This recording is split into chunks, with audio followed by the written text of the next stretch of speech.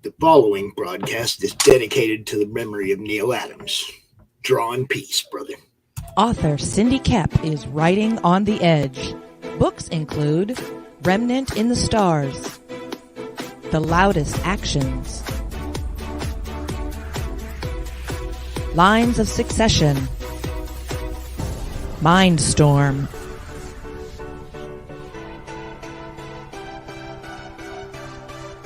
Condemned Courier, the Yerushalayim series, and Animal Eye. Find author Cindy Koepp at CKOEPP.com today.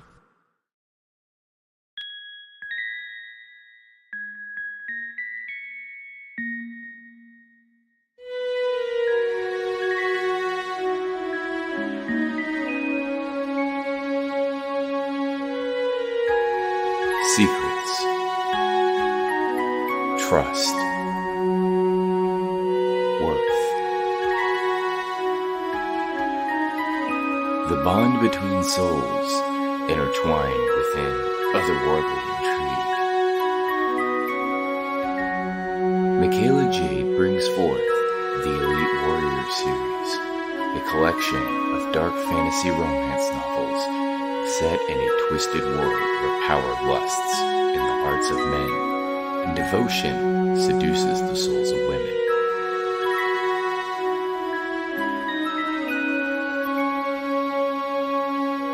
Warrior's Secret, Warrior's Trust, and Warrior's Worth. Available now at authormichaelajade.com.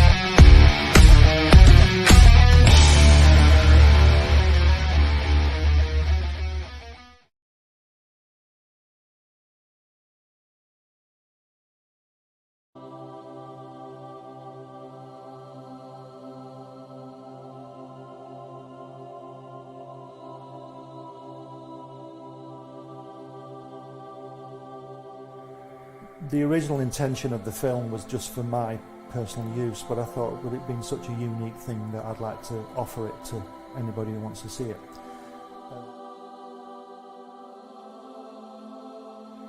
On the first visit, Jack took us into his another room, a separate room, and there were these brown parcels full of artwork piled up, and he said to me, "You draw like I do."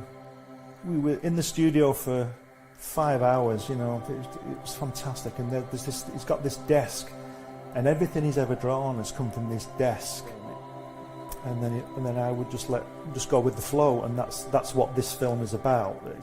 It's just a unique film of him. He says, "I beat you." He says, "They say we came in under the dead heat." He says, "That's not true because I beat you." And the American said, "Well," he says, "if you like to think so," he says, "but I know the real story." He says, I know I clearly won that one." See?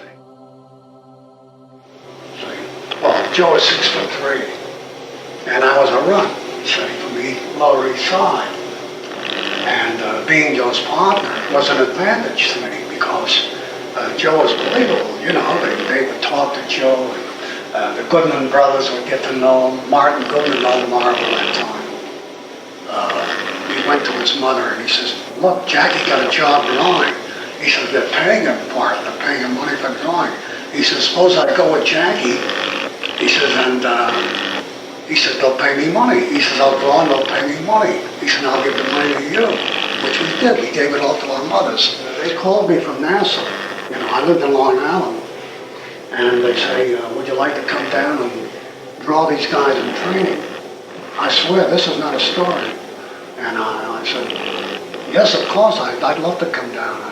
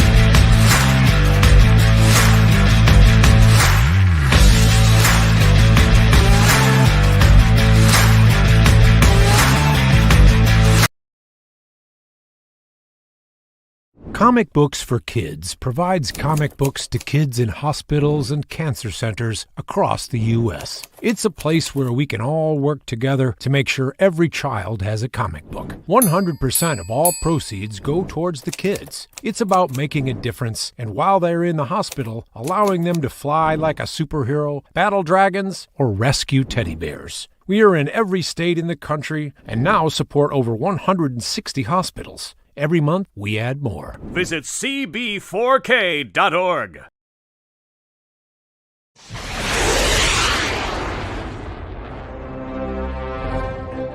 From author Brian K. Morris comes a classic hero in a high-flying, fast-paced, and action-packed steampunk adventure.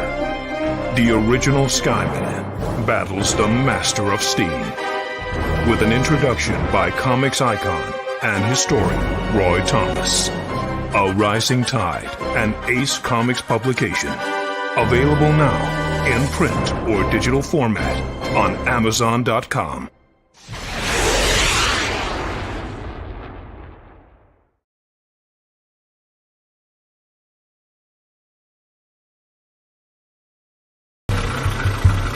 Nothing unusual about a 4 a.m. call to a back alley in downtown Kenton. A young woman lying pristine and unmarked on the cold, hard ground. I get to work quickly, but there's not much to go on here. No marks of any kind, no signs of struggle, just a dead Vic in the middle of an alley. And then there's that. Dead body in a dumpster that looks like a grizzly bear has crawled its way out of his stomach.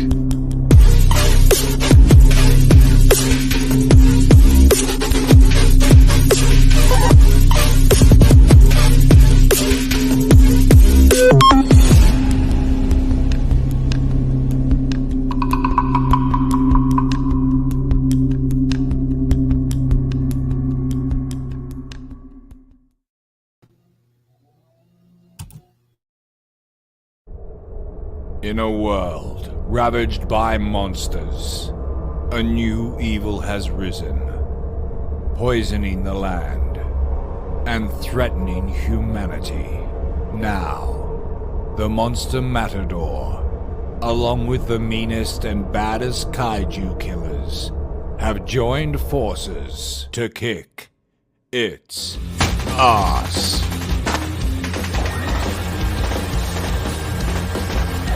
Monster Matador, Afropocalypse.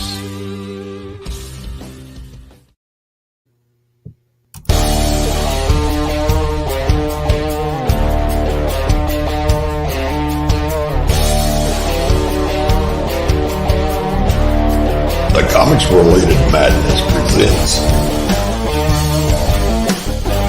Enter the Cromnyverse, an anthology featuring a little brief dude with a bad. Yeah, listen, it's me, CRoM, the world's first real-life internet troll. So there's a whole gang of creators making an anthology starring yours truly. We're talking 15 creators, 13 stories, another 8 folks creating merchandise, all for your entertainment. Indiegogo is the place you want to go to back this glorious project. This anthology features my lovable self crossing over in today's best independent comic books and graphic novels, causing chaos everywhere I go.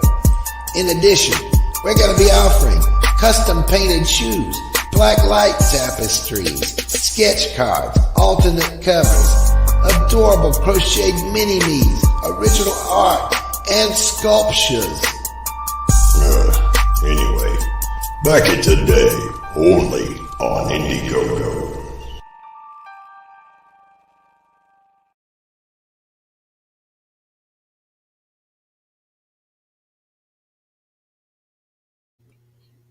Damn, I don't know how many of you people remember this banner from the very first CromCon, when we didn't even call it CromCon yet. It's been 2 years and it's been a lot of fucking fun, you guys. I want to thank everybody who's been along on this ride for all this time, but it's time to move on, yo. It's 2 years later and we are in 2022 and we are here and we will be here, and look who's coming back. Today we get to talk to Mr. Pulido again. You guys don't know how much fun this has been, man, but are you ready? It's that time.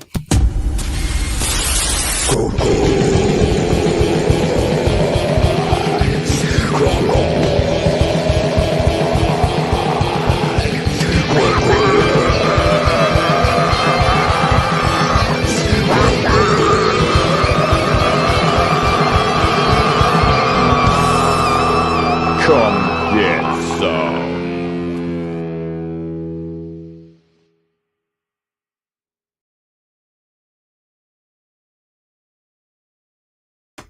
So just sit right down, relax, open your ears real wide and say, give it to me straight, doctor, I can take it.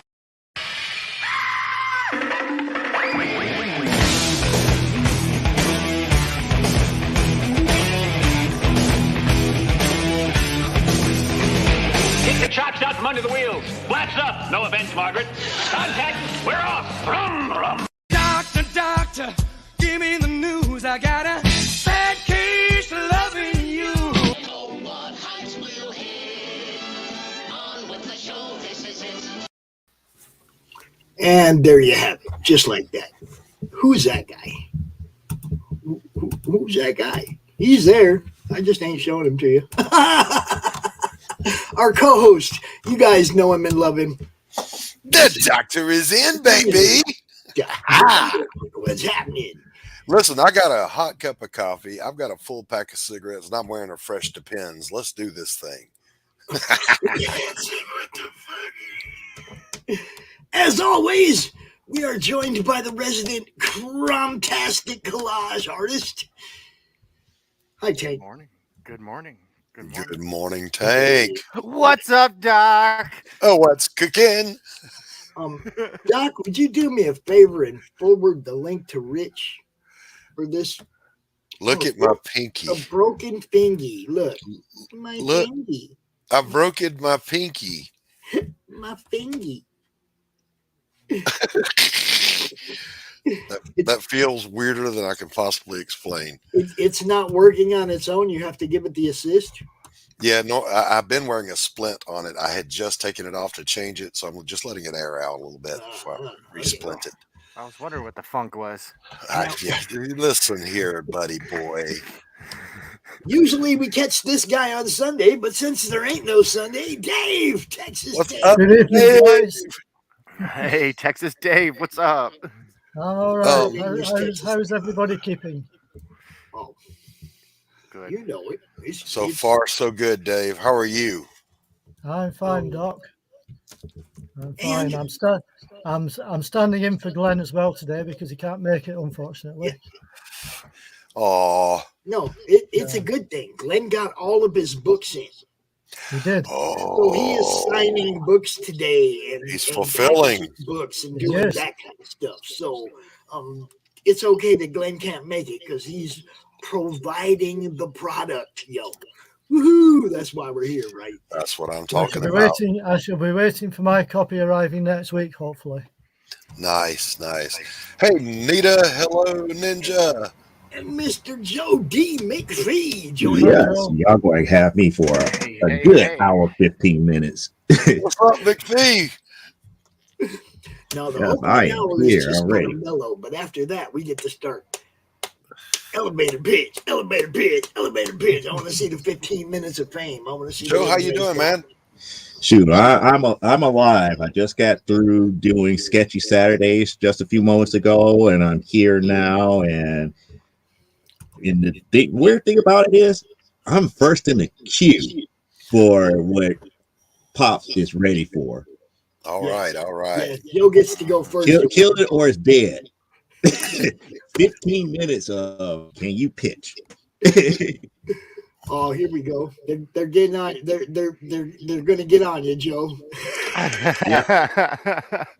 Yep, they're going to Gotta get love on this me. crowd. They're going to get on me. But the thing about it is that I'm not going. That's like I'm actually kind of like, how can I say this? Because Pulido's here, I'm kind of like that forgettable act before you get the show We from all Pulido. We all are. The whole We all thing are. is that we're all hoping that he watches all day and he sees something he likes out of people, amongst other things. Same with Mike Barron. I love when Mike Barron's watching because I know he's looking at you guys' art. Mhm. He's like, do I got anything that works with that style of art? You see what I'm saying? Because Mike writes a lot of different stuff, man. And I love when those guys are watching because they're scouting talent. You know what I mean? It's like, so come out and do your thing. Present yourself. I don't want to do these elevator pitch cons that often, but I really like doing them because it gives you guys a chance to brush up on what you're doing when you go out on all these other shows. And Especially you know what? in real life at a real convention, you don't get 15 minutes. You might actually get 2 to 5. Yeah. Yep, and Pops is finding out what it's like to be on the other side of the microphone here lately. So you got to get those pitches down. And see, and that's just it. I'm real good at talking about what you guys do and drawing out what you guys do. I'm kind of lousy at doing it myself. Part of it is this project has way too many parts to it. You can't go out there and get it on it and have 10 minutes on somebody's show and really get anything out. I mean, if you try to tell everybody about everything, all you're doing is one wording everything. And if you take the time to explain something, you just blew the time to tell about everything else. It's like, there's just way too much involved in it to try and talk about it. Hey, Fanta, welcome. Hi, Fanta. Fanta was out last night. Nita was out last night. If y'all missed Ladies' Night, you guys missed it. It's a fucking blast, man. I'm just saying. Fantelican. There it is. Right. It's Fantelican. See, already we've also got 2 characters from the fine folks that are up here today.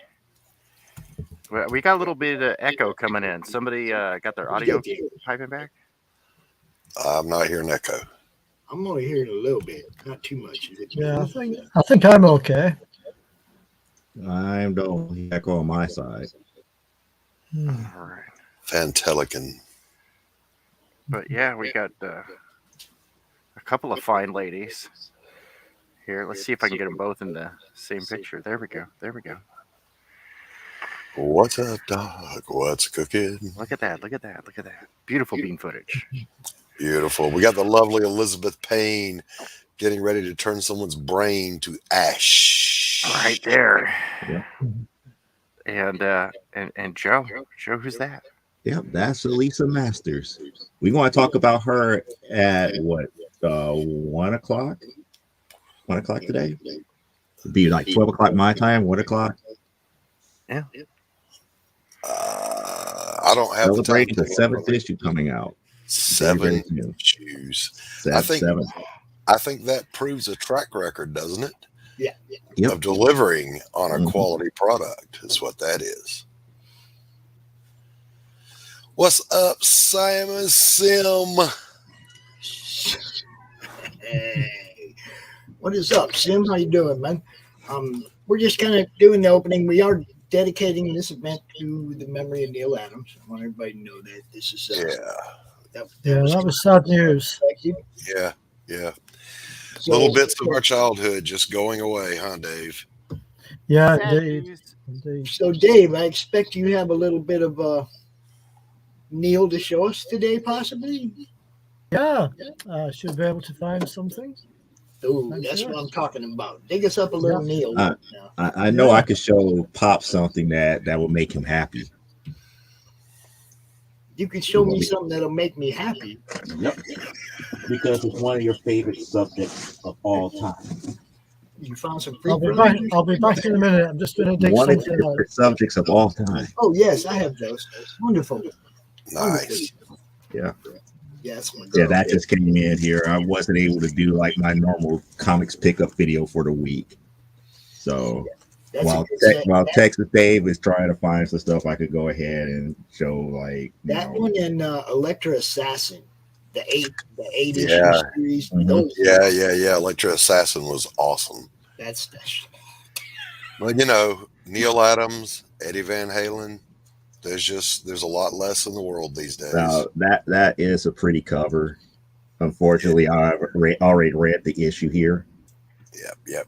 Some of the stuff inside of this issue is good, but the cover is nice. Right.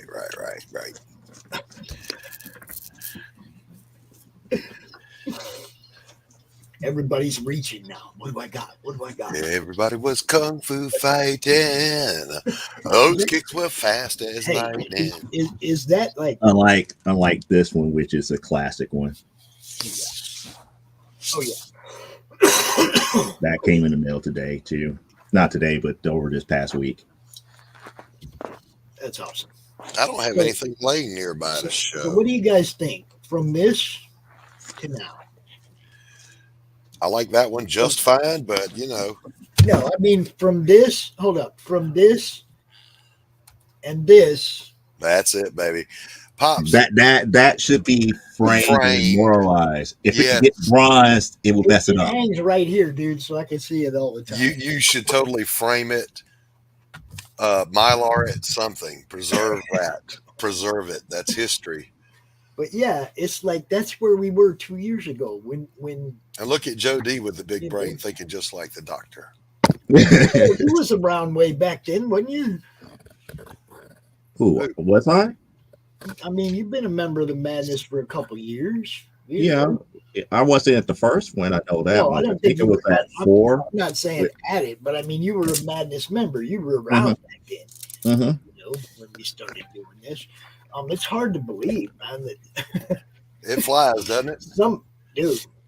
Something happened on the Facebook group the other day where it flipped everything upside down, and we were seeing all the very first posts from the group 2 years ago. Nice. Oh, they changed the settings on you about like greatest activity, and you were still talking about the memories of CRoM 1. It's showing all that stuff is at the top. It's like, no, we want to see the newest post, not what was the last thing that has some activity on it. But see, now every time I go in the group, I have to click that. It used to default to that. I don't know why it switched. I can't find a way to switch it back. I gotta figure that out myself. It's like I don't want to be looking at. And they did it to not just your group; they did it to several other groups too. Yeah, it's like it's Facebook. Come on, get it together, guys. Really, before Elon buys YouTube. Oh shit! Did I say that out loud? I'm sorry. I would love to see Elon Musk just go through social media and go add to cart. No, I don't want him to buy them all. I do. Just so that they can show, just so it'll eventually show everybody just the difference. Exactly. I posted nothing or more non-governed, than the link to the article from NPR that Elon Musk had bought Twitter on Facebook, and Facebook said it violated their community standards. Well, of course. Of course. Hello, Dave's over. Dave's got a furry. The cat's taking over me chair. What's up, cat? Cat said, yeah, I'm going to be on Hang the on. show. Hang on. Everybody else's cat gets on the show. There we Dave. go. Might as well let Dave's your cat cat. on the show, too. Oh, boy. I mean, everybody else's cat gets on the show, too. It's, Right. Indeed. There we go. Oh, the Inhumans. There we go. Neal Adams there for you. There's Gorgon. Draw in peace, brother. Nobody messing Yeah. with you no more at the cons. You can get your work done. Nice. God. I Neal need somebody Adams. to do a comic about Artist Heaven. Neal Adams was one of the big inspirations on me. Neal Adams, George Perez, and John Byrne. Very nice. Not bad, is it? The man could just straight up draw. You could that. And look at the panel layout on that right-hand page. Look at the flow. Mm-hmm. Yeah. Yeah. One It's, of the first people to do the diagonal panel breaks. indeed. Well, you might be, Well, Panther, you just don't know it. When you change from a fan, like just a comic fan, to getting involved with meeting all these people and finding out about all these people, then you go back and you kind of look in your collection and you go, oh, crap, that guy's all over my collection. You don't really know it until you start looking for it. Fanta Neal Adams is probably best known for his Batman run.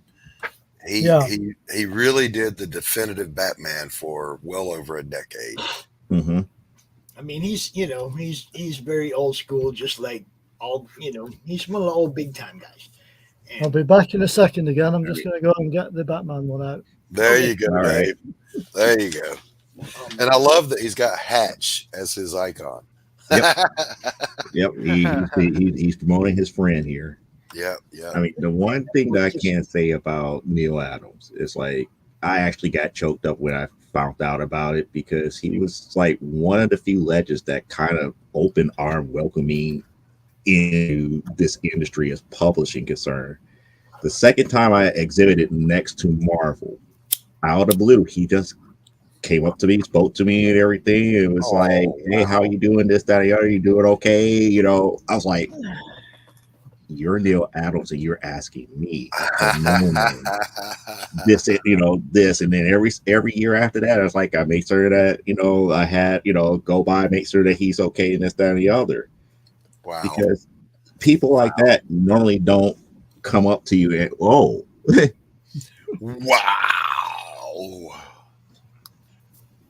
The Batman. Show that back cover. Oh, I know, Fanta. I know. That's why I'm saying the more you get introduced to some of these names, the more you'll realize that you'll recognize the art from the past. Yeah. I mean, this is the quintessential Batman. Yeah. I mean, seriously, there's been a lot of good Batman artists, no doubt about it.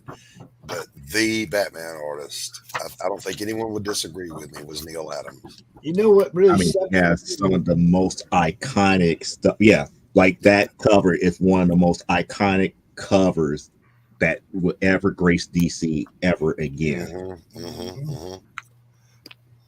Look at that.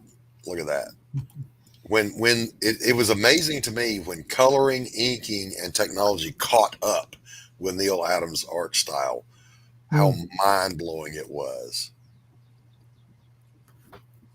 And to think you got all of this from a person whose background is more or less advertising and marketing. He does a lot of storyboards and stuff. I used to watch all his videos and stuff just before his passing, over the last couple of years. Yeah. And he would show storyboards that he did for L'Oreal and all these other products, and you see the quality there. And then you shift over. It's like, oh, I had my daughter hand paint this and see his work versus hand painted. looks like, and it's just like not even any difference. You get so impressed by it. Yep. And you got to remember when these guys, when again, Perez and John Byrne, Neal Adams, when those guys were coming up, there was a generation ahead of them in comic books, but only one generation. So their background had to be in graphic design, commercial design, storyboarding. They were not able to follow in footsteps. They were the trailblazers. They made the paths. Look at that. Look at that storytelling. Look at that storytelling. And to hear the story behind that page being told by Neal in different videos, because he would tell those stories, how stuff is created and how he goes about it. And then he used to also do video tutorials. And he would not say, this is how you draw this. He's like, first, let's study what you're trying to draw. Let's study the skull. And he would go through anatomy. He did not teach you this is how you draw a tooth or this is how you draw a jaw. He's like, no, here, I have a skull. It's like you could buy these skulls at any anatomy store, and this is what you need to have. And it's like the first thing you need to do is just sit there and look at it. Yep. See how each joint works. And that's just how they taught art. Memory. Back in the day, that's how they taught art, because that's how Da Vinci was the first person to scientifically approach art. And so every art teacher, let's study anatomy and physiology before we learn. Rest your arms for a minute, Dave. Thank you. It's getting heavy. I know that's a heavy book, bro. Yeah, that is a big book. Well, let me see how many pages are in it. That's kind of like all the horror stories that I used to hear, where people would bring their portfolios up to Neal Adams, and Neal Adams would just they get some truth, baby, truth, harsh truth. But it was always constructive. I had a guy tell me, he said, Neal Adams ripped me apart because my anatomy didn't make sense. He said, your line work is good, your shading is good, but you need to go learn your anatomy. I've heard a whole bunch of people go, man, Neal just like rip. And it was like, but at the same time, you never hear one of them that is bitter about it. Right. By the way, 1,071 pages in this volume. 1,071 pages of Neal Adams Batman.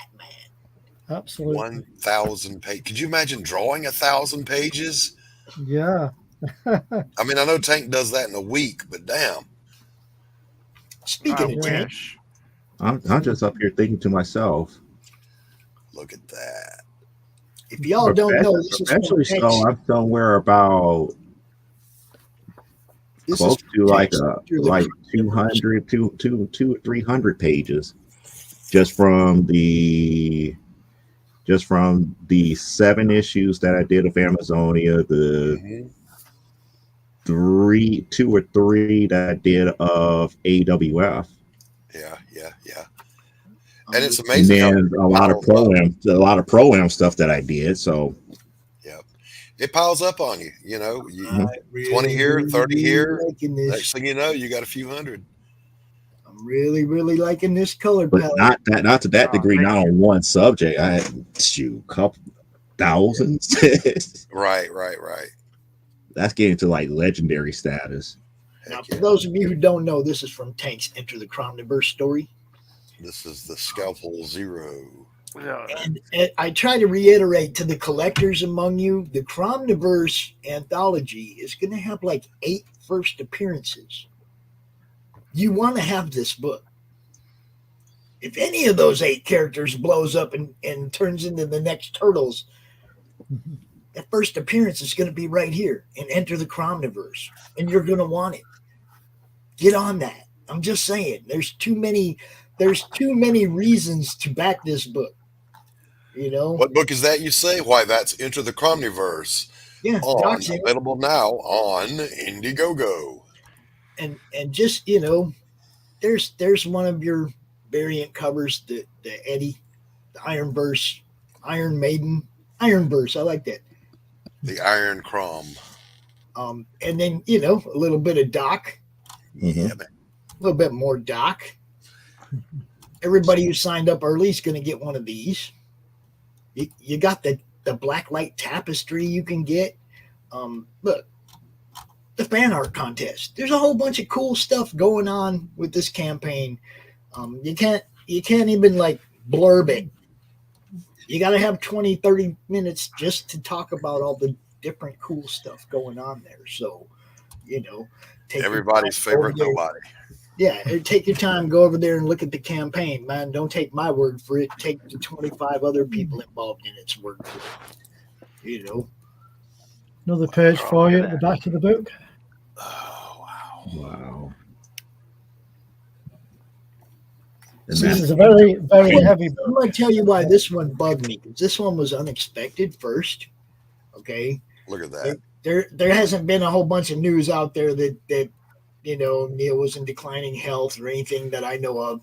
So this one was kind of sudden, kind of unexpected. Yeah, it was.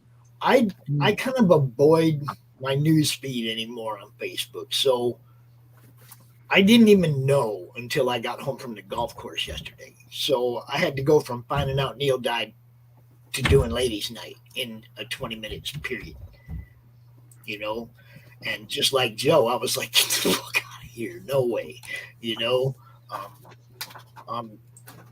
Oh, Doc, did you send Rich that? I don't have a link for Rich. I got You no don't way have, to reach.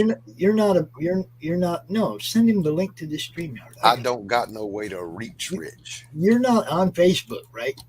Yes, I'm on Facebook. Wait. Hold on. Which Rich are you talking about, Pop? I mean, let me see if I can get. He's in the I'm Madness. not. Am I friends with him? Because I could give him the link. I already did. I'm just saying, everybody's in the Madness. You guys can all find each other. It's not rocket science. I'm a boomer. I'm a boomer. What can I say? Speaking of which, we are at 2,450 members in the comic-related madness. Wow. 15 members away from 2,500, and I was thinking we should have a little 2,500 celebration. But in order to do that, I need all my creative fans that come out here to tell all my creative friends that come out here to tell their fans about this group. The more fans we get in this group, the more people are going to be buying other books than just the guy they knew of. Okay, they're going to see everybody else's stuff. So go to your private page, go to your Twitter, tell everybody to join the comic-related madness on Facebook, and let's get it up to 2,500. We'll have us a big party, and we'll have a bunch more fans in here seeing what you guys do. Tell your fans to join the madness so they see everybody else's stuff too. We need a pizza and beer party. I don't know. We'll do something cool. Also, want to try to set something up for pizza and beer. I want to set something up for when Glenn comes out too. Yeah. Yeah. Everybody, we'll find someplace like in southern Indiana or something. That's kind of centrally located for the Missourians and the Illinoisans and, Michiganders and the Ohioans. And maybe we can get a whole bunch of people just to come hang out with Glenn. All of us I might catch Amtrak and sleep on a train up. You know what I mean? It's like, I think it'd be a blast if we all just rented the fucking floor of a hotel and fucking partied up. He's got to bring Dave with him, though. That's the only stipulation. Dave, you going to come? Where's that? When Glenn comes over to these States in August. Yeah, it'd be nice to join him, wouldn't it? It'd be awesome. Yeah. And then some of us could go back to your house. I'm going to hide in Dave's luggage. Dave's bed and breakfast. Yes. Yeah, Dave's bed and there you breakfast. go. You supplying? Follow Temp. Temp. Ladies and gentlemen, Temp Ferret. She's on top of it. The Cromniverse. There you go. What's up? The legendary. Ohio, 6 hours. See, she's 6 hours. We got people in Arkansas like RJ. I'm just thinking southern Indiana's pretty centrally located. We should find some place there. Yeah, Rex is in Arkansas. This dude wants to do mushrooms. What's up, Whitefire Comics? Mushrooms, the only trip where you never leave the house. There you go. I've got some more Neal Adams for you if you want to have a quick look. Yes. Right. Turn over the page, of course. There we go. That's it. I forgot he did the Sentinel run too. Yep. Yeah. Mm-hmm. Damn. See, he did so much cool shit. That's what I mean. It's like you forget how much cool shit some of these guys do. And then you're like reminded. Oh, look at the page layout. Look at those diagonal breaks. Yeah. I mean, come on. He's the reason I got into ad design and doing commercial art. When I stopped, when I left comics in '97, I went into commercial art. Yeah. Okay, you get it now, Pop. Lord, that. Remember, we're taught in Western art, top to bottom, left to right, and look at how he deliberately leads you through top to bottom, left to right. Look at Top it. to bottom, left to right. I don't know nothing about that. Yeah.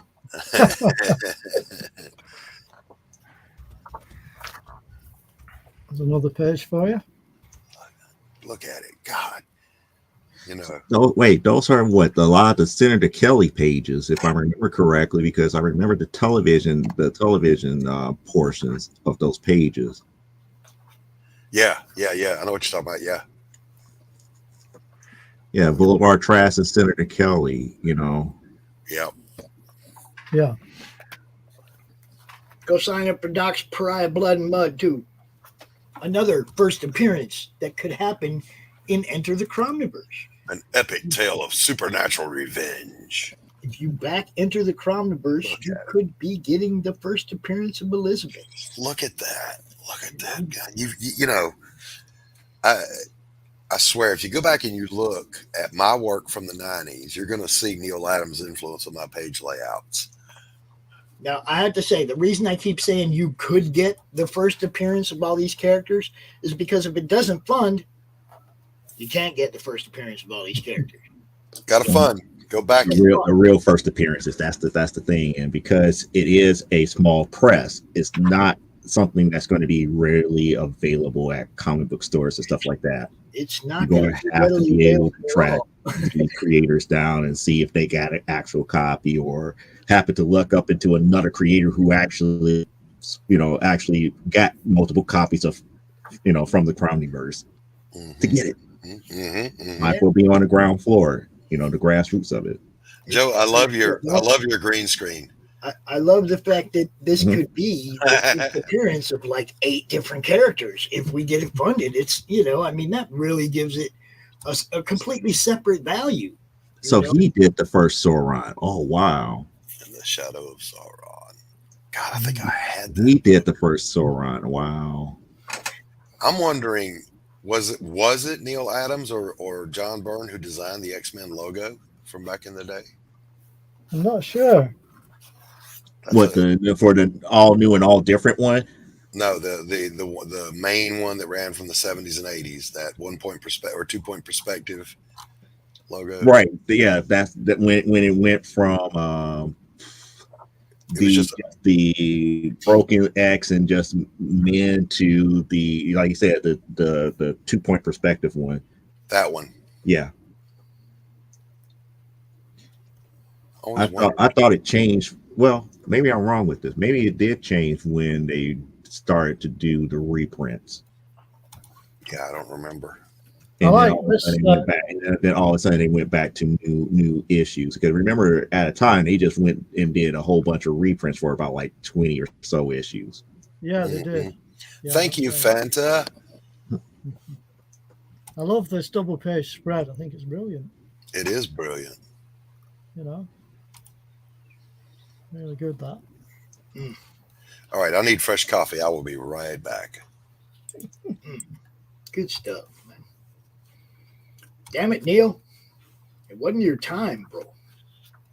It caught everybody by surprise because he wasn't like sick. If I remember correctly, it's like, you know, he was bound like a cold. He stopped doing signings, but he would always do his show where he had all, you know, was selling his work and everything, was still telling stories, was still showing up. You know, at the worst, he just looked like he was tired. He didn't look sick. He didn't look like he was like, you know, moving towards death's door like that.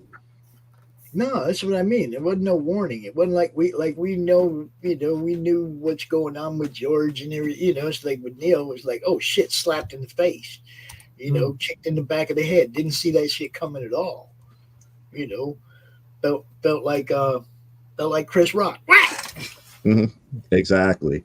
And it's just more along the lines. It's like you're up here feeling like just a day ago. It's like you just put on your blue shirt and tie just a couple of days ago. You just did another gallery going at your studio. Yeah. How are you dead? It's like, how? Exactly.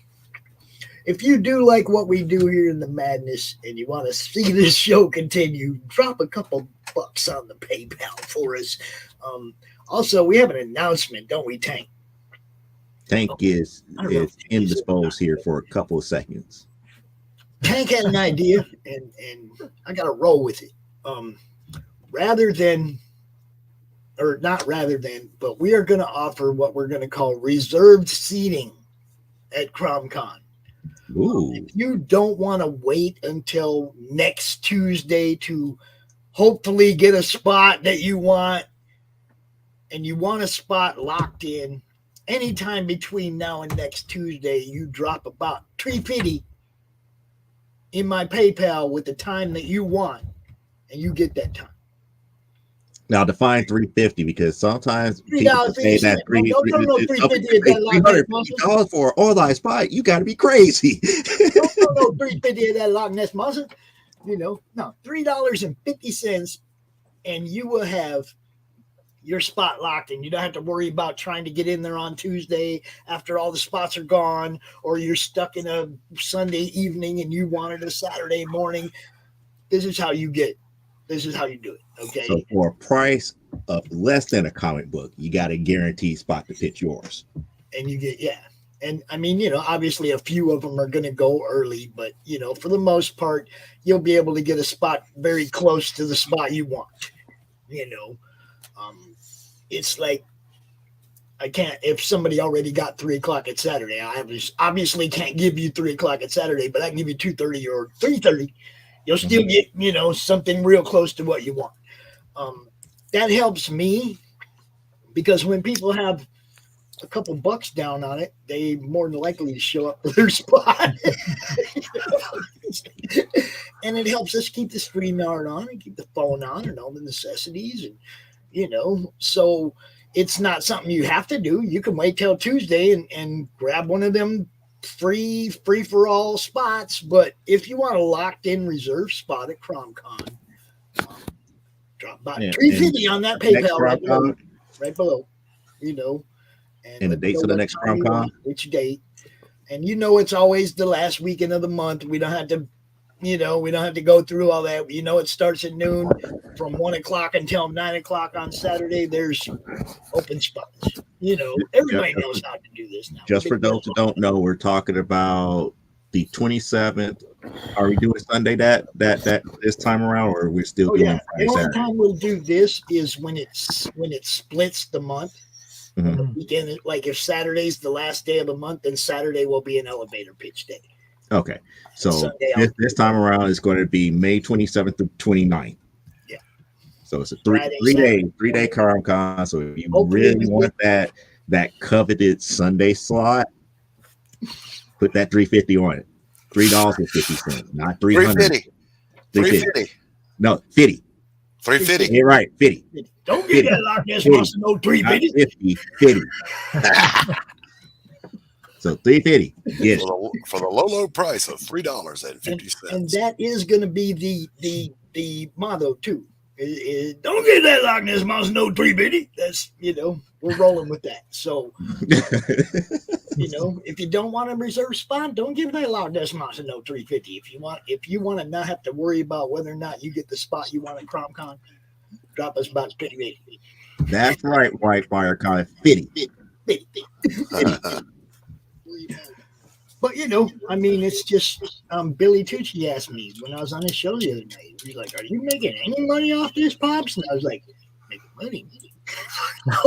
Yeah, Pop, like, what's this concept And that he you call pointed out money? to me that what Billy said was like 2 years ago when you started doing this, and it was free and everybody needed it, and there were no con tables set up and everything. That was honorable and that was cool. But everybody's back to making some money now and whatnot, and there's no reason you shouldn't at least be able to pay for your stuff. He actually did this to me. Okay, so when Billy talks, you listen, right? So I'm gonna do a little something and maybe at least generate cost. And you know what? There's nothing wrong with that. You provide a service that is of value, so you should get compensated for it. All right, give me 1 second here, fellas. I'll be right back. I mean, if I give Dave a ride across town, he could at least chip in on the gas money. Absolutely. All right. Yeah. Absolutely. Oh, we got I'd like Tank. to be able to give Dave a ride across town. That means I met him and he's here. See, so.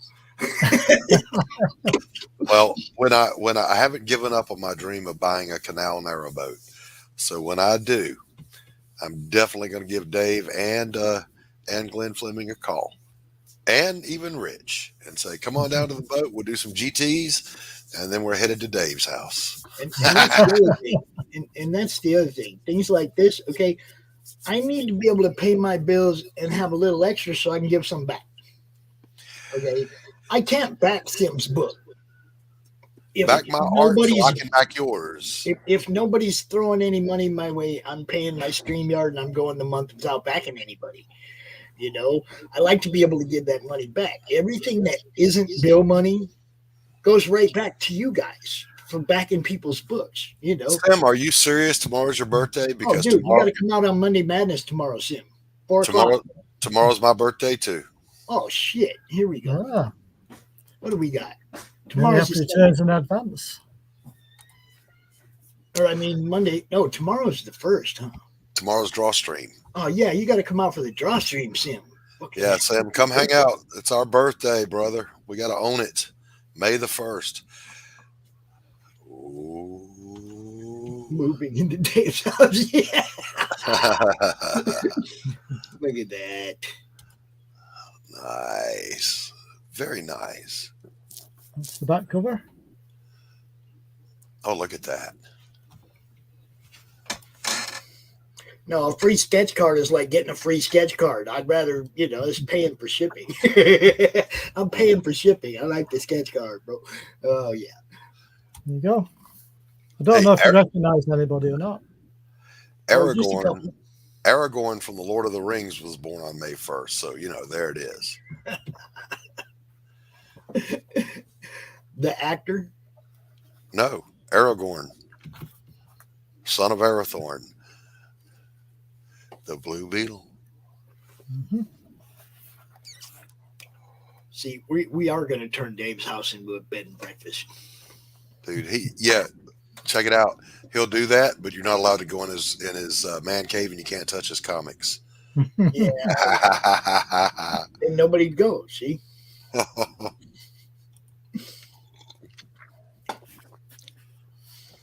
Yes, Sam, come hang out with us tomorrow. We'll celebrate our birthday. Yeah. That's something you should definitely do. Let's see. The felony files. Little something. What do you got there? What is that? Little something for Sim. Here you go. From me and CRoM, bro. Happy birthday.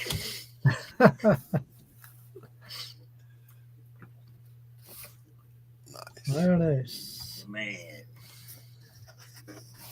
What is Dave showing? Oh, it's that book, The Invisible Men. Yes. Yep. Yeah. Yep. I still need to get a copy of that. That's the one that I'm just showing off there. Mm-hmm. I know we're not on the show-offs, by the way. I still need to get a copy of that book. I have to track that book down. Also, Rex or Dave, if you want to get with Rex and change tomorrow into a Neal Adams day, you guys can do that too. Yeah, I've already sent him a message, Pops. Okay. With that suggestion. Yeah, that's you guys' show. You don't have to have my okay to do anything. Do what you want to do for sure. Wow. Yeah, I've already sent him a message suggesting that very idea, actually. Tomorrow, 1 o'clock in the afternoon, brother. 1 o'clock till 3 o'clock. I know that's early for you, Sim, but you can make it. It's your birthday, bro. Whitefire says, get a bat with the engraving problem solver. A friend of mine used a baseball bat as a mic stand in a thrash band, and he had burned in the words "the law" on his bat, so he would lay down the law on people. When thrash shows would get out. As people try to jump up on the stage when the guys right there in the front are armed. Have you ever noticed that? Yep.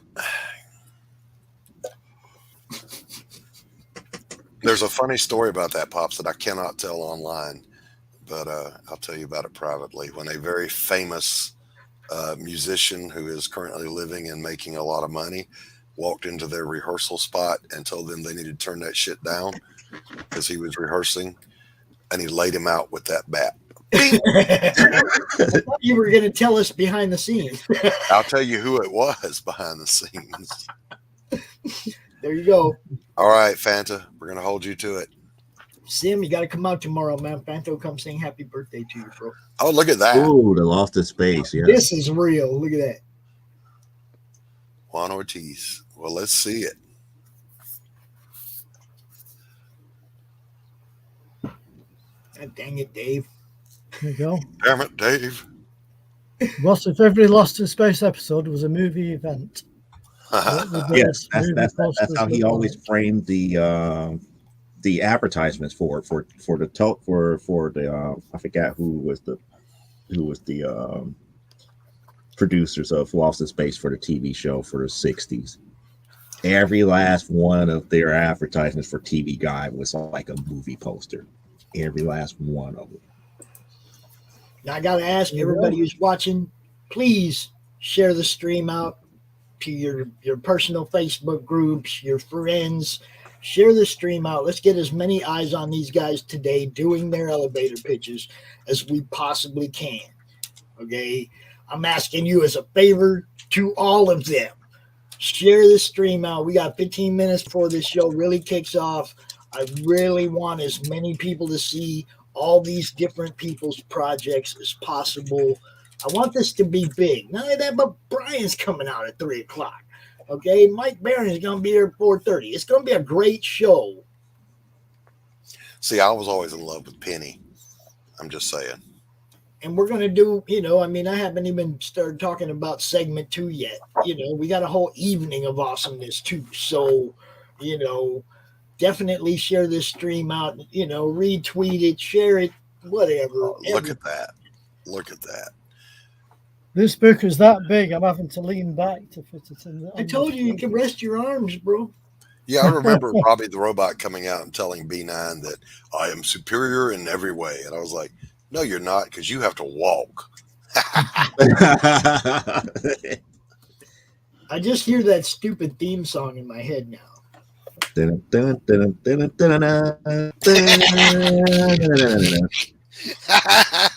No, but that was the second theme song. If you remember, that's the second one. That's right. There was 2 different themes. The original one had the countdown, and they reused it for the Netflix Lost in Space. That's the one I'm thinking about. That's the one. That's the one that does in my head. Joe, thank you for that. Thank you. Memory lane. Oh my God. Sunday mornings. Dude, not only that, but what about this? Hold up. Danger, run, Will Robinson, run. Danger, Will Robinson, danger. You've got the voice there for that. You profitless ninny. How dare you talk to me that way? That does not compute. The Antimatter Man. Nice. Look at that. Fucking geez, man. Awesome. There is so much cool stuff in the world. There's no way you could. There we go. Take it all. Lost in Space is way, way, way out. Way out. Yep. Way out. Now that's the weirdest thing here, because people may not remember that Lost in Space actually had a cartoon pilot. Yeah. And the only character from the TV series that made it over to the cartoon pilot was Dr. Smith. Yep. I don't remember the cartoon. Wow. I do. Yeah, it was only a pilot that was shot for that, and the only character that made it over from the television series to the cartoon was Dr. Smith, because he was pretty much the prototypical character that is like to make it sound like it is truly Lost in Space. Yeah. Because they changed all the characters. It's like it wasn't about the Robinson family anymore. It was about, this one other captain, and they was going on a routine mission, and something happened to them in the space and the ship got caught into like this one warp, and they couldn't get back home. Right. So you had, the main captain, his little brother, and everybody else that was on the crew, plus Dr. Smith, who happened to be the senior officer that's there. And I was like, this is kind of messed up.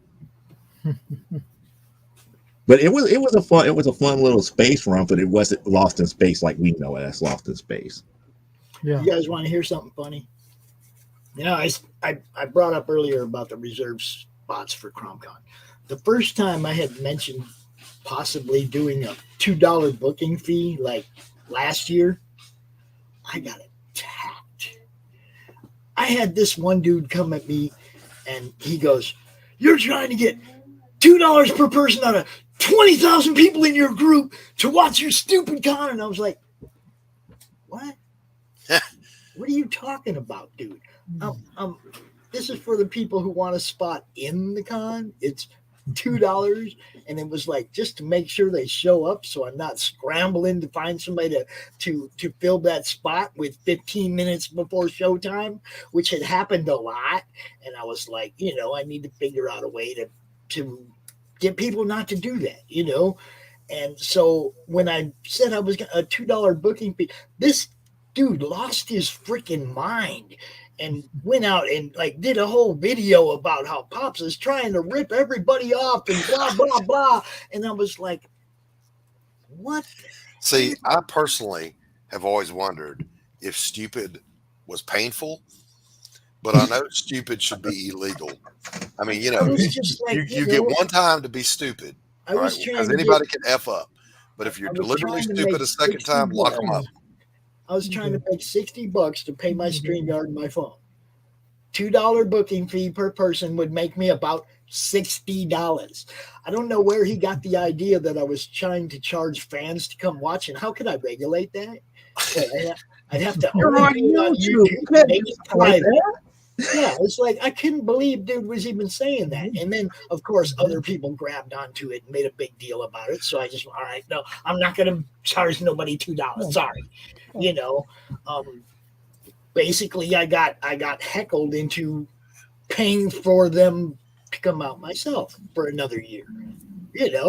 Okay, well, I mean, I'm still going to do this for free for people that are willing to wait till Tuesday and get the spots that are available. But I'm also willing to make it possible for you to reserve your spot for a small fee. It has nothing to do with the fans watching.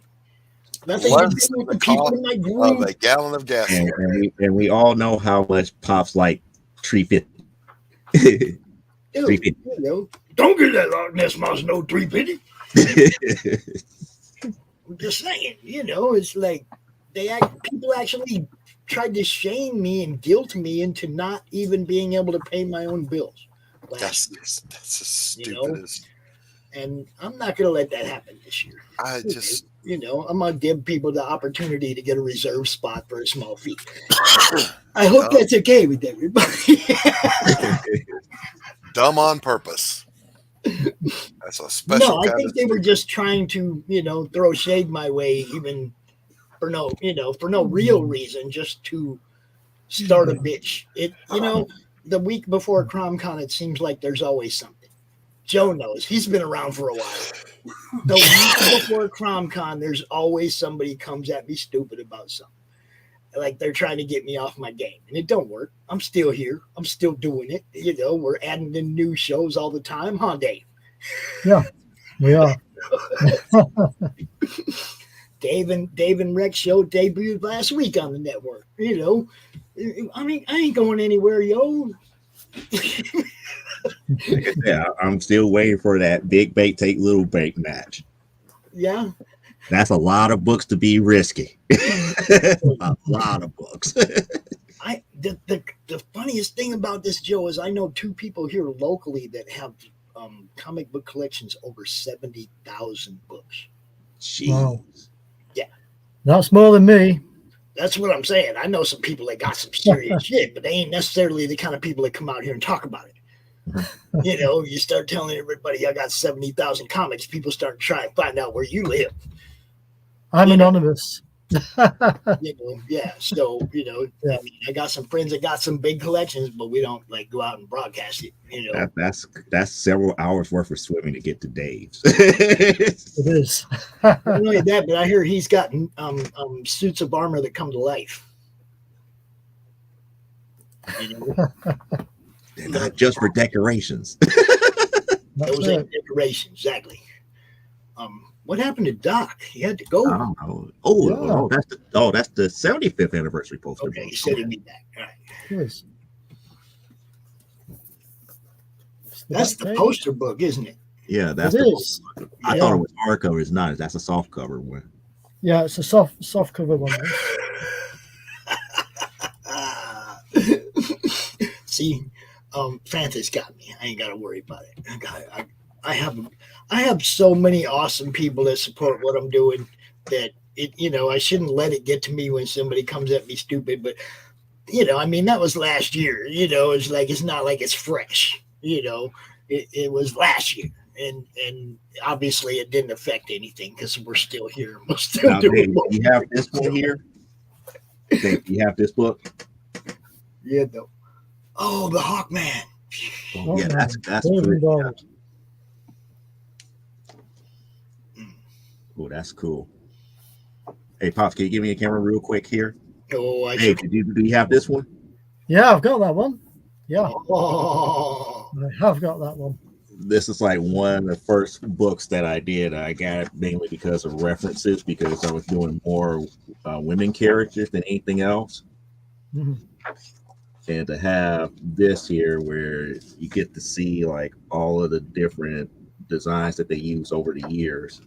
Mm-hmm. Yeah, it's a nice book, is that? Mm-hmm. Nice if book. I could open it up a little bit wider here before I could get it on camera. I mean, it's like the original designs for like poison ivy and all the other stuff back in the day to where she's at right now. Mm-hmm. Like from how they this lead to Darwin Cook to a lot of the Golden Age Wonder Woman type stuff to where we're at right now with Prometheus.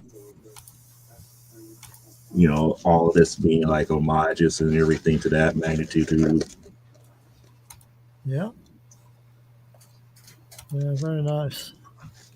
I mean, it's a lot of stuff. Like one of my favorite covers is like dealing with Catwoman. It's like when in Rome. That series to me was great because it took a different spin on her not just being in Gotham. It's like her being kind of like the international cat burglar. That's right. I believe so. Yeah. Yeah. Nice that.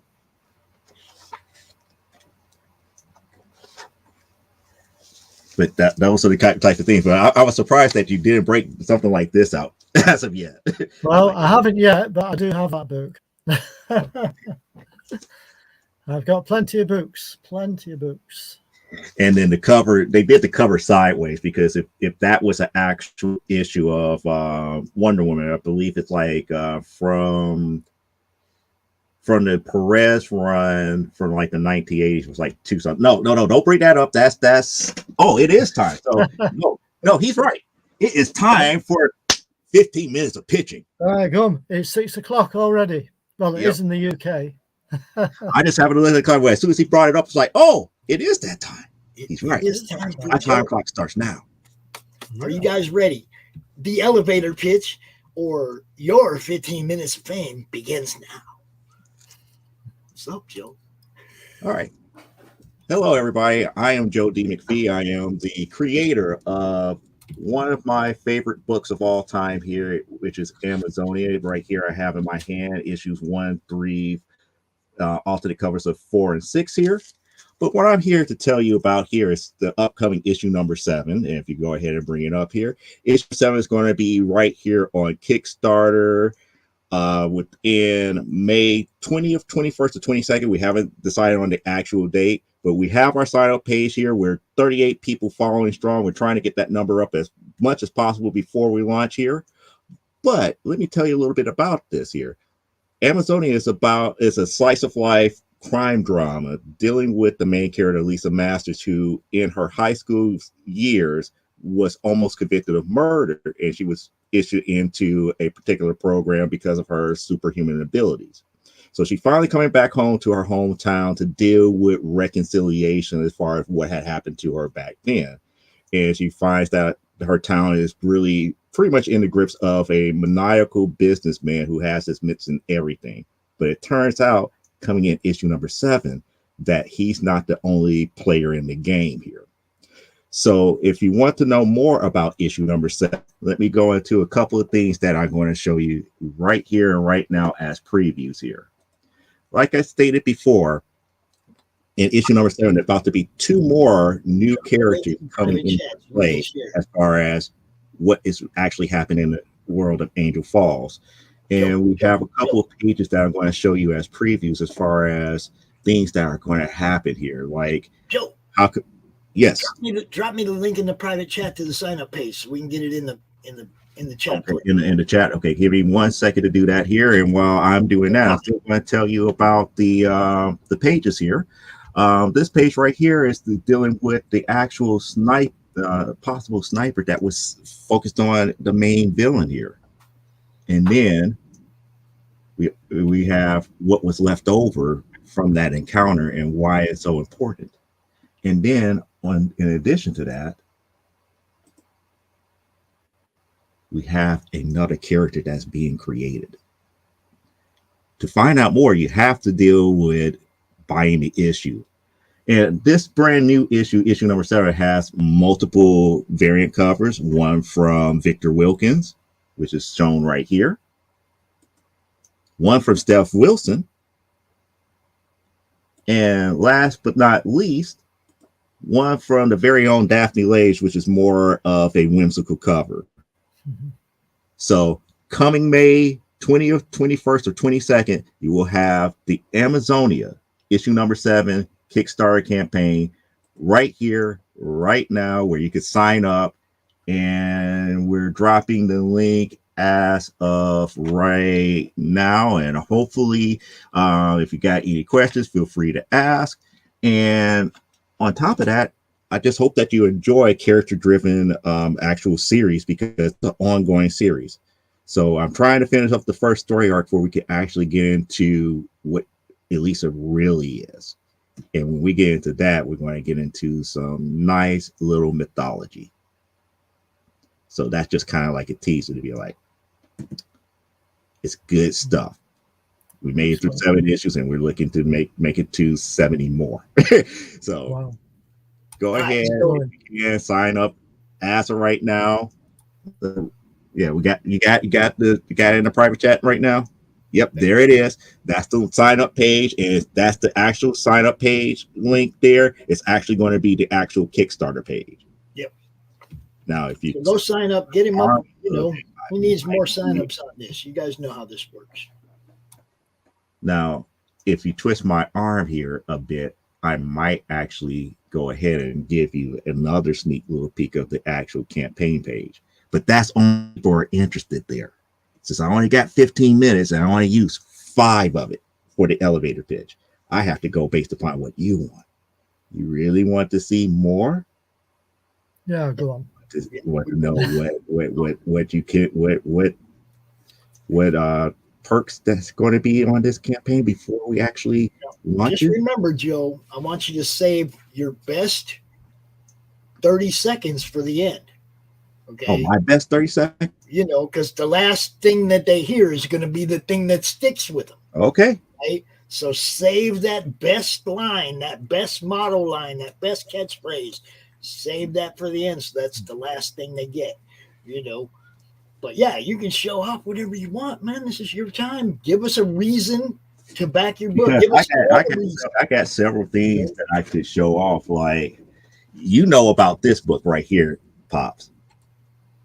You know about this book. This book is one of my personal sketchbooks. And a lot of times what I do is I actually sketch concepts, such as this one.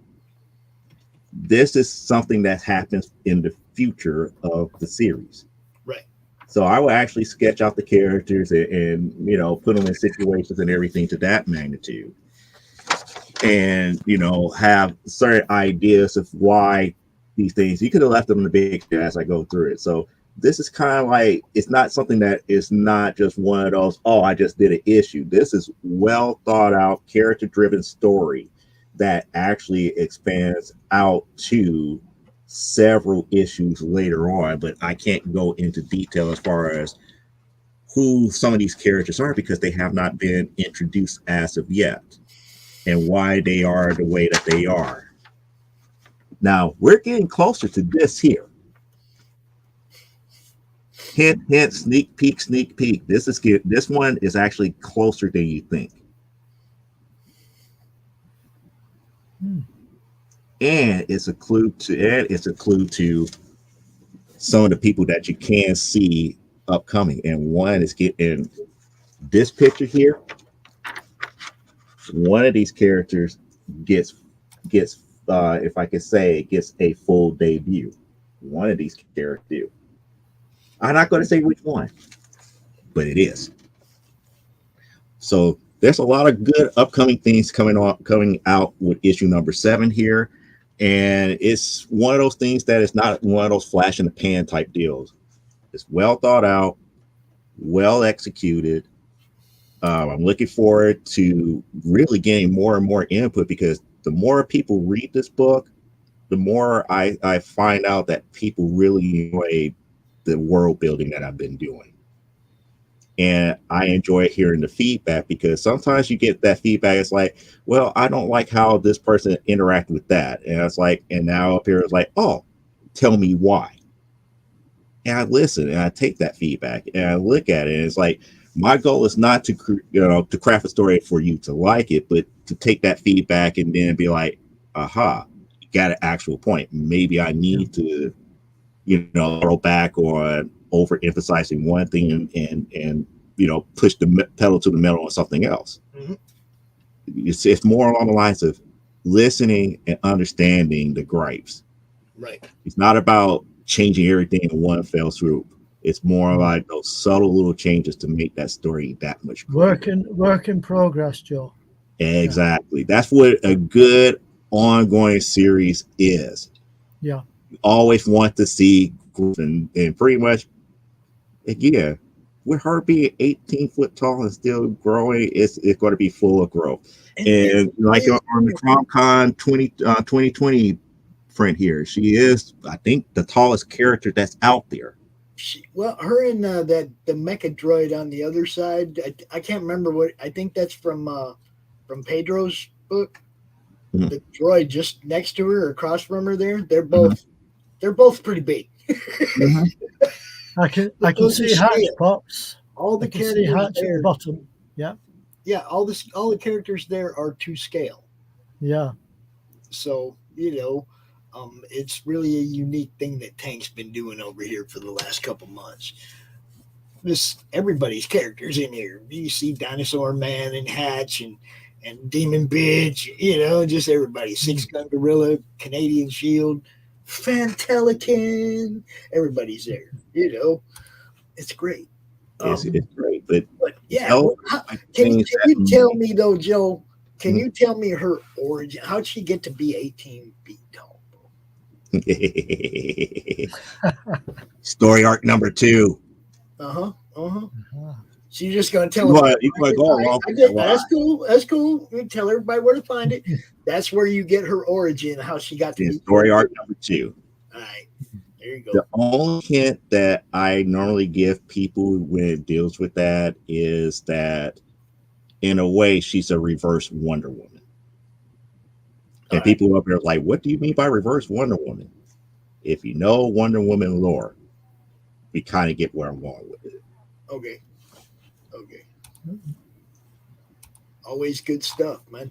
So, but that's what it comes back to the mythology, because the mythology that I'm using for her is more Incan than anything else.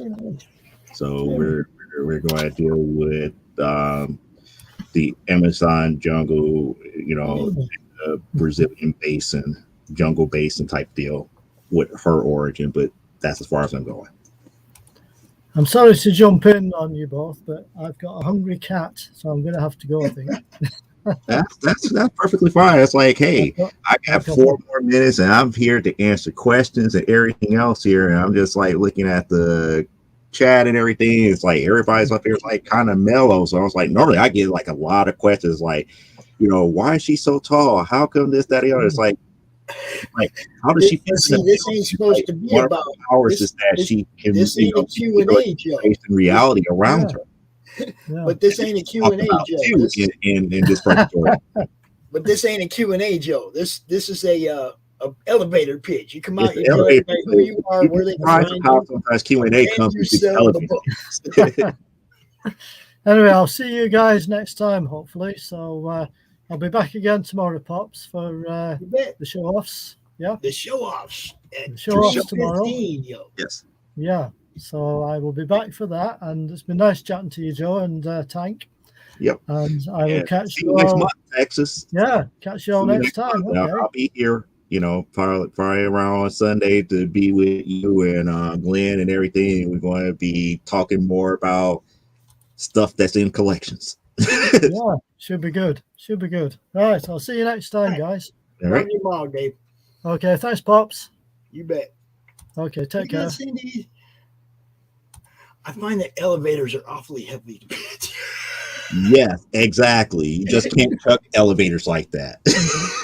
So that must be Cindy Koepp. Yes. That must be Cindy Koepp here. We get close to the end of my 15 minutes, and like I said, I did mine in about 5. But he wants me to give that the go home. Come to Kickstarter ending here, so I'm going to wait until we got about 1 minute left. I did want to say for the people that are coming out, come out, give yourself 5 minutes to introduce yourself and let everybody know who you are. Jump into your campaign a little bit, but save that line, save that catchphrase, save that elevator pitch for the very end, because you want to leave when you leave, that last thing you say is the thing that's going to stick to people the most. So save your best shot for the end. Are you ready, Joe? Yep, it's my time here to say, come out here back Amazonian when it comes live here on May 20th, 21st, to 22nd here for what I consider a larger-than-life adventure for Lisa Masters, who really proves that the world is really not that big. It's really kind of small when it comes to interaction with people. Think about it. There you go. Go, Joe. There you go. Yes. Yep, that's Cindy Koepp, all right. It's always good talking to you, Joe. If you can hang out if you want while we. I got a few more minutes here before I go here, because I know I do have a couple of things that I need to take care of here. But yeah, I'll be here to kind of help the next person out. Like I said, I'm the cover band, and nobody's really here to see me. They're here to see Pulido and They're here to see everybody, bro. Trust me. They're here to see y'all. all you guys brought. It is 1:15, and that means there she is. It's time for the Alley Cat. Hey. What is up? Oh, not much. How are you guys doing? I'm wonderful. Are you ready for this? Are you I was fired up, ready to go? I was born ready. Most excellent. Introduce yourself. Tell everybody all the stuff where they can find you and stuff, and then we'll dive. All right. Well, I'm Alison McGlone, also known as the Alley Cat. I basically have this amazing ability to sneak into every stream everywhere, and share my art. I've been drawing comics and other such things for pretty much all my life, and I've been really working heavily on my current project, Girl in Her Shadow. Let's see. Bear with me because I have MS moments where my brain just freezes. So, but yeah, so this is, I'll go into this in a second. This is what I'm going to be pitching to you. The primary places you can find me are, I stream regularly with Peter Palmiotti on his stream on Mondays, Wednesdays, and Fridays. And I also have my Twitch station, which I've been neglecting lately because I'm streaming more with Peter. But I am Alley Cat Comics on Twitch. You can get me on Instagram with Alley Cat Comics as well. I have a Facebook page of Alley Cat Comics. So yeah, but I'm here basically to promote my Patreon and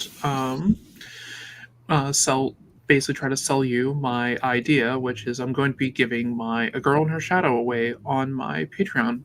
Now, so if you're a Charles Santino, what's happening? I haven't seen you in a while, brother. How you doing?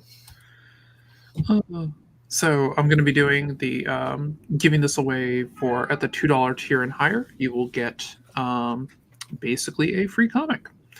I'll probably be giving it in chunks because of just getting everything done and going. But in May, you should get a good chunk of it, and in June you'll get a full chunk of it, and then in you get the rest of it hopefully by the end of the month or early July, and then I'll collect it all and do a Kickstarter where people would have to pay the full price of $6. So you get it cheaper. The full price of $6. Yep. And I'll be offering other tiers as well of I'll do sketch cards for people, other type of commission things, and kind of going from there. But the big thing I want to push is A Girl in Her Shadow, which is a fantasy story written by me and illustrated by me, done in a classic kind of 1970s style of art. It is a dark fantasy, kind of like Conan, with elements of X-Men and Street Fighter. Because I like the Capcom Street Fighter game a lot. So, it is a quasi-sequel to my Manifested comic, which is this. Which I'm going to be giving away. I'll most likely be giving away digital versions of this on my Patreon as well to people who subscribe. Again, at the $2 tier or higher, we'll get a free copy of this, so you get the full comic, which has a quasi-prelude to what I'm doing here. It introduces both Shadow and Danny. Now, I have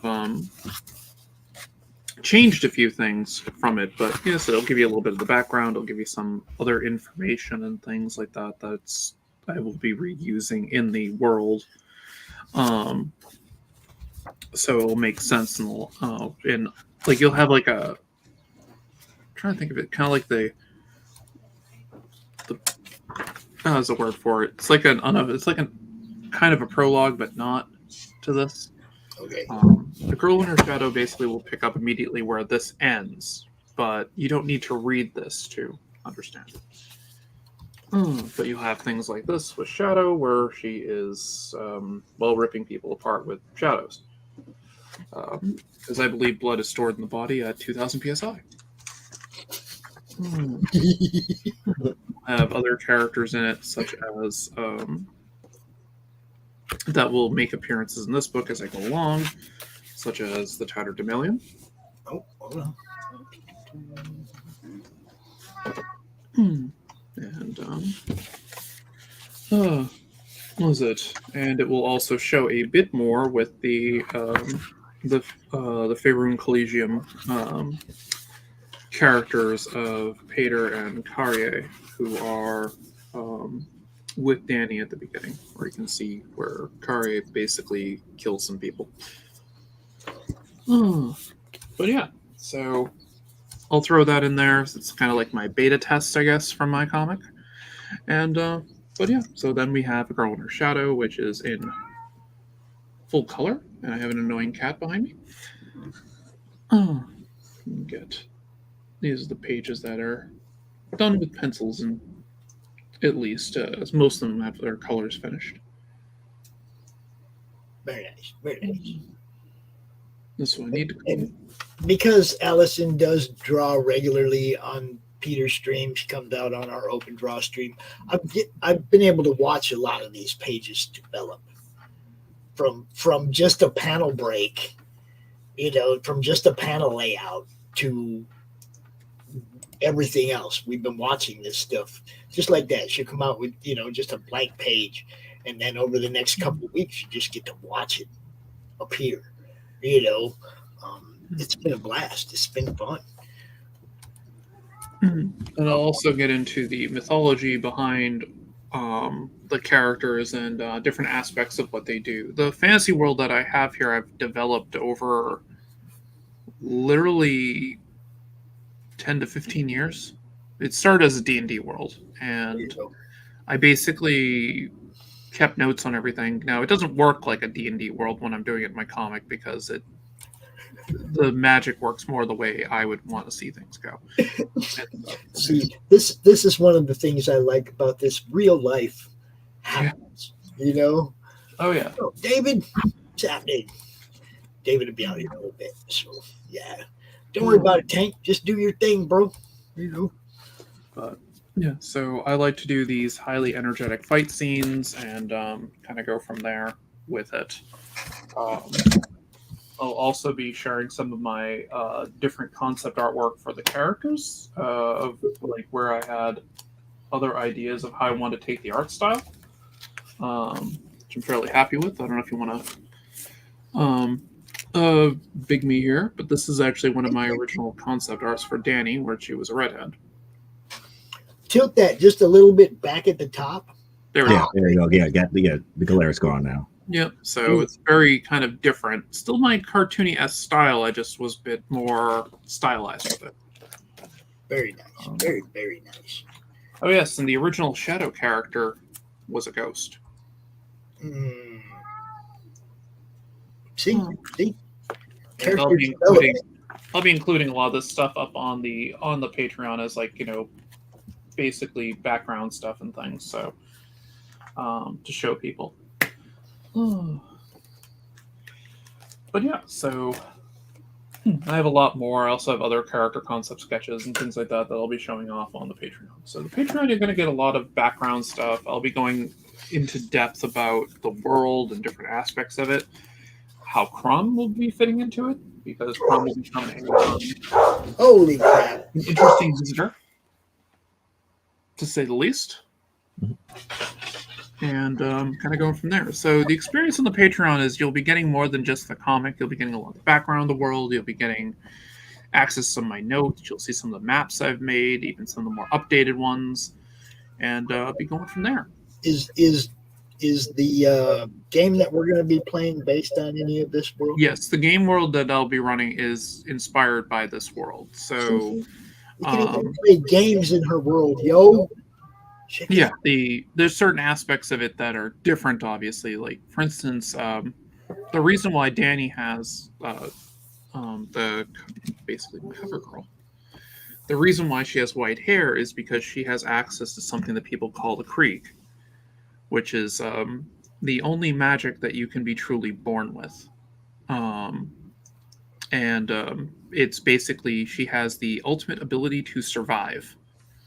So you put her in a situation where nobody else would pretty much survive. She has a much higher chance of survival, which means if you give her training in basic hand-to-hand, she becomes a master almost overnight, and other such things. And because of this, she also has enhanced reflexes and strength and such things. Rocket, shut up. Stupid cat. He's been fed. I appreciate that. My visual storytelling is exemplary. I really appreciate that. So yeah, it'll be it'll go into like that aspect and how there are very few people who have this ability. There will be a character introduced as kind of like a bounty hunter that has it. They'll be going on, but actual other people who practice this are very, very rare. Let's see. I have some themes in it that are very, I would say, more quote-unquote controversial. Danny's an escaped slave. That she was a gladiatorial fighter. So, and, well, she escaped with 2 others.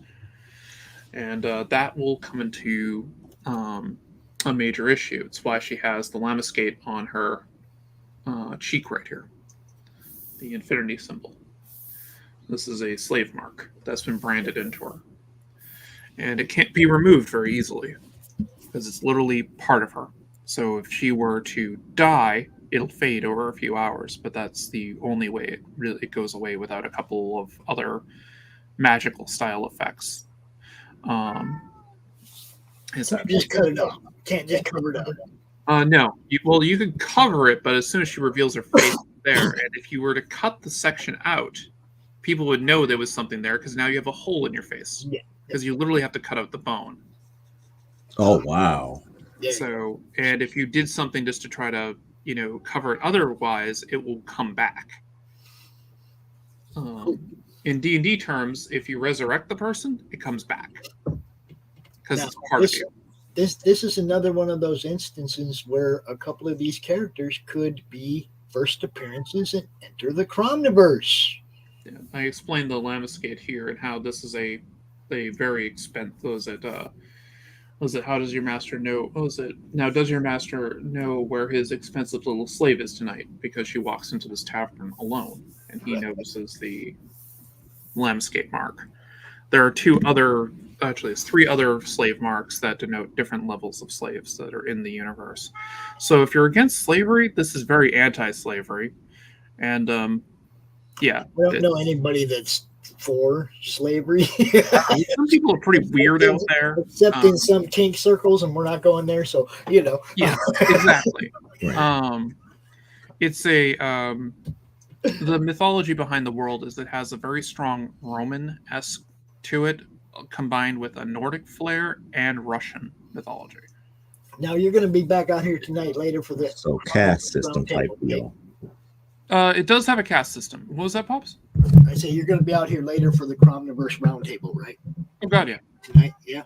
What time is that? 9. 9? Yeah, I'll be there. Okay, because we'll cover this a little bit more because of the crossover that it has with CRoM. So, if you want to know more about this, check us out later tonight at 9 o'clock during the Enter the CRoMniverse roundtable, and you'll get a little more taste of this. Do you have your best line saved up? Do you have your catcher? You got your elevator pitch ready to roll on these people, Alison? Well, the best elevator pitch I've always done with this was it's literally X-Men meets Conan. Or in this case, I'd say it's X-Men versus Street Fighter versus Conan. So to put it in Capcom terms, that's how I'd pitch it. So that is messed up, considering that Conan wants to smash all magic, and you add a Street Fighter. Yeah, because there's definitely people who will have what would be Street Fighter kind of abilities, like she does, along with others. So. Rocket, you haven't shut up for 15 minutes. You tell everybody. Don't forget to tell about that. What was that, Pops? I said, make sure you leave everybody with a reason to want to go check this out. Give them your best right now. Oh yeah, it's gonna be it's gonna have a very strong storyline and lots of violence. So if you like basically hardcore action, this is what it is, and it'll be a lot of fun. There you go. It's going to be a good time, a good beat 'em up, and with hopefully a very strong story that I've put a lot of work into. Most excellent. Thanks so much for coming out. I know you got other things going on today, but I will Yes, see you it's tonight. moaning at me in the background. Yes. Well, Allie, before you go, which character are we adding to the CromCon collage? Oh yeah, we should probably add Danny. I haven't revealed Shadow yet in her new designs, so Okay. We'll probably do Danny, which that would probably work the best.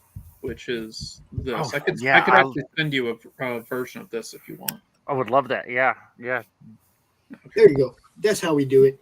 The Chromtastic. I just love the negative space in that cover. Oh, thank you. Just a good use of negative space. Thank you very much. Oh yes, and her cape is like Spawn's cape. It keeps getting longer. So. Nice. Right. Tank, I'm gonna let you introduce our next guest because. All right, let me drop out here because it's been a good one. I gotta go though. Joe, good to see you as always. Cat is being a pain. So I'll talk to you guys All later. right, later, Allie. Hey. All right. Great seeing you guys. You bet. So our next guest, Tank, you want to introduce him? This would be the hard kicking, high flying kung fu actioned Paul Roper. That would be the man. Yes. Kung fu? More like Kung Pao chicken, you know. I'm more scared of my other half than I am of anything else. I sleep. She doesn't. Oh shit. Okay. And I taught her how to choke me out properly. This is another reason to why a happy wife leads to a happy life. Yeah, or end of life, depending on what you got. Hi guys, how we doing? Oh, it's Good, it's all man. action, brother. It's all action. I don't have your teaser for you. I know. In that case, Trish doesn't have your cheesecake. Oh, dang. Yeah. Anyway. Oh man. If this is how we're gonna be, she's just no cheesecake for you, Tank. and it's a Bailey's cheesecake. Oh man. I'll get that stuff for you, man. Yeah, I got slammed with shingles. I got slammed with shingles yesterday. Don't worry, man. Don't worry. You got plenty on. I know you've got plenty on. So, yeah. But you have plenty on. Speaking of which, oh my goodness, there's 21 demons. I'm going to do this. I need links. I need links if there are links. I need links. We don't have a link yet. We're still working on that. Okay. But this is something to keep an eye out for. There you go. Dude. Okay. Look at that beautiful bean footage. I know it's a little bit shiny with the thing. Just tilt it a little bit back at the top, and you'll eliminate that. Tilt it backwards at the top, so that you're not getting that screen glare. Yeah, much better. Okay, that's my my hero, so to speak. Okay, and just to add to the premise, where is he? Get rid of the screen. There we go. He lives in Shiny Land. Paul does. He does. 21 demons. Yes. So, yeah.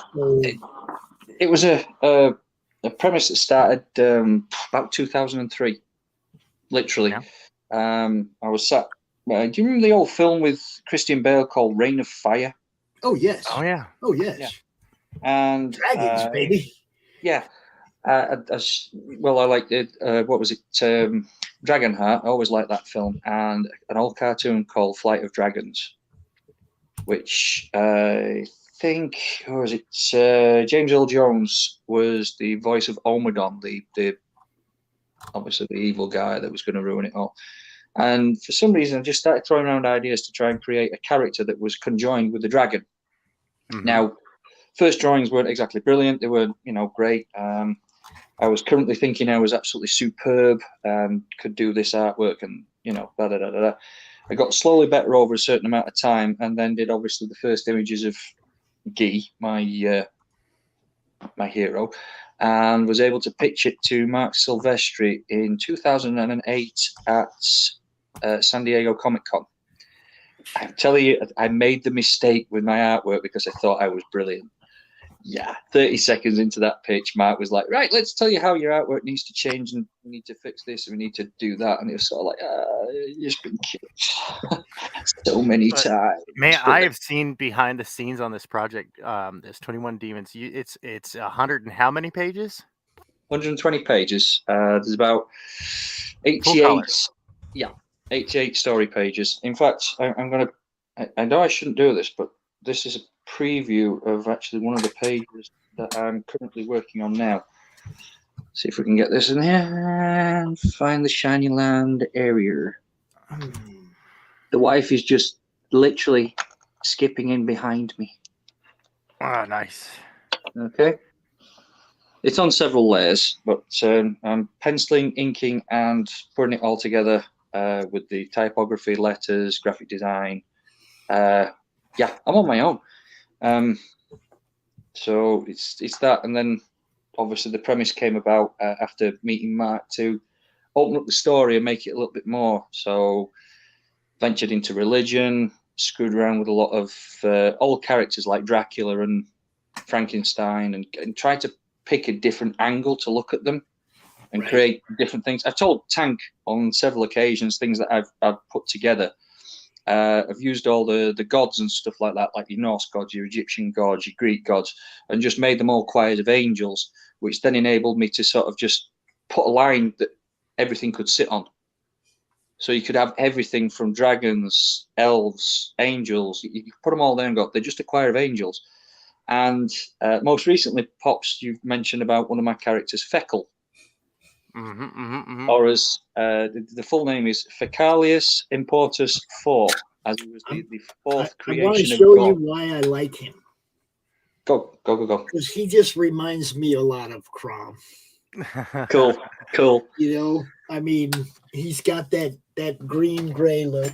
That green, and when CRoM gets older, of course, the blue's going to go gray. So yeah.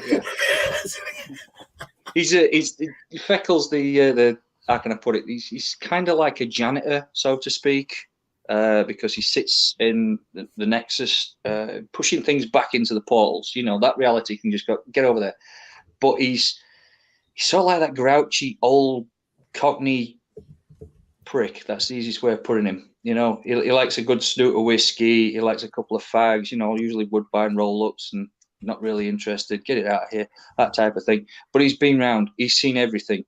He's the type of people, you know, like he's one of those when somebody says, you know, I gave you a hammer, yeah, gave you an hammer that basically you can knock freaking mountains down and you use it to put up shelves, you tit. You know what I mean? He's one of those. He comes out with just blunt understanding of things, and it works really nice, to be totally honest with him. But as I say, the characters have managed to evolve over time. So I've got this. There you go. That's him flicking a tab down the. And there's one of the early images of Guy, which was it was horrible, to be totally honest. Yeah, well, it's where you came from, man. I want to jump in real quick and make a programming adjustment. I see Dan is in the backstage. David ain't quite home yet. So, Dan, if you can move up 15 minutes, I'd love that. If you just follow Paul, that'd be great. Awesome. Cool. Okay, carry on. It's okay. It's all right. It's perfectly fine. No. As I say, it's just everything's managed to evolve since 2008. One considered point, and I know we've lost him, and he's an absolute legend, and it was Neal Adams. And basically, I met him at London SuperCon. It would be literally over 7 years ago, because my wife was still with child with Colton, and we had a bit of a better banter over which was better for killing zombies, the Colt Python or a sword. And I gave him, I says, well, you never have to reload a sword. And he was like, touche. And then Neil proceeded to not only offer Trish a chair, she sat down over there, I'm not going to bring her on, she'll kill me. And, other things like that. But he gave me advice. And it was the best advice I've ever had. I'm keeping it for myself because it's my little golden moment with him. And he's just such an absolute legend, because then I think it was 3 years down the line, he was on a live Facebook feed. And I said, thank you. Your advice changed my artwork. Obviously, you can see. And he just said, oh, it's Paul. How's the little boy? What did you call him? Nearly 3 years after, he remembered me. He said it, and he did. He also says, are you sat at the back of the other side of the table now? Because he shook my hand and said, you'll be sat at the back of here when you do this, because all the greats have done it. The people that have done the posters for the original Frankenstein and the Star Wars posters, he says, this is what they do. This is it. You can either go with opinion or fact, and this was it. And it just led me to sort of improve and then basically amalgamate a story that just isn't about one character. It's not all about him. That's why there's the 21 demons and 2 cats fighting in the background. You lose. Sorry. It's getting even worse. So each character's got their own story to tell. I can spin this off with so many different characters. It's crazy.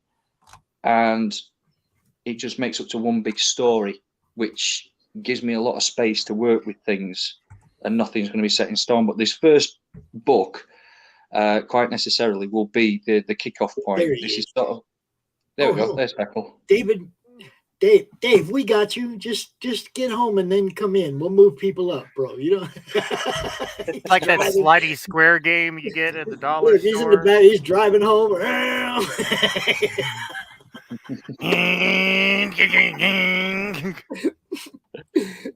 Beautiful. Oh, cool. Beautiful. So yeah, a lot of space, a couple of from 2003, it looks like it's going to come to fruition in 2022. So 19 years down the line of screw-ups, bad mistakes, and Feckle is a little bit of an ode to Lemmy.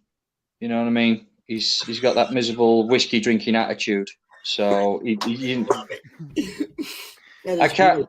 I'm built on I'm built on the original music where they actually played instruments, and my little boy is as well. And Trish, even though she isn't going to answer, will probably nod at me and say, yeah, she likes her metal and hardcore stuff, especially Disturbed. You like that one, don't you? Yeah.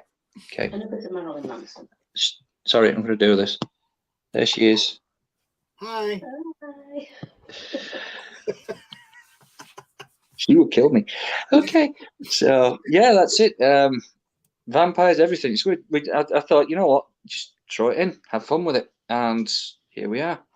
Dude, I totally like the concept of laying them all out as angels, and then you can just you got the ones that have fallen and the ones that are, you really easy line to separate the good and evil. And man, Well, I made this with, when people turn around and say, oh, your book's going to have magic and this and that and the other, and I put a line to them. How about if you work this ideal, the premise of what God did? Magic, as you see it, is just the equation you haven't learned. Because if you think spellcasting is an equation, you have to put things in an order to get, the sequence right to get the event to happen. So it's an equation. Everything is. So that's all it is. It's basically it's a universe built on math. That's how you can put it. And people go, yeah, but how does that work? Well, you need this, you need this, you need this. And if you look at it, it's an equation. So that's how all this works. So it's a word problem. It's a word problem. It is. And I'm British, so I'm full of word problems. I didn't say weird problems. I said word problems. I got a lot of friends from over there. That's just not fair. I got a lot of friends from over there, man. I love you guys. I do. Yeah, this is definitely an exciting project to keep your eyes out for. The sign-up page is going to be launching real soon. Yeah. Real soon. We were supposed to have we'll it make done sure today. everybody knows that's what we do. Yeah. And this is the thing. It's also about there's a little dig at sort of modern society and stuff like that at religion. It's not a nasty one. It's just saying, this all stems around the prophecy untold. It's the bit that Lucifer said after, when he said it's better to reign in hell than to serve in heaven. As soon as he fell, that was it. That's been cut out. It's been edited. And he actually turned around and said, I shall bring your favored creation back to you and deny you, and I shall usurp you from your throne, Father. And that's what he did to God. That bit's been cut out, which gives me my room to work with my story. There you go. So that's it. Just see how some weird British guy has decided to make a bigger story and screw with everything. Okay? Hopefully bring everybody in for fun. That's all I can say. Yes. I'm looking forward to it, and we're going to keep everybody up to date. Tank is one of the team now. There's no getting around it. He's Madness, and I appreciate it. I really do. As I say, it's a labour of love, hate, tears, a lot of other things. Shame, that's in there as well, obviously, with being British. But, yeah. Now, we're gonna have Critical Blast for distribution. So overseas copies are going to be as inexpensive as we can get them. We got dynamite printing and merchandise manufacturing. I just got a new U.S. Merch manufacturer lined up. Beautiful clothing, sports apparel, and whatnot. So we're gonna be bringing some business. Thank you, Whitefire Comics. Sorry, I love it. that comment. Now, this guy's part of your crew too, isn't he, Tank? Yes, Am I allowed to stay here just to keep Dan under control, or have I got to go? Oh no! This is the welcome to CromCon, man. You're welcome to hang out. Yes, you until can. the panel gets full, and then we are forced to ask somebody to make a seat available. Folks, you're more than welcome to come up here and hang out after you're done with your presentation. Meet these fellow creators, network, get out there, expand your fan base, work out some cool crossovers. Have fun with it. That doesn't mean everybody gets to come hang out when Brian Pulido's here. I'm just saying. Seats are going to get full. Everybody going to shut up and listen to Brian. That's what we're going to do. That's right. That's right. Oh, I'd happily love to sit and listen to people like that. I mean, you get the cream of the crop, people like Silvestri, Adams, and all those guys. But I will say this, Dan, you better be on form because you have so many brilliant ideas. I love listening to this guy. The only problem is he catches me either when I'm in the field with the horses or at work. Not easy, but he's got so much talent, this guy. So go ahead and introduce yourself, Dan. Tell everybody what you're about, bro. Oh, no sound. No sound, sir. Wah, wah, wah, wah, wah, wah, wah, wah, wah, wah. Yes, ma'am. Wah, wah, wah, Are you gonna ad lib for him, Tank? Yeah. Hi, my He's name. gonna move his mouth, and I'm be like, "Hi, I'm Dan. My name is Dan. My parents, the name of Dan. Not Nad. That's Dan spelled backwards." Can you do Dan's voiceover for him, please? Sorry. The art that I have on display right now is from 21 Demons. This is one of the cool splash pages, and I felt that it was worth showing off because it's a wonderful action sequence. It's a beat down from our protagonist, Guy, as he is beating the crud out of something green and nasty and spiky. It's called a Blood Seeker. Oh, it's cuddly then. Do we got you now, Dan? Hear me? Yes, sir. There you go. Okay. I got to speak in my little robot penis thing here. Whoa. What's that buzzing sound? Touching that. I'm just not touching that. Okay? Oh yeah, I got that little mic my uncle gave me. It's like, well, I'll tell you what Dan's got going on. Dan, you want to say it? Should I say it? You want to say it? I guess.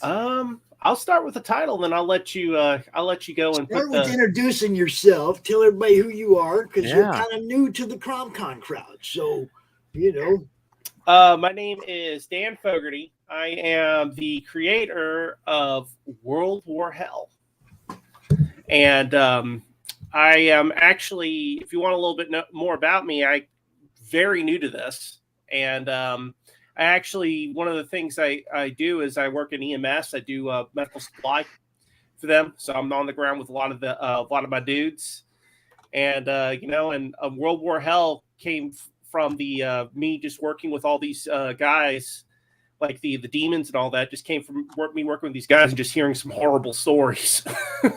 There you go. What better horror than the actual people that see it every day?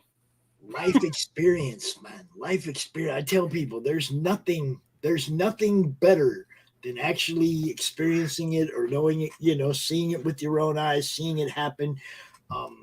There's no substitute for that. The best storyteller can't make life experience better. that's where it all stems out of. Things people actually experience, and they take it and they add their imagination to it, and it goes, and it grows. Yeah, I'm also a huge World War II buff and history buff, and this is where my love and passion of World War II pretty much combined with what these guys were telling me all the time, because a lot of times they'll tell you stuff because they got a vent, and you just get kind of used to it. And then sometimes you'll give them a hand, and then you'll go and kind of clean up the. Did he say just the writer? Mike Barron's going to be on here later, James. I want you to say this again then, okay? Jeez, just the writer. Dan is the creative mastermind behind World War Hell, a revolutionary new tabletop war game coming out later this year.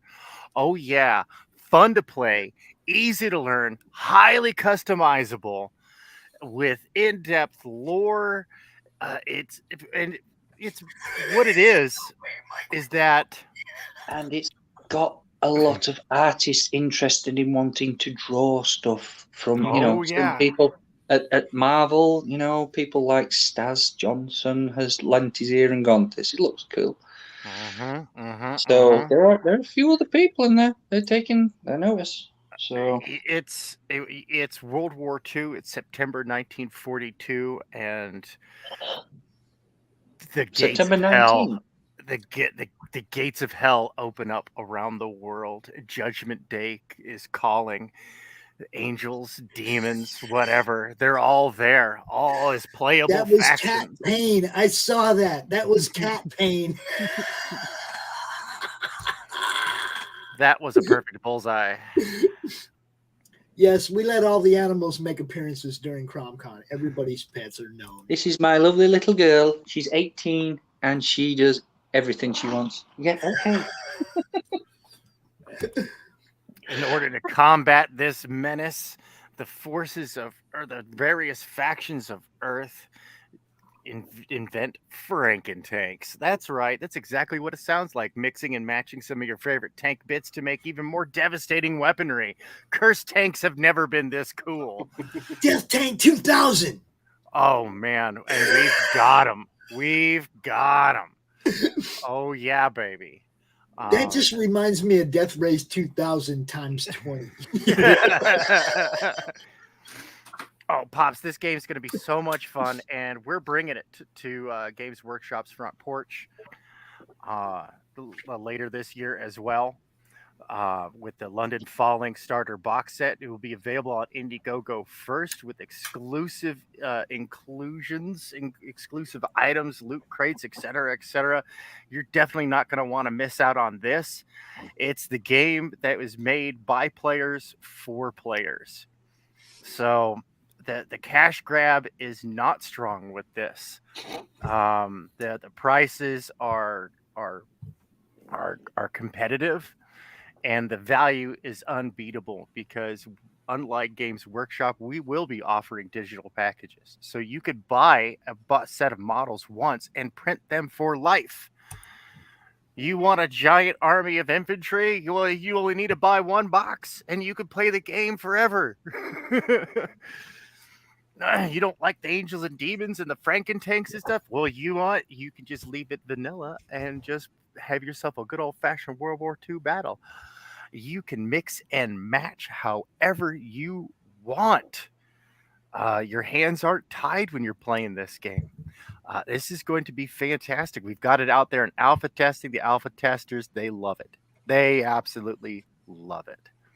So we're really excited to bring this one to you. Very excited to announce it here on CromCon. That's excellent. I love exclusives. Yep. Yeah, and what I would have to say is that how I describe World War Hell, if H.R. Geiger and Clive Barker had a baby, it wouldn't even be a 1% as awesome and creepy as this. Dan, you got the new demon designs, the Damned? Bring those up. I don't have those. Okay, yeah, man. I have the old ones with my notes all over them. Okay, I got Because there's a design process that all of this goes through. Everything is modeled with purpose, with care, with a 3D printing, painting. They're 1:60 scale. The entire game will be 1:60 scale, so 1 inch equals 5 feet. And so that way everything's to scale. So there's none of this weird wonkiness of like, well, that APC doesn't look like it holds 6 people. Well, actually, this other company came up with a scale model of the armored personnel carrier, and it's actually really big. It's like, well, wait a minute then. Well, wait a minute. Well, why isn't that represented on the battlefield? Look at that. Don't you want to give it a hug? One of Leviathan's minions, the Damned. It looks like it wants to hug you right above the shoulders. And this is their fodder. This is their weak troop that they just throw at you in sheer numbers. And that's why you need Frankentanks. Just look at that. Look at that. Isn't that just grotesque? Yeah, these things are horrifying.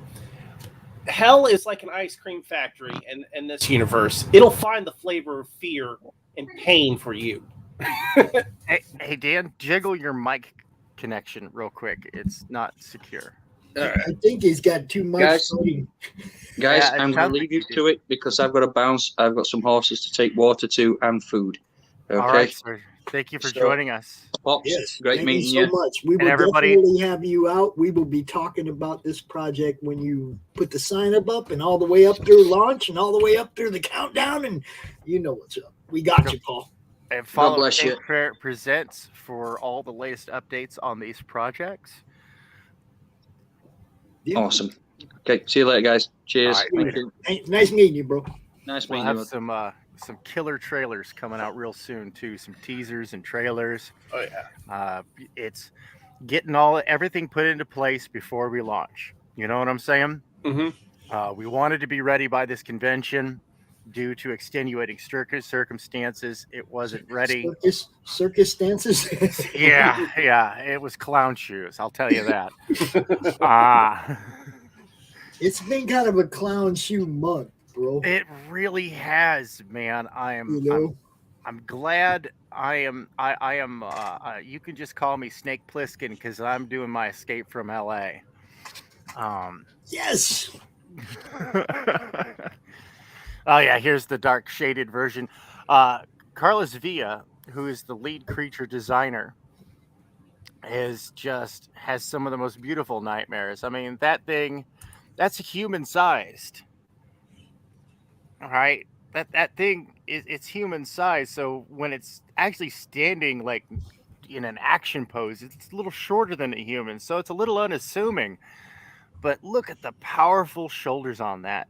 These things, if they gang up on your Frankentank, they could rip the armor plates right off and eat the crew inside. See, that's why you got to have lots and lots of small arms, like on this beautiful baby right here, or even Hot Mama, the signature character tank that will be available. Oh yeah, this is a love letter to a lot of the World War II vehicles because back in the day, I remember I have all these old World War II books. I'm a pack rat when it comes to a lot of my geekdom stuff, like World War II books and picture books and schematic books. And I, as a kid, I was like, what would happen if you took a Tiger tank turret and slapped it onto a T-34, or vice versa? Or what if you took B-17 turrets and then decided to slap them on a water buffalo and all that type of stuff? And that's what really got me, really got me into this. And I just could never piece it all together. I had the idea of World War Hell, but, thank God I had Tank and a few others go and help me corral it, because my problem is with my ideas, they're all over the place. I just need someone to help me focus them in. Right.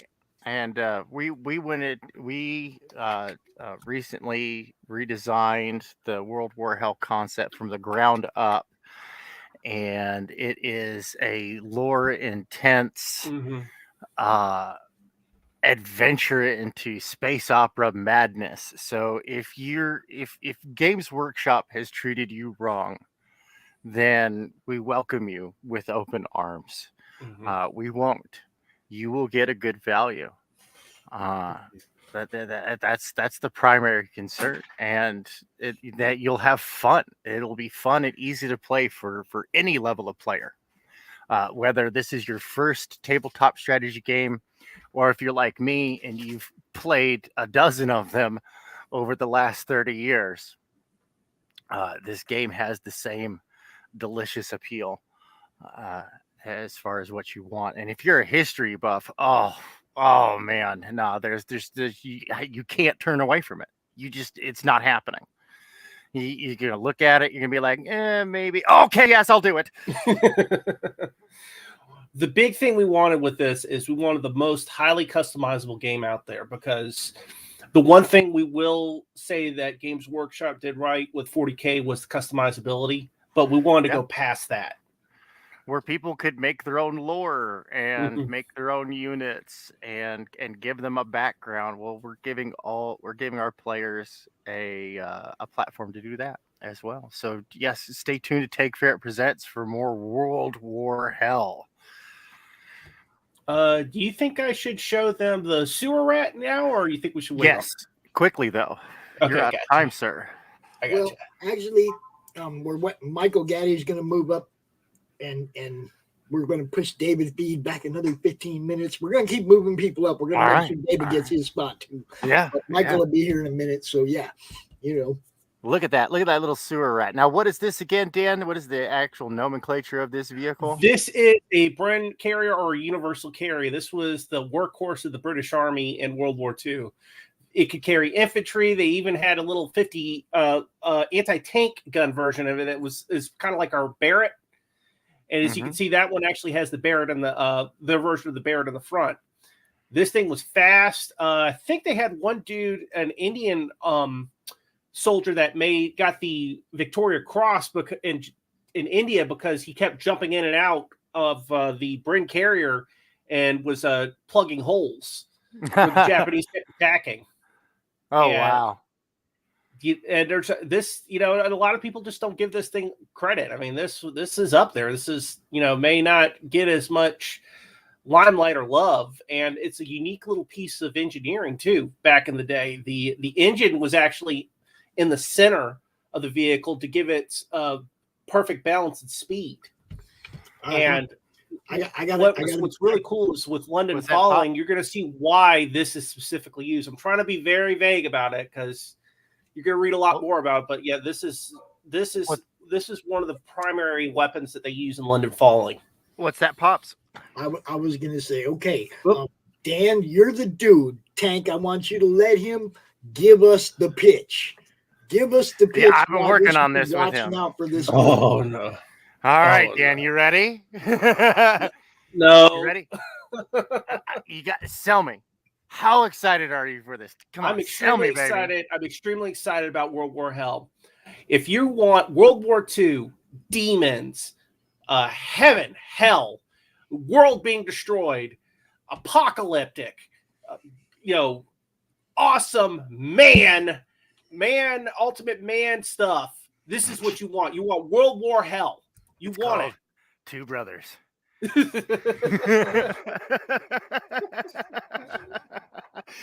It's just called Two Brothers.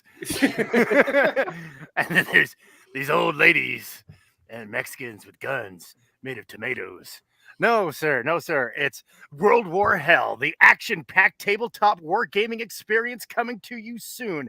It's fun, easy to play, easy to learn, and difficult to master. Can you defeat your opponent's forces in time to achieve your goals? Are you going to crush the earth? Are you going to save it? Or are you going to conquer it? See, this is why I have Tank, because he's got that, what was it, the Sunday voice. Saturday only. It's not just that. It's not just that. Tank has great ideas. Okay? Like the tree fitty thing. Tree fitty. Tank, when it's not just this is an idea, but this is how you sell it. Yeah. You see what I'm saying? He doesn't just give you the idea. He goes, and this is how you make it work. He thinks it through. You know, Tank's a good dude, man. I'm glad he's part of the team. I ain't Rising tide, man. I'm a part of the rising tide. That's what I'm here for. And I'm looking real forward to being part of his team.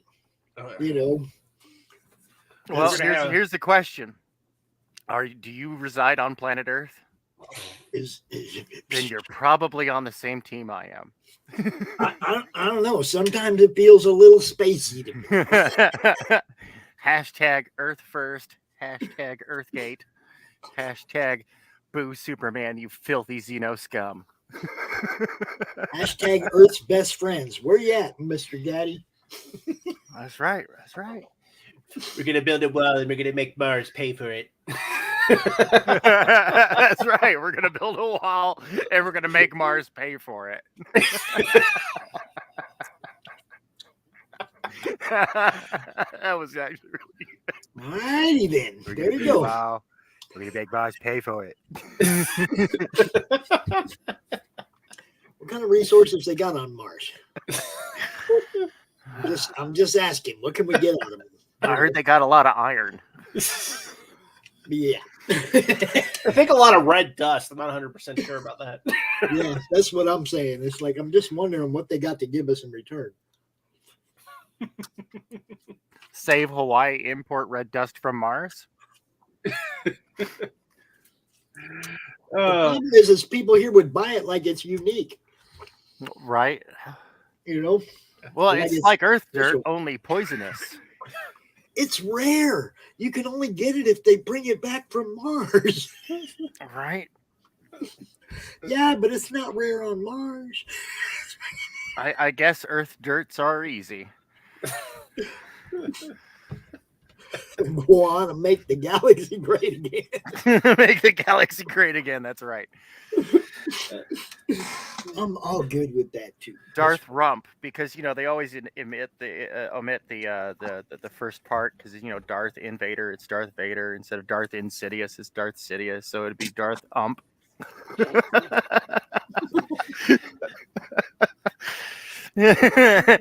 I have the dark side of the Force. I have all the Force. I have the best Force. I have the best Force. Melania loves it. Melania loves the Force.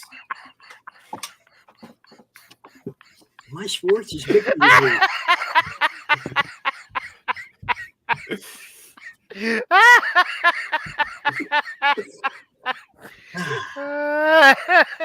That light side stuff, that's all fake news. Fake news.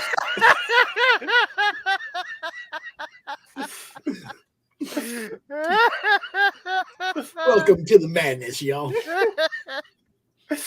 I joined the dark side. And Emperor Palpatine said thank you.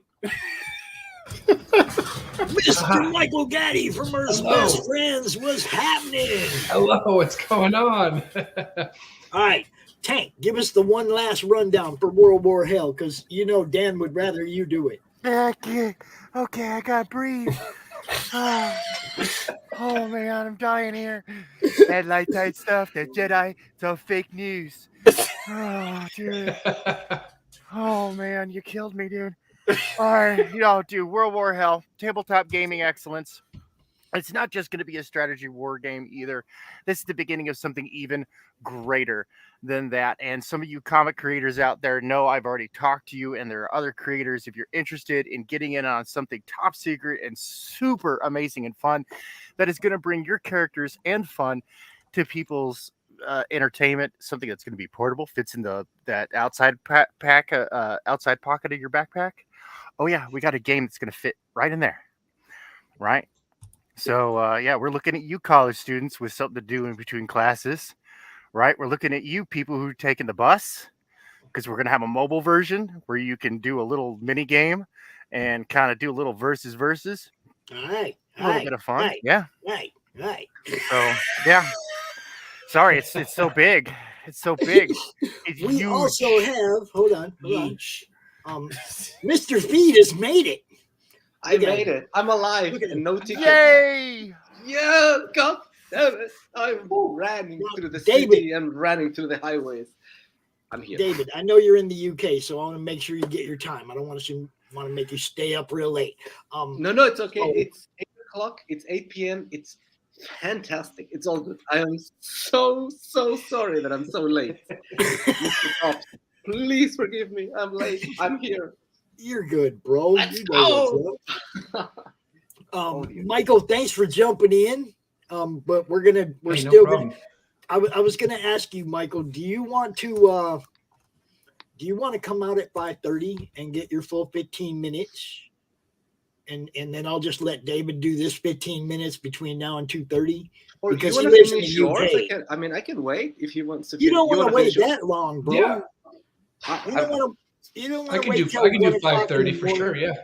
Yeah, you want to come back at 5:30? Oh yeah. That'd be late for you in the UK, man. Yeah. Oh, yeah. okay. Yeah. I can do 5:30. That's not a problem. Cool. Anyway, Thank guys. you, Michael. I appreciate you, man. So that's another thing. Everybody's got each no other's problem. backs when we do this show and stuff too. It's awesome. We will cover Absolutely. Michael and Earth's best friends and entertainment at 5:30, right after Good Stuff. Y'all make sure you come. Make sure Sounds you're good. watching for that too. We'll be out here all day. You know what's up, Michael. You can hang out though if you All right. want, but David. I was I'm going to here. say, you know, while you're waiting for him to should make his appearance, go subscribe to his channel. Great feed, like daily updates and stuff like that. Fun stuff. I usually miss the live, but they're short, they're brief. I can throw them into my playlist while I'm working and get caught up. It's great stuff. Good fun stuff. Well, do you have a guys, link- do you have a I link got- for the game for James? All right. Not yet. We will be premiering that here on this channel, so make sure that you pay attention to this channel or Tank Ferret Presents and there you get the latest information. Cool. I gotta get running, guys. I gotta All get right, my sir. food's actually here. I will see you guys later. Thanks for coming out, man. Appreciate you. All right. And I'll be back at 5:30 as well. Have a good All right, Yeah. thanks, Michael. See you You later. guys are a bunch really good, awesome Americans. This is gonna be huge. What you're gonna be doing? It's gonna be huge. Hello, Mr. Tank. Feed. Hello, Pops. Mr. Feed, how you doing, my friend? I'm doing fantastic. Like I say, I'm alive. I'm well. I'm just got home. It's late at night. It's time for a beer after a good old day of working and doing crazy stuff. Working a little bit of the good old red eyes and All right, running so you and sprinting through the highways in Switzerland. We have like very strict, speed limits, and I was just like barely going so the radar doesn't get like, oh, come on. No, Here I am. I don't want you getting no accident or no ticket No, trying to no, get no, home in no. time for my show, dude. No. I did everything responsibly. My wife was handling the camera and the everything, and I was handling the that's all. Did you see Alasmat film? He almost had an accident because he was like streaming and driving, Eash. fulfilling his his road rage warrior Drake thing, and then he almost crashed, and then he was like streaming while he was changing the tire. Like we're risking our lives for comicsgate, man. Now, David. Yes, sir. Tank is working on this thing called the CRoM-tastic collage. Let me get over to Right. that. Booyah. And basically, over the last couple CRoM cons, we have added pretty much everybody's characters to this collage. One of their characters. I see a good old row. We throw it out there to you. We're going to use this as a promotional thing. It's going to have, a second layer saying where you can find all these characters, who the author, who the creator is, links, all that stuff. It's going to be a promotional poster, basically, that we're going to give out to everybody. Wow. But if you'd like to have one of your characters added to this, you just send Tank a little bit of reference art of which one, and he'll fit that character in there somewhere. We're going to be giving this out for free. There'll be 4 points for every character. I've actually got down here at the bottom. I started doing just like as a sample to show folks what it would look like.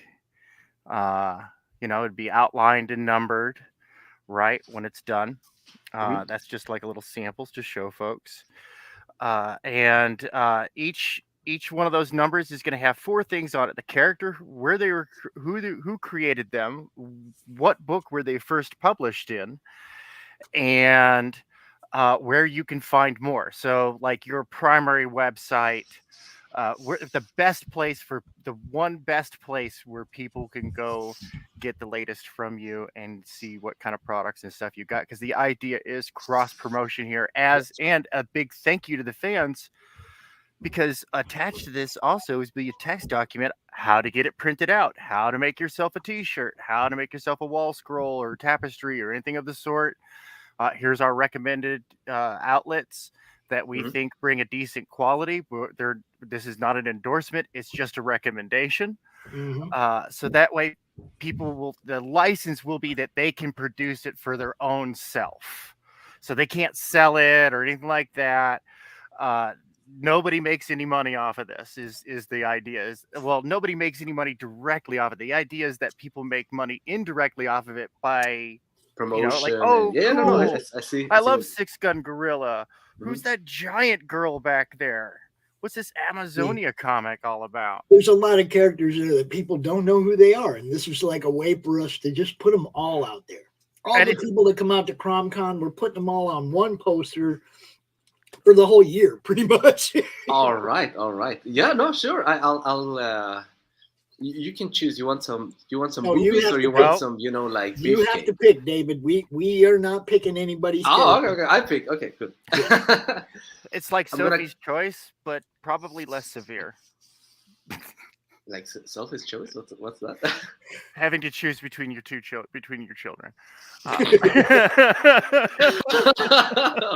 It was a little dark humor. That'd be real dark. That's gonna get really dark really quick. So you just pick whichever character you want added to it. You send some reference art to Tank. He'll add it to the queue because he's got a few he's still got to add. But when this thing is done, it's going to probably represent 50 or 60 different characters. It's going to be IPs. It's going to be awesome. There are 31 on here right now. Yeah, and I have 7 more in the pipeline for a total of 38. And yours would be 39. But I mean, I suppose you would be getting some compensation from each. Nope. Every person who wants some their characters to be there, or I'm doing this as part of the rising tide. I have a love for indie comics. Oh, okay. I mean, I'm doing this just because this is fan art for me. This is my fan art. My fan art is to make you more money. And for me, I get to use it to promote everybody in one place. You see, I can give this to somebody and say, check out all these characters. And, if there's somebody you like, all the information's there. You can go find out. That makes my job way easier. I think if this is like on a website where if you go scrolling with the mouse and then it highlights different characters and you get like a pop-up, that would be like the next level, maybe.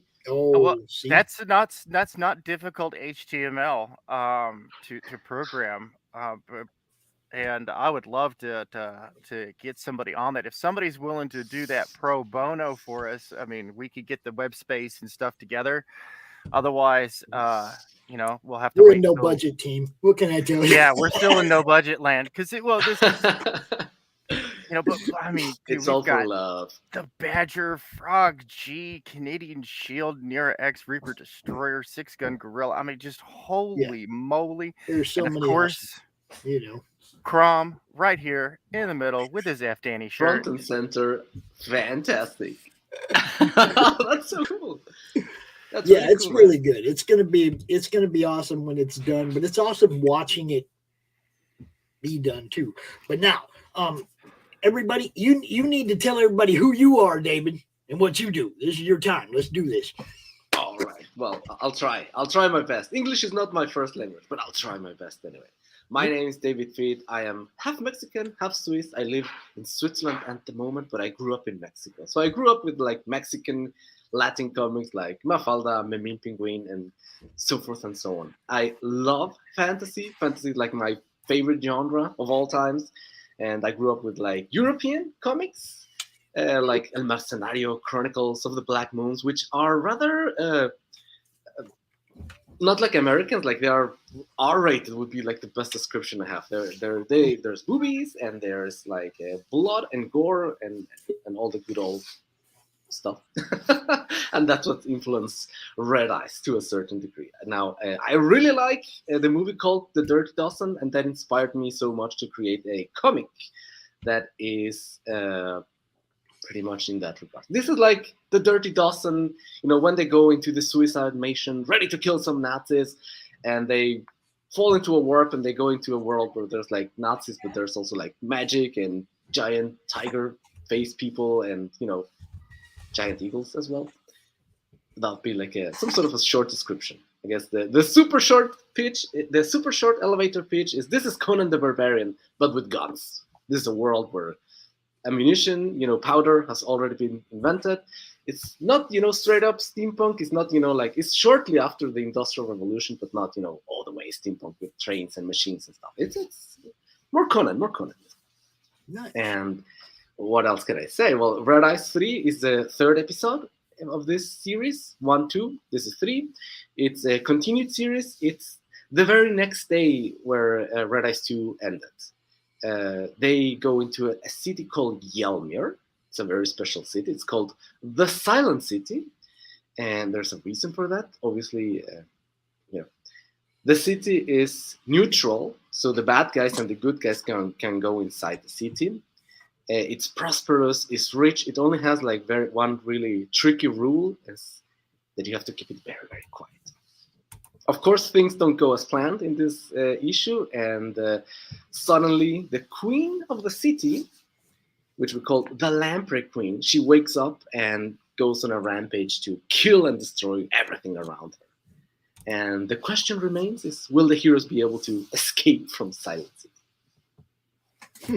There you go.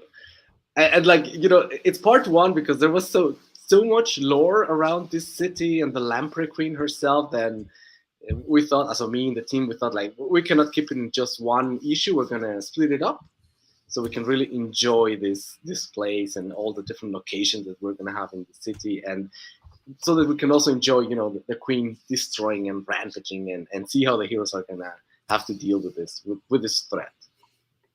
So Red Eyes 4 is going to be part 2 of this Escape from Silent City saga. Nice. And yeah, well, the protagonist is Blondie, codename Blondie. Is the guy with a mohawk and riding the giant eagle owl monster thing. And he is on a quest to save his land, basically. Free his land, save. Is he headed to the ocean? Is he going to fly like an eagle to the sea? Well, he's escaping the burning city. So. Bad joke. You take your 1970s milk toast and go straight to hell, Tank Ferret. Are you sure? No, it's okay. You ask questions. Ask away. No, so he was referencing the city's collapsing.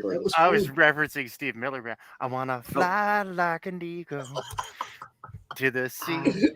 Fly like an eagle. Let my spirit carry me. See, he was all the way to the ocean on that. It was bad. I don't know that song. Sorry. Sounds good. Well, that's a shame. It's a classic. Even if it is a bit milquetoast. It's no, it's fine. It's fine. It's just I that's interesting. When Americans, I grew up in Mexico, so I am more like the classic for me would be like Jose and stuff like that. Okay, yeah. Mexican stuff. But yeah, no, he's flying away. You're a Switzerkin? I'm the Switzerkin or the Mexican. Yeah, I'm Switzerkin. That's great. Switzerkin. That sounds dangerously close to something else, but yeah. Right. You just probably practice the Mexican judo. You don't know I have a knife. You don't know I have a gun. You don't know SA, so you better back off. I didn't know that joke. Okay. Oh shit. I know. I'm terrible. I have some car keys at the moment. I'm a very poor Swiss shiny Mexican guy. I have a beer. Ooh, shiny. Yeah, dude, I love this, man. I've been following the Red Eyes since the first installment. I haven't had a chance to get to purchase it yet, but I've been hearing lots of great reviews. And so when I hear good words about something, I gotta put it out there. I gotta retweet it. I gotta talk about it on the show. Oh, thank you, sir. Yeah. Well, I don't like the establishment stuff, and I'd rather not spit. There's plenty of channels where we can get the bad news about what they're doing to one of our favorite characters these days. But I'm like, but look at alternative comics. And I don't mean like alternative as in like, oh, these are extra weird. I mean, these are the alternative to the stuff that that folks are upset about. Like, look at that beautiful art. I mean, a lamprey like dragon queen. That the city has to be quiet because you don't want to wake her up, man. That's the spiel, yeah. And it's got that that elder god kind of vibe to it as well, where it's like, oh no, the deep ones, we let them sleep. Oh dear, I like that interpretation. Yeah, no, the lampreys, they are like creatures from like in all fantasy stories, there's like a cataclysmic event at some point in the story that divides the old time from the modern time. Yeah. Like the conjunction of the spheres, I think what they call in the Witcher universe and other universes have this. Right, it was the extinction level event, the civilization wiping event. Exactly, and like the Great Flood on planet Earth. Exactly, why do all these fantasy things have this? Anyway, in Red Eyes, it's called the Fall, and lampreys are creatures that actually have survived that extinction level event. So they really are something else. They are seemingly immortal, gigantic, as you can see, and they don't make those kind of creatures anymore. After the Fall, all the creatures were like kind of like humans or human-sized and good and dandy. Before the Fall, they were like this giant, massive monster. All of them went extinct, but lampreys did not. And so she's, I love this. Now, tell us about your art team here, because this final product, as I'm looking at this is amazing. I mean, the colorists and the line artists, like it really, like everything. There's a focal point. There's a flow. There's a foreground, midground, background, like all the technical aspects that you want are here. And it's just so beautiful. The detail, it looks like it's super detailed, but the colors just cheated it in. They tricked you. And a little bit of both. Yeah. Farah Nurmalisa is the colorist, and she's like a shooting star in comicsgate. Now she's working with Mandy Summers with Gemshock. Yep. And she did the colors for Red Eyes 2, and she's doing the colors for Red Eyes 3. So she is fantastic, super chill to work with. I can absolutely highly recommend her. Then the inks was done by Christian Culicelli. He did Red Eyes 1, 2, and 3. And he's also super good to work with. Although he unfortunately got like a regular job, and he, at least with me, he's not going to be able to do a more sequential art. So he finished the one chapter of Red Eyes 3, and moving on is going to be Rafael Crestani. Rafael Crestani is also another shooting star in Comicsgate. He did a Murder Weapon, and I think he's working on Inglewood 2 with Micah Curtis. So yeah, he's moving up, and that's like he's going to finish the rest of Red Eyes 3. That's my artistic. I've had a peek at some of the production behind the curtain over on the Inglewood 2, and that art is just absolutely it's awesome. He's awesome. Really good. He's really good, Rafael. I gotta say. Yeah, and he with Armand Strange on colors, like that's a dynamic duo right there, man. It's gorgeous. What little I've seen from the updates, it looks fantastic. I like, yeah. It is. It's so good. And all right, we got 1 minute left, David. Give everybody the best reason to back your book right now. Right now, well, there's two really good reasons to back the campaign. There's like a golden throne and a monster behind. No, there's going to be plenty of. Oh, you can see another two good reasons right there on the left bottom panel of this page. Two great reasons. Two great reasons. We are, very European style. We don't mind showing a little bit of skin here and there. It's not gonna be vulgar or crazy, but a little bit here and there, sexy. What the hell not? there's like a beautiful backstory on the right up panel in the other page.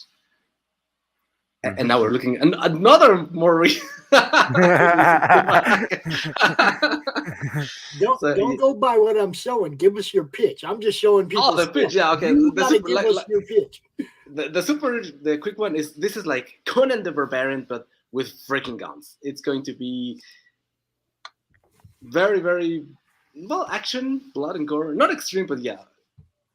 I don't know. It's kind of a unique thing in it and of itself. Red Eyes, I gotta admit. And well, everything I said before. It's high octane, high stakes, high fantasy that won't leave you feeling low. It's dark fantasy through and through. This is an epic saga in the making. We're gonna make Red Eyes 1, 2, 3, and it's going to be 10 issues of the first story arc. Yeah. So there's a ton more of Red Eyes where this one came from.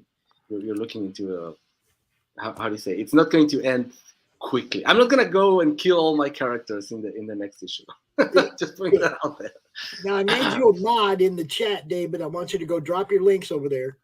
Oh, yes, sir. Chat, all right. Right away. And go to the chat. Thanks for coming out, man. Next month You're we'll have welcome. a little more time for you. It won't be I'm sorry that I'm late. I'm thank you that you let me go in here still. Anytime. Bro. Thank you very much. Do you know our resident spirit guide, Christie Shinn? No, I haven't had the pleasure yet. Hello. Hi, how's it going, David? Fine, thank you. So That's far, so Christie good. right How it's there. you? Yeah, my character is called Demon Bitch, and she's 95% funded. She's a low-level demon from the 13th pit of hell, where people throw their dog shit in gum wrappers. Yes, that's your. The second coming of Armageddon, but the first one never happened because she's stupid. So it's drawn after girls I really hated, and so it's a very evil fucking book. But we're doing a computer game level 1. Hopefully that will be available coming up soon. And also it's 95% funded, so it will be also funding the book Triggered, which is 137 pages full of bullshit, which I will sign obscenely. And after every pledge, no matter how much anybody pledges, I will write the most disgusting things to you as a thank you. Wow. Yeah, I don't copy paste. Yeah, and there's like other things like Tamabichi pins, which is like a Tamagotchi, but with glow in the dark expressions, a tiki patch and pin. And we've got tiki patch and stickers. Sorry, that was done by Hyde Hermit. There's some original artwork there, so give it a go. And number 2, also we have Mary Zorlita Bellamy, and she designed a purse charm or a charm for Animu Demon, which is Demon Bitch and Sailor Moon. You bet, David. You didn't have to type that in the chat. You can just say it. I'm glad to have you out, bro. Yeah, I said it already, but I want to put it in the chat as well. For the cloud gods, like making more noise in the algorithm and stuff. We are glad to have you, man, and promote everything you're doing. You're more than welcome to join us anytime, bro. Thank you. All right. And that's David's link. Go check it out. And David, hit me up on Twitter and send me reference art for the character you want me to add. I'll do that right away. You're welcome. Well, thank you. All right then. Oh yeah, all right. That's what we do. Rising tide. Rising tide. Right. Cheers, mates. I guess. Cheers. And then there's the link tree to find everything, Christie. Yes. Okay. Because for some reason, putting my website up on there wasn't enough. I don't know why. It was weird. It's like I put links to all the other things, and they're like, "Where is it?" I'm like, all right, whatever. Christie has so much stuff, people can't find the one thing they're looking for. That's the problem. Yes, I had to branch it out and make another website that's a link tree. So there you go. So yeah, my main website should have everything else, but then it has like a overview of all the other stuff. So it was like, okay, cool. So yeah, so here I am, and I am 95% funded. I am hopefully going to get funded by the end of day if you guys can will that. Yes. Let's get this thing funded. For real. Like I am at 6,666. It had to be that. 4. You're where? 6,664. I know. It's 666 right in there. Right in Holy there. crap, Christy. Should have been your goal. I know, right? It would have been funny, but no, that's not what it was. I actually had to go to cost. I went to 7K. So 6,666 and then $4. $336 away from gold, yo. We can do that today. Yeah, do it today, guys. Do it today. Pledge it. So tell everybody a little bit about your friend.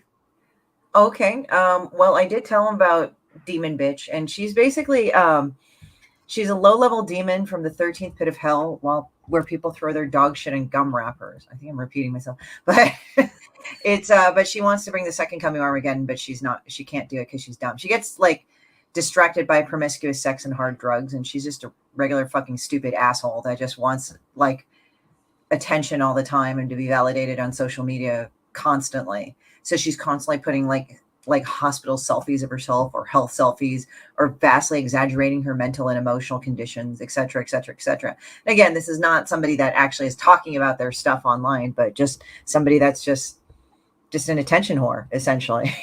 It's taking all these selfies like every 5 seconds. I'm fucking sad about everything. I'm like, oh my God, okay. Like, I mean, I understand being sad about stuff. Huh? My ass. Well, we're going to introduce a new character called Shitbird, who does say that all the time, and her ass looks like a blown out diaper bag. So yeah, it's like about chicks that like go on and on, like yell and bully other women and all that. So that's Shitbird right there. And it's actually based off real life events. Like there was this one person that said, "How dare you? You don't know who I am." And they just got picked up. And then now everybody knows who she is because she's a fucking asshole to everybody. Like she was a total, like some of the people in question that I've run into, they just got picked by a major publisher. And hey, that's good. Don't get me wrong. But then they expected everybody to know them by name by that very instant. It was ridiculous. I love that. I love that last panel too, because she really does like, there's that sense of opening, that emptiness where it's just like, everybody knows who I am. Yeah. Everybody knows who you're. Kind of sad. I mean, it's sad, but it was like their own doing. It's like they could have been cool about it and said, "Oh yeah, I do this and that, the other thing," and then like have this nice, and people have this nice surprise, like, "Wow, I'm by somebody that does a lot of stuff." And that's another one that I put in the book too. Do a backflip. Yeah, like you'll have people that do crap like that online, like really honestly stupid stuff online, and they'll have their crap guy like, "Yeah, do it, dude, do it," and it's like, and somebody's like, "Probably you shouldn't. You're gonna die," and then they're like, "Nope. Be courageous, kill yourself." Tide you know, Pods, and it's milk like crates, making fun of it. cinnamon. Oh yeah, I mean, it's just like, who are your real friends? Like, I understand clout to a point, but it's like making fun of the clout chasing that's so rampant online. It's ridiculous. And what triggered it documented the last 2 years of me during COVID-19 watching all this bullshit online. Like everybody got angry, everybody acted fucking stupid. It was really dumb. Yeah.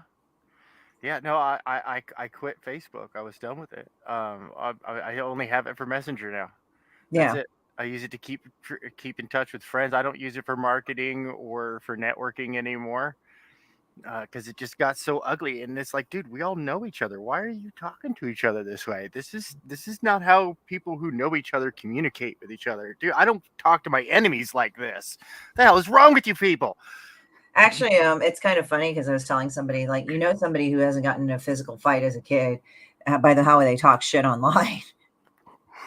There are people that said, like, I'm going to go and not go to Comic-Con because, like, I'm going to fight a bitch. I'm like, so you just admitted to the world that you're running away from this person. Okay. Yeah. Way to go. Instead of, being the bigger person and just going, meh, I don't like that person. I'm not going to talk to them. I'm going to do my own thing. Well, usually they flourish and prosper.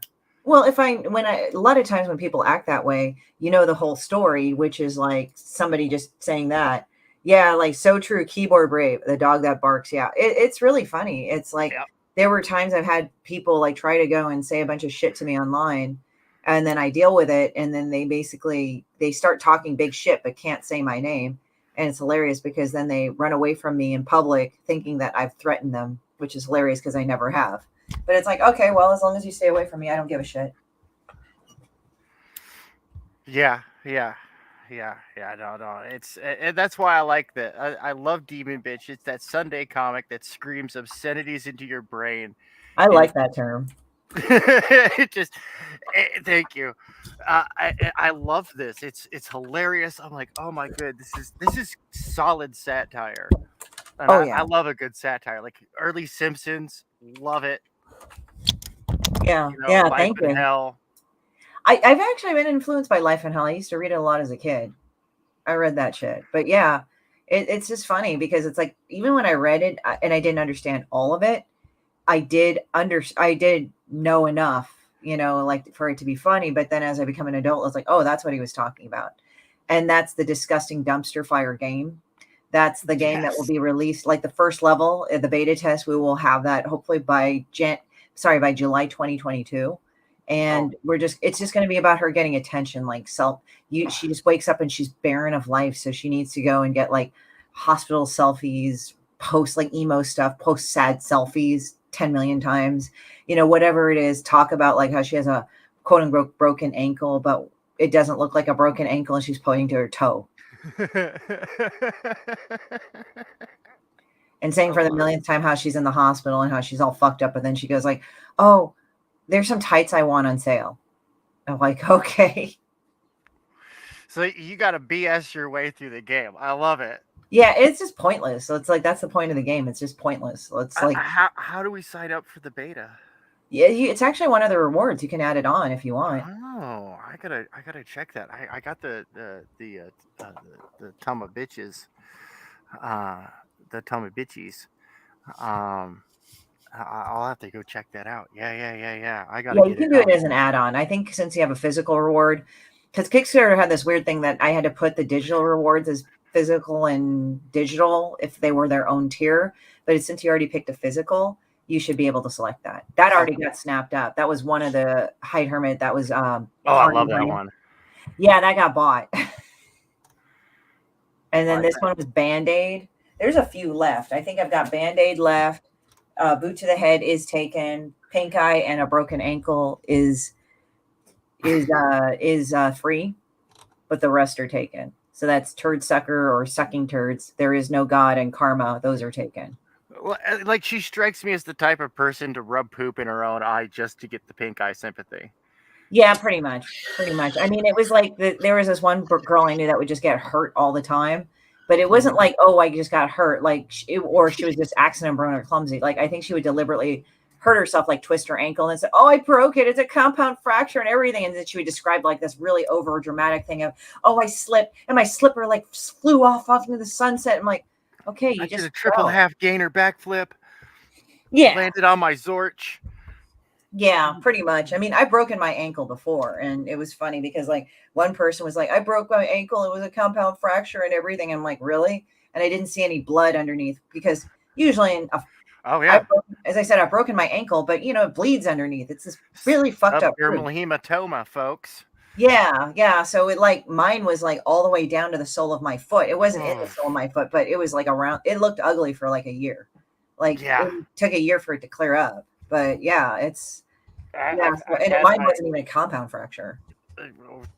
Over 30 years of doing martial arts, I've had my share of martial arts compound fractures, the double breaks. Ooh. Where it's like, oh yeah, no, it's still there, but you might not want to move that. In fact, you probably want to split it up immediately. Yeah.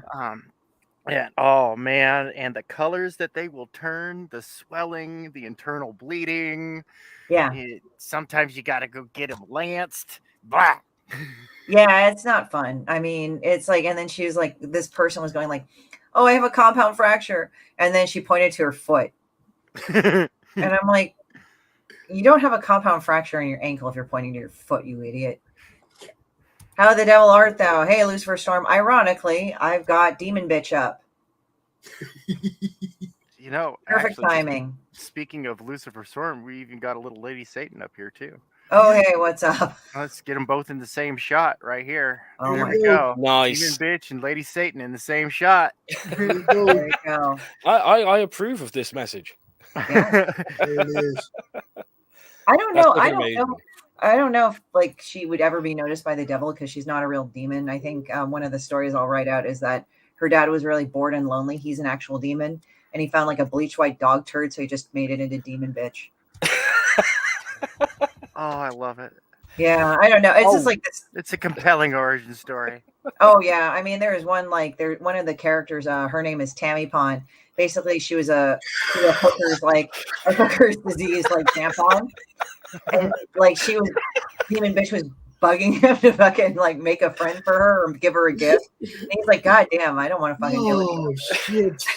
So he animated this used tampon called Tammy Pond. And she's actually, ironically, the nicest one out of all of them. She's actually a decent person, but she's magically bound to Demon Bitch to be her friend.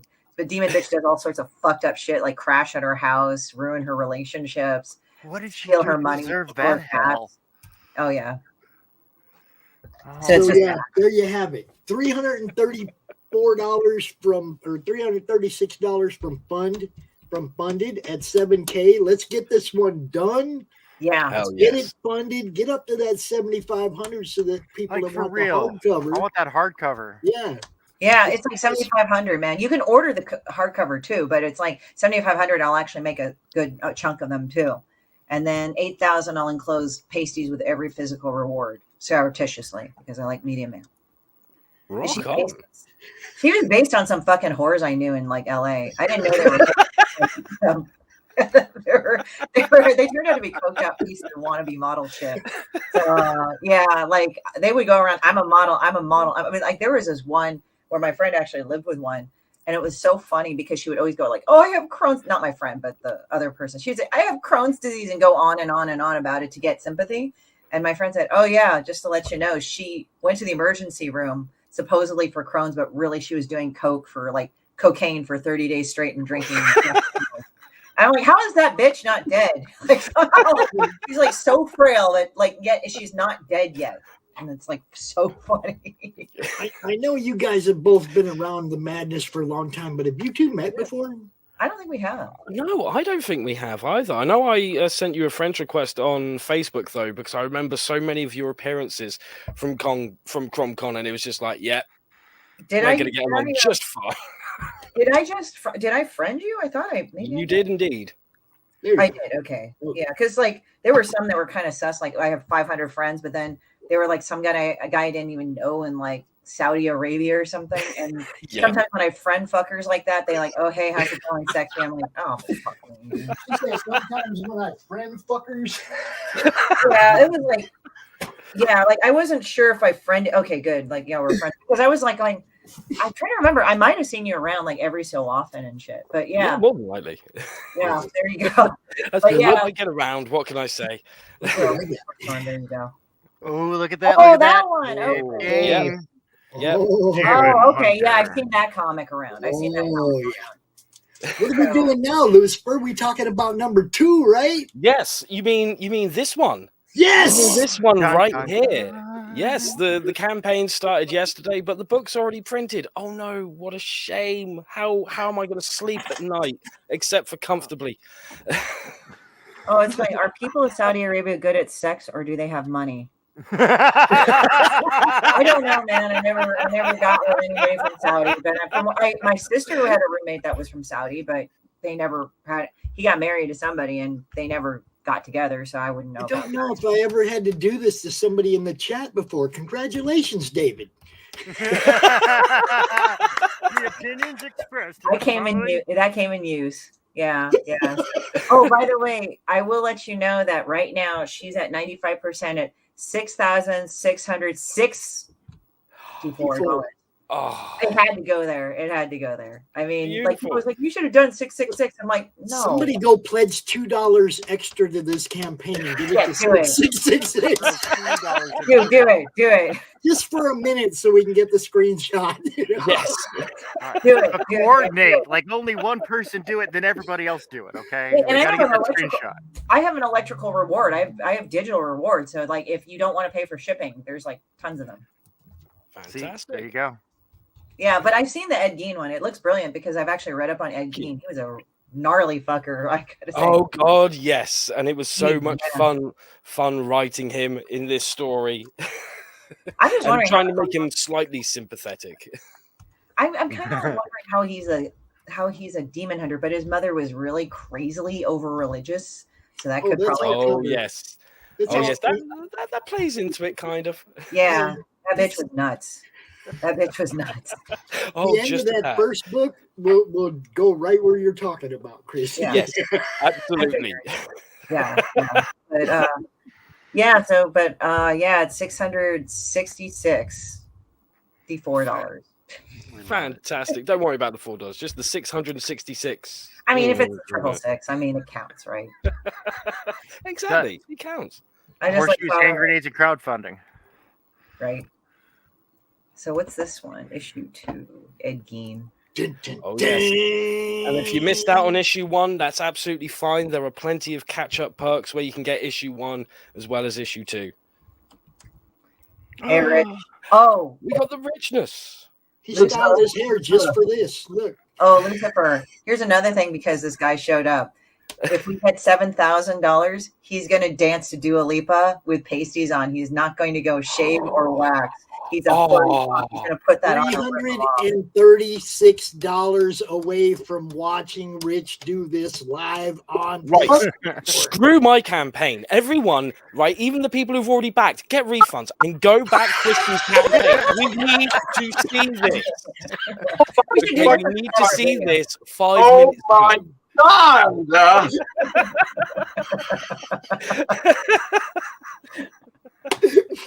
He said, "Get refunds and go pledge to Christie and get this thing done right fucking now. No excuses." Oh my God! Oh God! All right. Wow. I really fell in shit today, didn't I? I did a video like where I was promoting like the shows I was going to be on today and the Kickstarter. Yeah, no. I saw it. Yeah, and I actually highlighted you in the Kickstarter with your Marvel interview. I said, oh man, you should have highlighted him getting his head shaved. Oh yeah, more work than that. Oh my God! Spray after he rips off the pasties. You should spray the areas with isopropyl alcohol. We already went far enough with the pasties on the titties and shit. We're good. We're good. We're fine. We're good. We're okay. We're just chilling. And I'm about to get my nipples scraped off forever, and it's gonna really suck. But Sorry, we totally hijacked that. It's fine. I was like, hey, if Christie gets the 7,000 American, I'm gonna put pasties on my nipples and I'm gonna fucking dance the Dua Lipa levitating.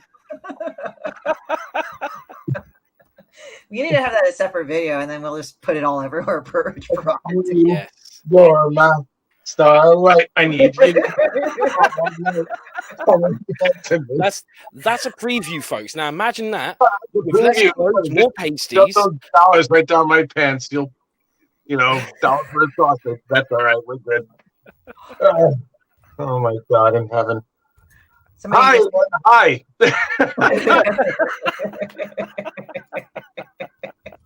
Oh my God in heaven. Help me, Lord. So, Ed Gein, you got 7 minutes to give us all the best reasons to back this book, Lucifer, and I know you got it in you. Give it to us, bro. Oh, it's very simple because Ed Gein Demon Hunter is a dark yet kind of nice adventure horror story as well. It takes place 7 years after Ed Gein, the Butcher of Plainfield himself, has died. He has spent all those 7 years in hell, living in his own hell loop, reliving one moment of his life over and over again until one day it changes. Because that's when a tiny little hellspawn named Ezra, who is Satan's right-hand man, comes to him and says, "We've got a problem and we need your help." So he sits down with Satan, and Satan lets him know that a deranged demon has escaped hell. Who's the best person to get a demon back? A serial killer. But you put Ted Bundy out there. You put Richard Ramirez out there. They're going to be like, I'm not coming back. I'm not getting this demon. I'm going to have some fun. But the problem is this deranged demon has found a way to destroy heaven, hell, and everything in between. And we do not want that happening. Satan does not want that happening whatsoever. So who's the best serial killer to send? Ed Gein. He's full of remorse. He will come back. But in order for Ed to capture this deranged demon, he must first tackle his inner demons. This story has the 3 H's. It has heroics, it has humor, and it has a little bit of a heart in a frying pan. There you go. I forgot the word in hell. There you go. You said a little bit of a heart in a frying pan. Bit of heart. Oh, of course. Didn't he fry somebody's heart? I know he fucking gutted some bitch. Yes, Bernice Warden. Yeah, that Cut was off her head, dressed her out like a deer, and I believe it was her heart that was found in the frying pan when they arrested him. yeah, and that was like one of the police officer's mothers, so that was not good. That was like, damn. Yeah. Yeah, that was bad. He went to some real dark places. Bless him in his cotton socks. I mean, they got bodies and fuck them, so yeah. Like, when they went in, they're like, what the fuck is all this? And he's the hero of this story. That's why people need to buy it and read it, but only once they've got you to your goal so that we can get those pasties to Rich. Yeah. And get some dancing on the go. Once that's completed, then you can come back. If you've got some spare change, come back and back. I'll get this book like in the next week or so, man. I'm gonna get this fucking book. There's a few on my list I've been wanting to get. Awesome.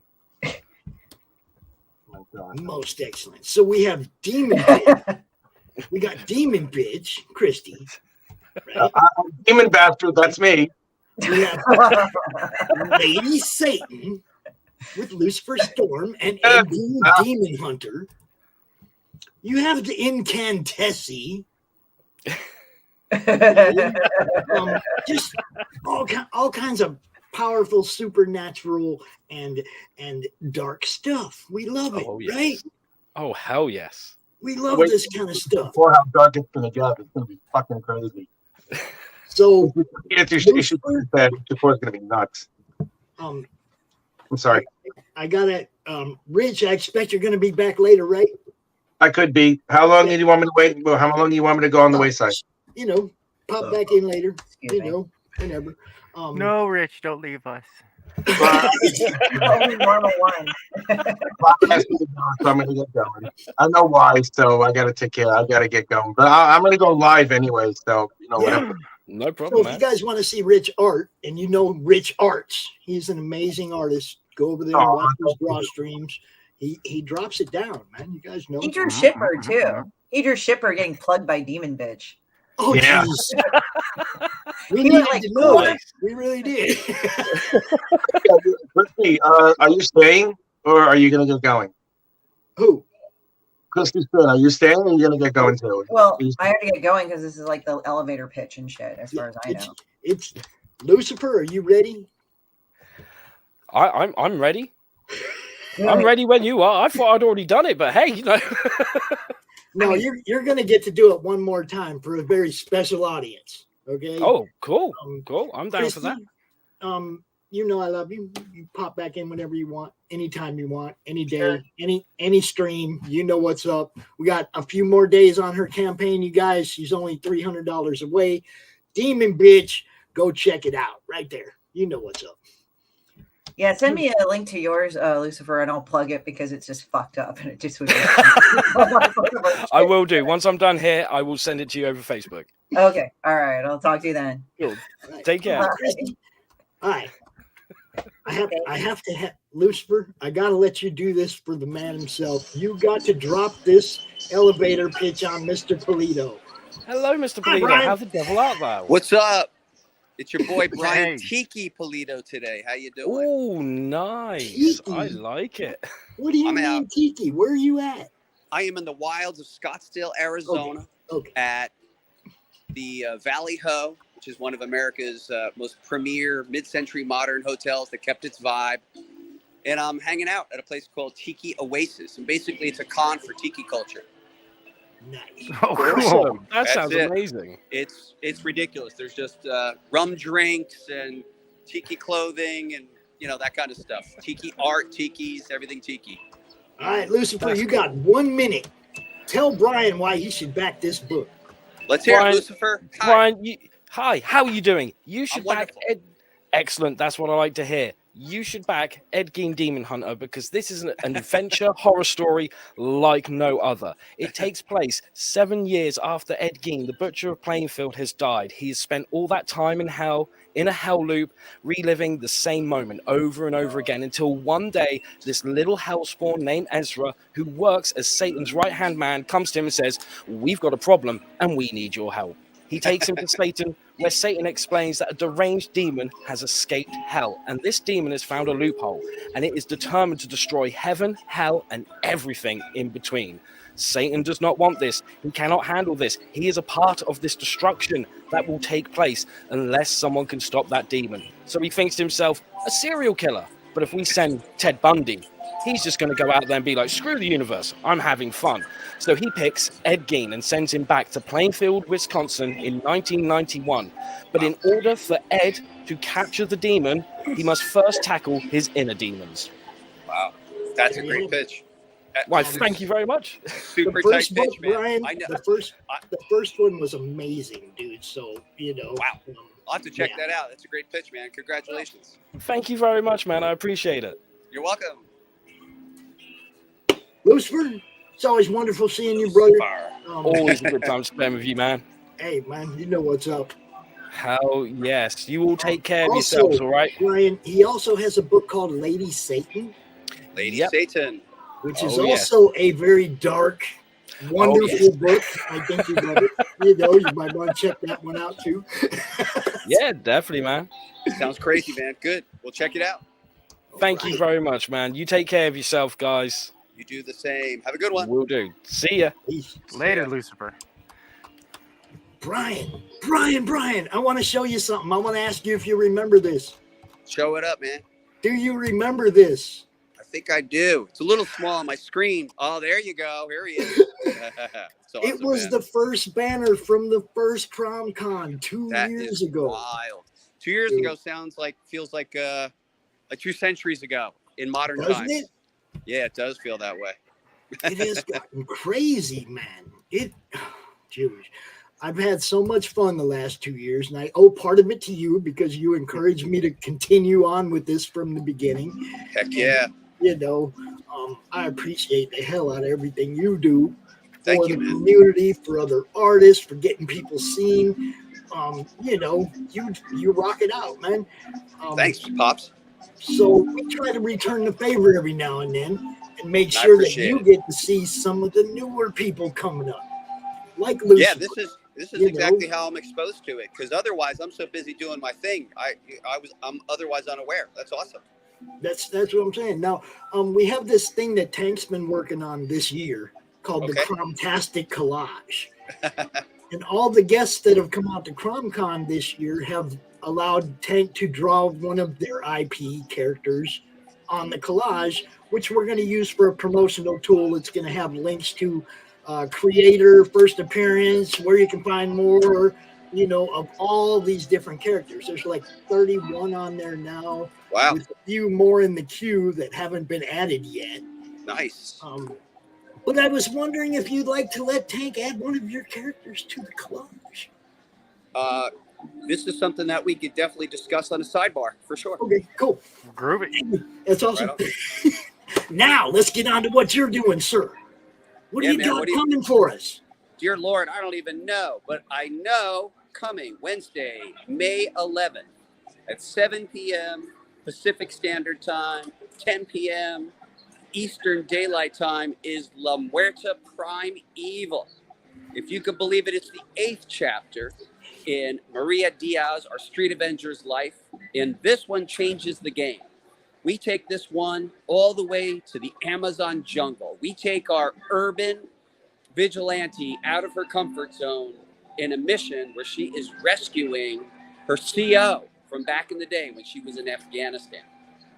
The great news is the exact same creative team that's been on it since the beginning returns. So that is writer Mike McLean, illustrator Joel Gomez, colorist Cece De La Cruz, veteran letterer Marshall Dillon.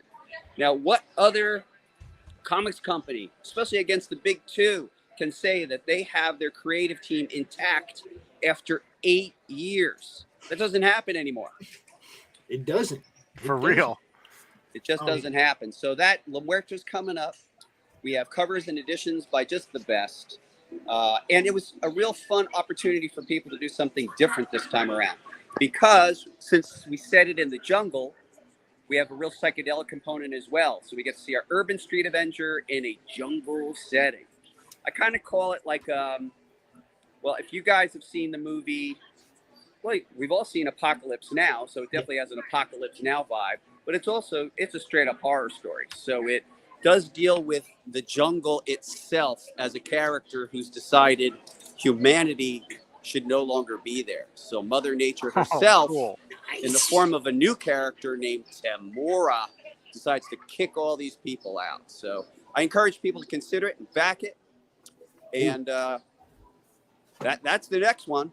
We just completed about a month ago the Lady Death Necrotic Genesis. Happy to announce we already got the books in. So we are doing our very extensive quality control process. We had another Kickstarter last year, Lady Death Majestic Statue. We promised to ship that statue in May. That's exactly what's happening. So beginning the week after next, our lucky 666 or thereabout backers are getting their statues sent in the mail. So that's just some of the things that are going on, Pops. I guess since you and I last spoke, the other thing that we've been doing is really concentrating on pushing our publishing schedule even further out into the future. So as you and I speak, I'm working on the plot for the story, the script, the whole thing for Lady Chapter 17 for next February. Mike McLean is writing La Muerte Chapter 9 for next May. And I've already done the basic breakdown of all the stories along with Mike for 2023 and beyond. So, Pops, you asked me the question. I had to answer. As usual, Coffin Comics schedule is packed. Coffin burst grows, yo. Oh, I love it, man. Thank By you, leaps Coffin. and bounds, man. No, dude, I'm watching you. Okay, you know we met long before the Madness and long before CromCon. You know, Yeah. I mean, we've been friends since, geez, 3 groups before that. You That's know, right. Brian was one of the founding members of the Madness when we started this group. He was one of the first people that joined, and I've watched Brian grow. Y'all might not think so, but man, I'm watching this guy's thing just continue to blow up and get larger and larger with each campaign. Well, Pops, when we started, I don't mean to interrupt. I apologize. When we started out of a spare bedroom in my house. We then graduated to 1 storage unit where we were operating the business on kind of like in a gray area there, and then 2, and then 3 before we went to our first building. So yeah, we've I mean this company is built from scratch. I remember. Oh, go ahead, Ken. When I met you once, Brian, when I was a teenager at WonderCon at Jack London Square. You had this small comic called Evil Ernie. Evil Ernie. And the booth was empty. The next year, I couldn't even get close to you because you released Lady Death, and all of a sudden, wha-bam! Like it was great. I mean, I love that stuff, man. It's so Lady cool. Death is a force of nature onto her own. Dude, yeah, who you know, I think she's part of the ranks of the great backup characters that became headliners like Wolverine and Deadpool. Yeah, I agree with that sentiment. Well, you're absolutely right. She started out purely as a guest star. I created her because I needed a motivation for Evil Ernie. And I was operating from the concept of behind every great man is a great woman. And I said to myself, what is Evil Ernie's idea of the ideal woman? And Lady Death was born. Now, I don't know if you've seen this or not, Brian, but Pops doesn't draw much. And he has to really love what he's drawing or the inspiration for that, because I've maybe drawn 9 or 10 pictures in my adult life. Okay. I just want to let you know you're one of those guys. Right on, man. It's the enslavement bracelet. Oh, great job. You did a great job on that, Pops. Wow.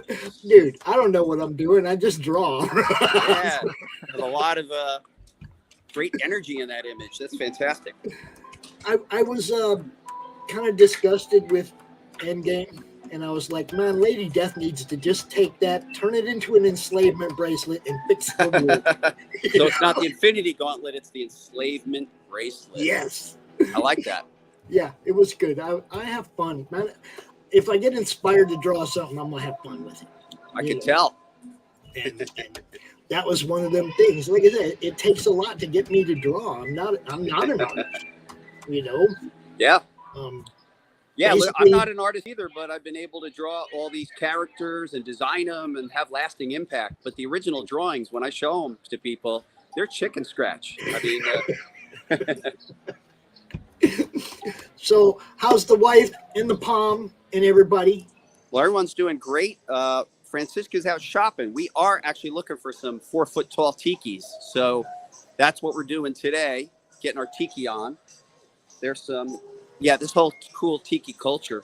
Let's see if I could, just switch around. There's literally, where I'm at here, perhaps 1,000 people dressed tiki style. Nice. Can we get a look at your Aloha shirt? I have a particular love of Aloha shirts. Yeah, so this is Brian Pulido's idea of Aloha shirt. Skulls and broken skulls. I love it. I am probably the only dude still wearing black here at this thing because it's all, those bright colors of like fruits and vegetables. Oh, and not only that, but it starts to get warm in Arizona, and it's like you watch people quit wearing black over like a 1 month period. Yeah.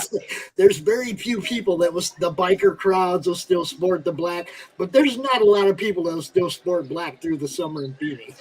That's true. I know I do. I know Jimmy Calabrese, Jimmy Coffin does. Yeah, we just do. Pops, I think I have one white t-shirt for the band The Clash, and I have one white kind of tiki shirt, and I think I only wear it once a year. Other than that, poor cool tiki folk. Yes. It's got to be the black vest. It's got to be sworn to the black hill. That's right. You have to be sworn. That's right. And I'm one of them people that was blessed to be sworn to the Black Metal Club. That's right. So, that John Boy Myers back there in my wall, just always. Oh, yeah, you always lucked right out. You got that number 13. That was really cool. I lucked out. I lucked out because you're a great dude. That's what I lucked out. Props, I promise you lucked out randomly. That's just the way I it know, is. but Yeah. I mean, if you weren't offering stuff like that to your backers, Yeah. look, we spent $24 on an homage cup. Yeah. Okay. Right. Look what you got out of it. Yeah, you know what I mean? It's like, and that's because you offer such awesome stuff as, just random giveaways. Not like you put that as an add-on and people have to pay for it. You're like, turbocharge. I remember turbocharge. And you came out with that black metal, and it was like, man. Well, I've seen some of those books go for upwards of $1,000 these days. Ain't nobody getting that one. And I always tease Tiki people puppies. too. Yeah, it's crazy. So by that logic, we give like $30,000 to $40,000 worth of books away each campaign. Yes. What am I thinking, man? I don't know. Well, our financial people still tell us we're profitable, so it's good. Dude, you're killing it, man. I mean, look. It's fantastic. Thank you. Like I said, you came out, you gave me the blueprint for how I was going to do this when I was promoting other people. Come out, be excited, sell their stuff. Don't come out here and be, or whatever. Right. It's like you got to be excited about what you're doing, what you're promoting. Yeah. And you kind of get what you give out there, right? If you give, if you're bored and you're to yourself, you're just not going to attract people. You got to be excited. Yeah, man, I watched you go out and power it up every time, every campaign. That's the name of the game. Everybody asks me, "Well, Pops, where do you get your energy?" I get it from him, yo. I get it from that guy right there. And that's true. Well, community's lucky to have you and your enthusiasm for new stuff. Dude, I love doing this. And like I said, when I first had, I remember when Emerald City went down, I was like, Brian, what are you going to do? Brian's all calm, and he's like, I'm just going to ship everything back to Phoenix and have me a sale next weekend. It's all good. And I'm like, damn, I had other friends that didn't have those kind of resources, and it was like, okay, what can I do to help them? Yes. CRoM was born. But you hadn't given me that little inkling of an idea, I mean, this wouldn't even have happened. Well, that was all born out of necessity because Emerald City Comic Con got shut down because of the pandemic. Francisca Pulido smartly was able to pull our palette of comics back before it landed at Emerald, because once the books landed at Emerald, no one got their books back for a while, right? Because there was the shutdown. So she smartly pulled them back, called up some online seller friends, some creator friends, and Pops, we put together 36 hours of content, live selling before it was common, and an educational component that ran the whole weekend, how to on this, that, and the other. And we were just doing it out of necessity. It wasn't even like a master plan. And we were really Frankensteining some technology that wasn't really ready for it yet. So we were on multiple platforms. It was very clunky. It was very weird. You know, now streams they're really solid. But back then, everything was just really by the edge of your seat. Yeah, I had no idea what I was doing. I came out here total boomer. Yeah. But I wanted to help my friends because not everybody had the resources that you had. You know, not everybody had that big of a fan base where they could just go sell all their stuff this weekend. You know? So we started doing this, and you came out that night, that for the final panel that night, and you really lent a lot of credibility to what we were doing. You and a whole bunch of other people. There were some great people, Keith Williams, all kinds of cool people that came out that first weekend. You know, and it's just been fun. I just keep having it. It just continues to be fun, my friend. So we're still doing it. That's the main reason to do anything, that you're having fun and that you could continue to do it. I agree with that. I like fun. I remember fun. Fun is good. Fun is what you make it. So things for me kind of grew too. I mean, this thing snowballed way beyond my personal ability to keep up with. Okay, my own intelligence to keep up. I didn't know nothing about where we were going. Okay, that little green troll turned into an actual character that is being represented in a book of his own now. It's like all this stuff happened, and not a single bit of it was ever planned. Yeah, and sometimes that's fun, you know, just like it's sort of like a freestyling through life. Why not? Dude, we created the madness, and then it just started like rolling downhill. And like I say, it without all these other people like Tank and Lee Reese and Morgan Quaid and Dark Gift, people making all the videos and all the stuff that we use. Yeah. These guys all just do that out of the goodness, you know. It's like Pops don't have no budget to pay people to do this and this and this. They do it because they get it. This is an event. It brings people to light, to be seen. Yeah, that's great. You know, without people like you, you know, it might not get to be as big as it has become. You know, and it might not get bigger without people like you, Mike Barron. You know, the meat of comics back in the day coming out and saying, "Hey, yo, we're still here." Yeah. You know. Yeah. Because mainstream kind of let everybody down. You know. Well, mainstream's mainstream. What can you say? It is what it is. I think they have some good books. It's like anything. I think in comics, probably the best comics on earth are being published right now. It's a great time for comics, but you got to look. And yeah, I mean, the big two as a complete product line. I couldn't read more than, you know, there's a couple that I really like and adore and enjoy reading, but not the entire line. No. And look, at another level too, like I'm a 60-year-old guy that's been reading comics since he was 13. I don't know that the big two is made for me anymore, because I think it does change and it's for different generations. So I get it. You know, right now, as far as mainstream, I'm still reading Avengers, written by Jason Aaron. And I follow most of what this guy Jason Aaron writes because it's very exciting. It feels fresh. He is not invalidating the past, but sometimes he is kind of messing with it, but the way he messes with it is really fun. Right. So yeah, but I kind of like the Savage Avengers. I thought that was a good line. Yeah, Savage Avengers is cool. I like Secret Avengers because Capt was the leader. I just like that they brought all the characters that they were kind of shunning to one book, and that book was successful. I was like, well, it's kind of smart. Conan, and you know. Yeah, I love the idea of Conan being in the present. It's the coolest. I love that. Same with the Freak Brothers. I'm glad that they brought them to the present too, right? You know? That's funny. Have you seen that show? I haven't. I hear. Is it on? I know. Yes, it's on Tubi. I think it's on Tubi. Oh, okay. And you can watch like 5 episodes. It's hilarious. That sounds great. It is hilarious. They bring them to the future, and they're still them. Oh, that's wild. Oh, that's funny. You Yeah, know, I don't think I have Tubi. I'll have to look into it. Oh, it's great. I think there's some. You might find it on YouTube too, but I mean, I've watched all 5. I'm digging it. Woody Harrelson, come on, you know. Oh, he's in it too.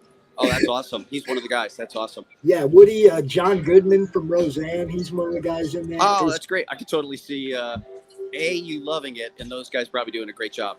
Oh yeah. Oh yeah. I mean, that's Underground is kind of my.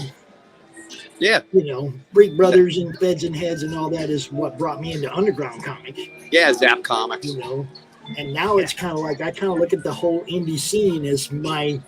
This is where I draw my stuff now. You know, this is where I draw my love from.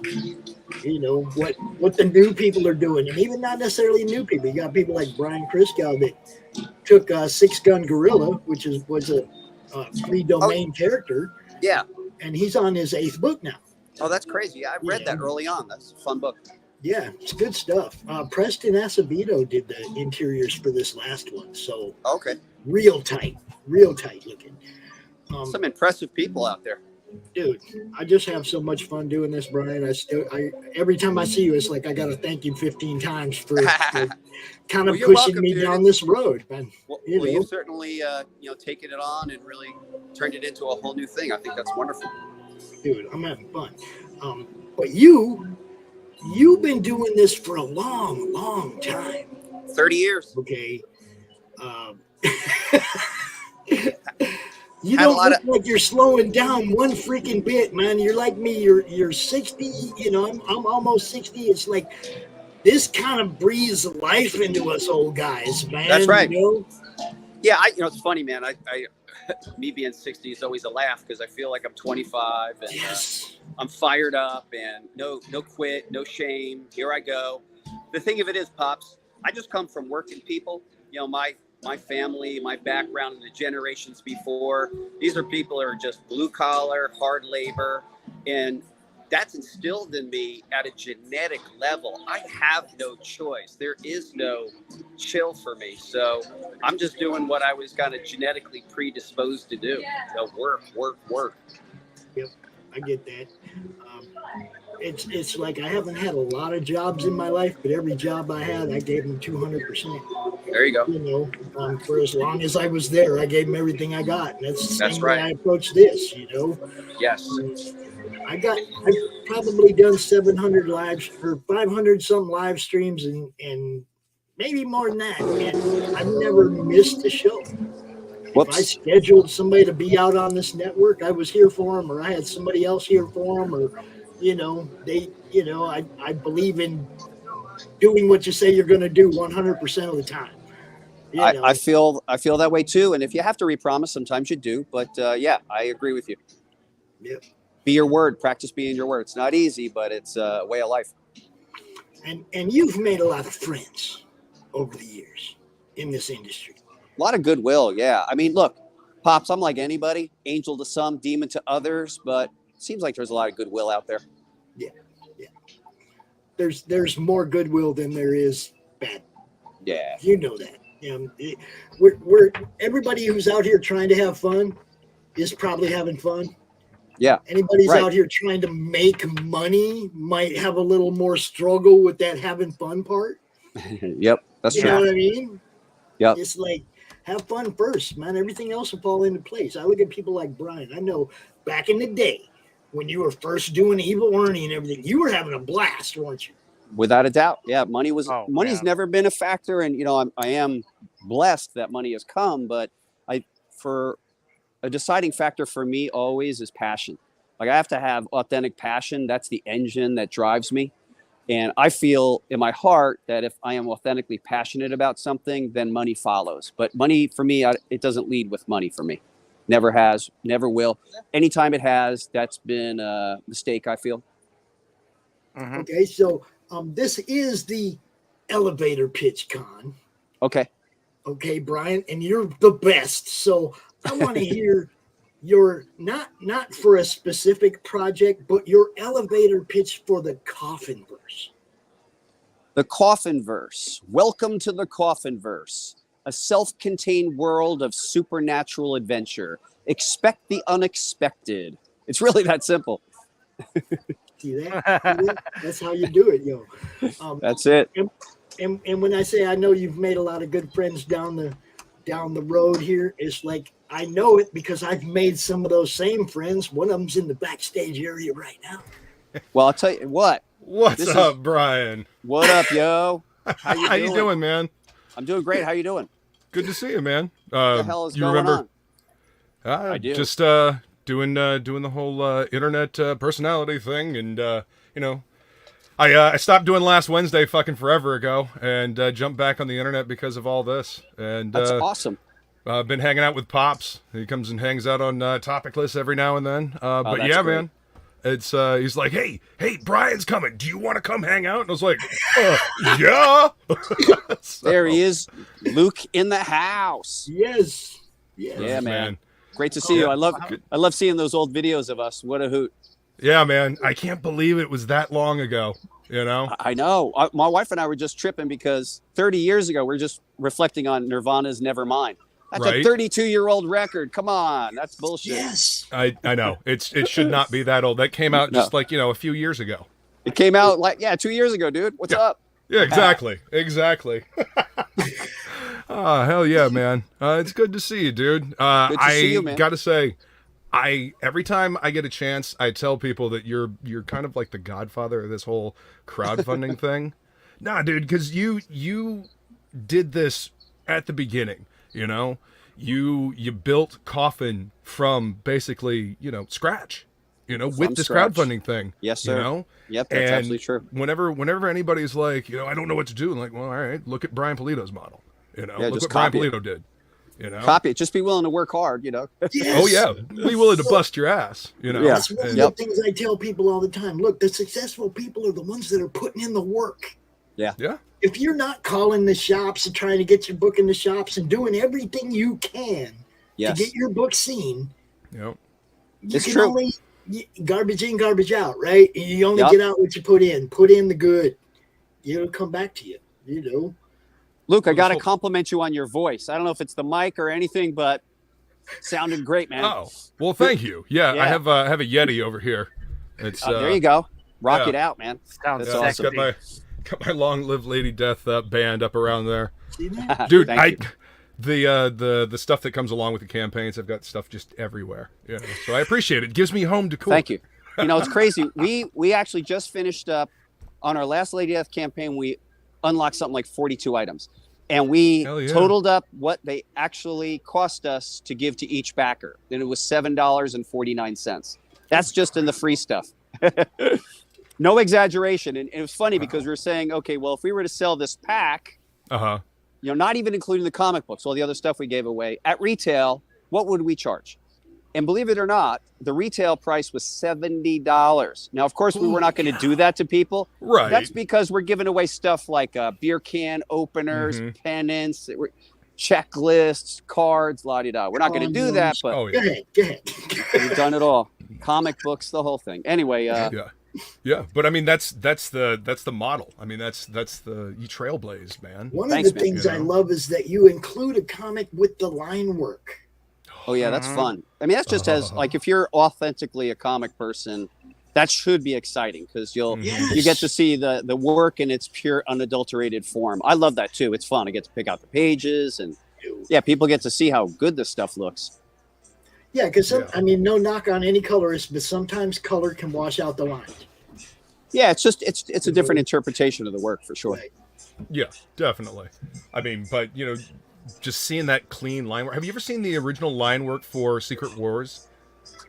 I haven't. Okay, I do a show called Do You Even Read with a friend of mine named Ink Spots, and we went over Secret Wars. He was not happy with the way the book looked, like as we're going through the trade, right? We went through all 12 issues. They have the pencils, like I guess somebody photocopied the pencils or something like that. Wow. And they put the thumbnails of them in the back. We went through and looked at all the pages.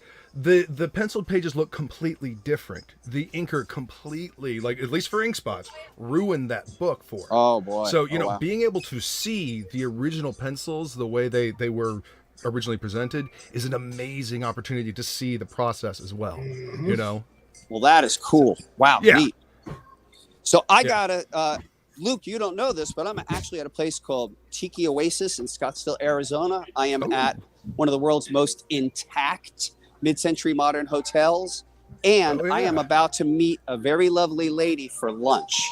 Oh, so well, that I would hope be you have my a significant other. But yeah, you get Yeah. a little sense of what this place looks like here. It's check it out. It's a lot of fun. But anyway, Nice, dude. I want to thank you for the opportunity to be on today, and You man, I can can't thank come you out guys here enough. anytime, Brian. Anytime you got something to talk about, you want, or you're getting ready to launch something or whatever, you hit me up. We bring you out, man. That's, you know, we do thank you. weeklies and everything now. It ain't just a monthly event anymore. So yeah, you're welcome to come out anytime, my friend. Well, right on, my man. And Luke, great seeing you, man. You guys stay out of trouble. You as well, man. I cannot thank do you my enough. best. You guys You been have great. a blast, man. Say hi to your queen for us. Will do, man. Thank you. Great to see Later, you. brother. Great to see you guys. Thank you. Bye. Peace. How cool is that? Dude, that was awesome. I haven't gotten to talk to Brian in a long time, man. Thank you, Pop. I haven't seen him in since Lady Death came out. I'm so excited to meet up with him. Like I first met him at the beginning of his Did you career. get to show him something, Luke? I did. I totally spaced out on no. talking to him, and I forgot to show him this. Oh, dude. Yeah. He's probably still watching. We can hope he's still watching. Check that out, Brian. Once I finish inking it, this is a scanned copy of the pencils. Here you can see the original of the pencils. But I really liked the pencils, and it got a little thin over here, so I figured I'd go ahead and just scan it in and then ink a copy of it. So once I get this done, I'll post it, and then feel free to post it in the actually, I'll just post it in the Madness. Shit, I'm part of the Madness. Yes, you can do. So yeah, I just forgot, you know. I forgot to show it to him because I was just, man, you get talking to him and you're like, man, I'm just so glad. you know, I get whenever to talk to him I again. get a chance to hang out with Brian, we usually just end up talking about music, you know, like just what are you listening to right now, you know, and it had we continued talking long enough, that's where it would have gone. Oh, you know, I'm and sure. it's sure just it would. I mean, you know, he brought metalheads up get together, we Nirvana start right away. talking about shit, you know. He brought Yeah. up Nirvana right away. So yeah, I know where that would have gone. And Oh yeah.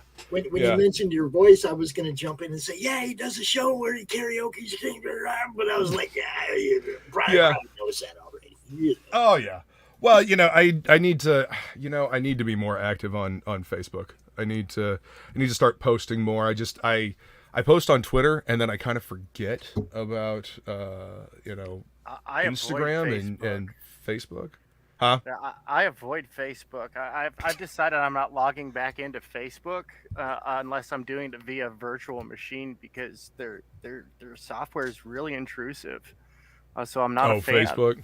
Yeah, dude, they start live scanning like a lot of info that it's like, wait a minute now, but you agreed to this. Oh no, thank you. I'm gonna flush that one. Interesting. Yeah. And that's why we keep it Madness and we keep it comics, and I don't do a whole lot of personal anything on any of them. Yep. You Yep. know? Keep it business and you're okay. Yeah. I mean, memes and you know, pictures and stuff like that. I mean, just like you said, business. Yeah. But Luke, what's up, Luke man? has shows. Luke has a network. We needed to drop some links, bro. Oh yeah, I've got a website. I got all kinds of stuff going on. So, speaking of music, also what are have you a listening list, to these so you days, can- man? What am I listening to these days? Let's see. I've been really enjoying this this new death metal band called Devil's Reef. Their Okay. theme is like deep sea, like Kraken, you know, Cthulhian. So like Ailstorm horrors. but death metal? What now? Like Ailstorm but death metal?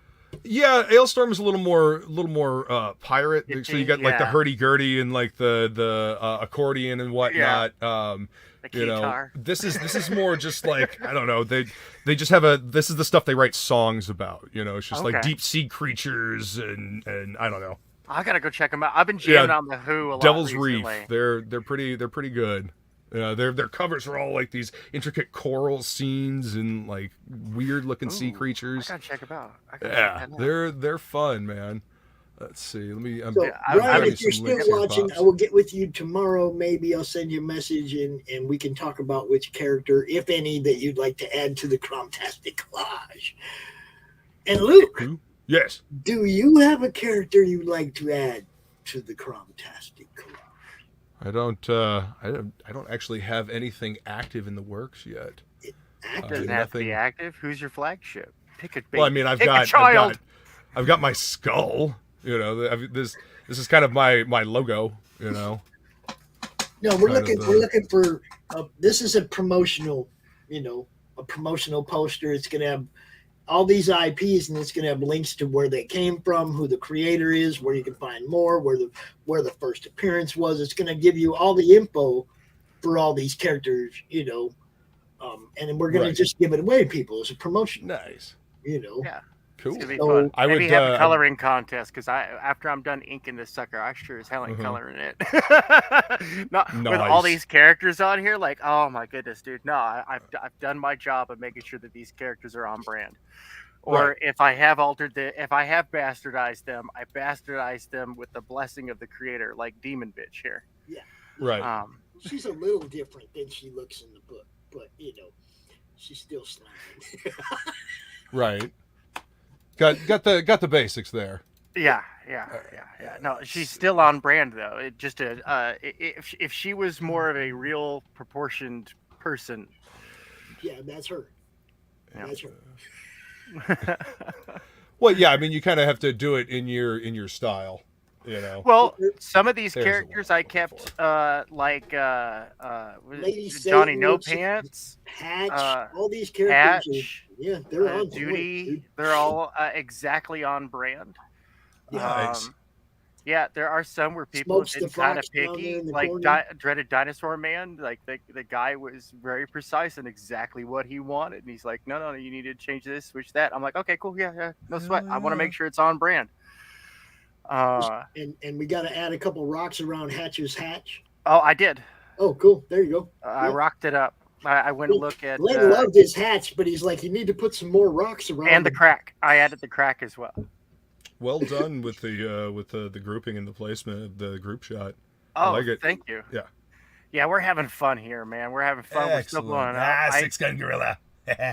And Pops, look, I put in 21. I put Blackjack right there. Oh, right? there you go. So yeah, I started penciling her in. Blackjack, that's good. She's going to be here in the Enter the Cromniverse, one of the stories in there. Cool. Y'all have seen me. I'm starting to put some colors to a couple of pages here. This is where CRoM comes into being. He can travel through the internet and pop out through like your internet. Well, since she's a cyber droid, basically a cyborg android, right? That's right. Simple. So you can pop There's out a the lot side of of her science. head. Oh no. And so that's where her internet connection is the external hook pickup is in her ear. And so she's hearing voices as he's trying to come in. Hey, let me out of here. Hey. This ain't easy for me either, Toots. Oh, God, I hate this. And then the next page, he's like, you ever get out of the pool too fast? It's a little cold out here, isn't it? Yeah, and then he smiles because he's gonna race her down the mountain if she can beat him in the avalanche. She's like, what avalanche? And of course that look on his face says everything. Because when you turn the page next, it's going to be him kind of like the iconic Silver Surfer coming at you pose, but trailing his snowboard is the avalanche. So yeah, and it's cool. I've grabbed a pose from the U.S. I forget her name, but she's like the U.S. like the second. She's in like the top 3 of the most gold medals won in a single Olympiad.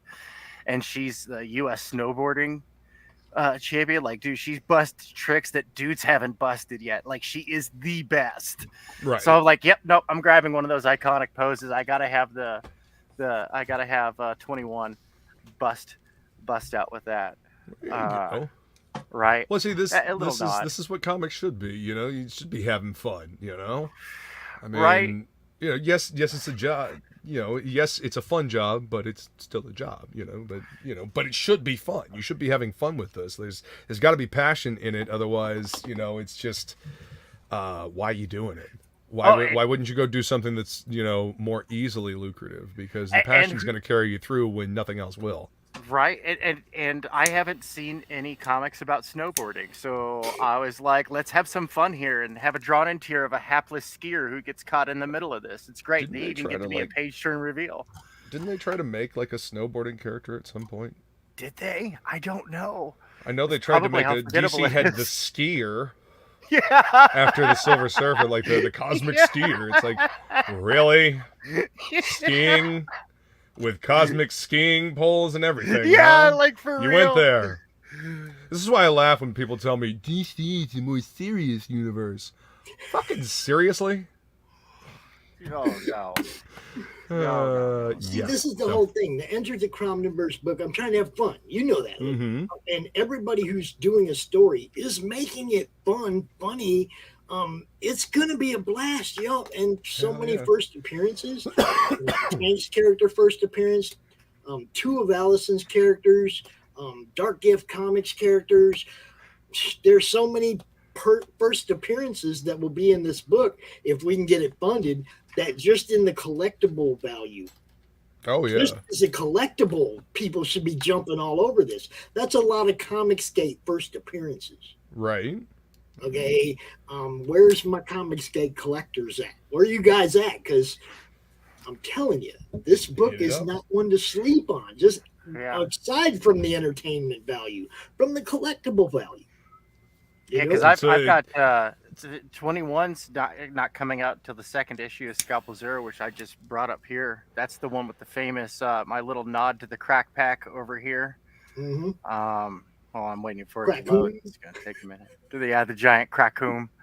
I managed to fit crack and coom into an explosion sound. The normies think it's a great explosion sound, and the crack pack says "bow."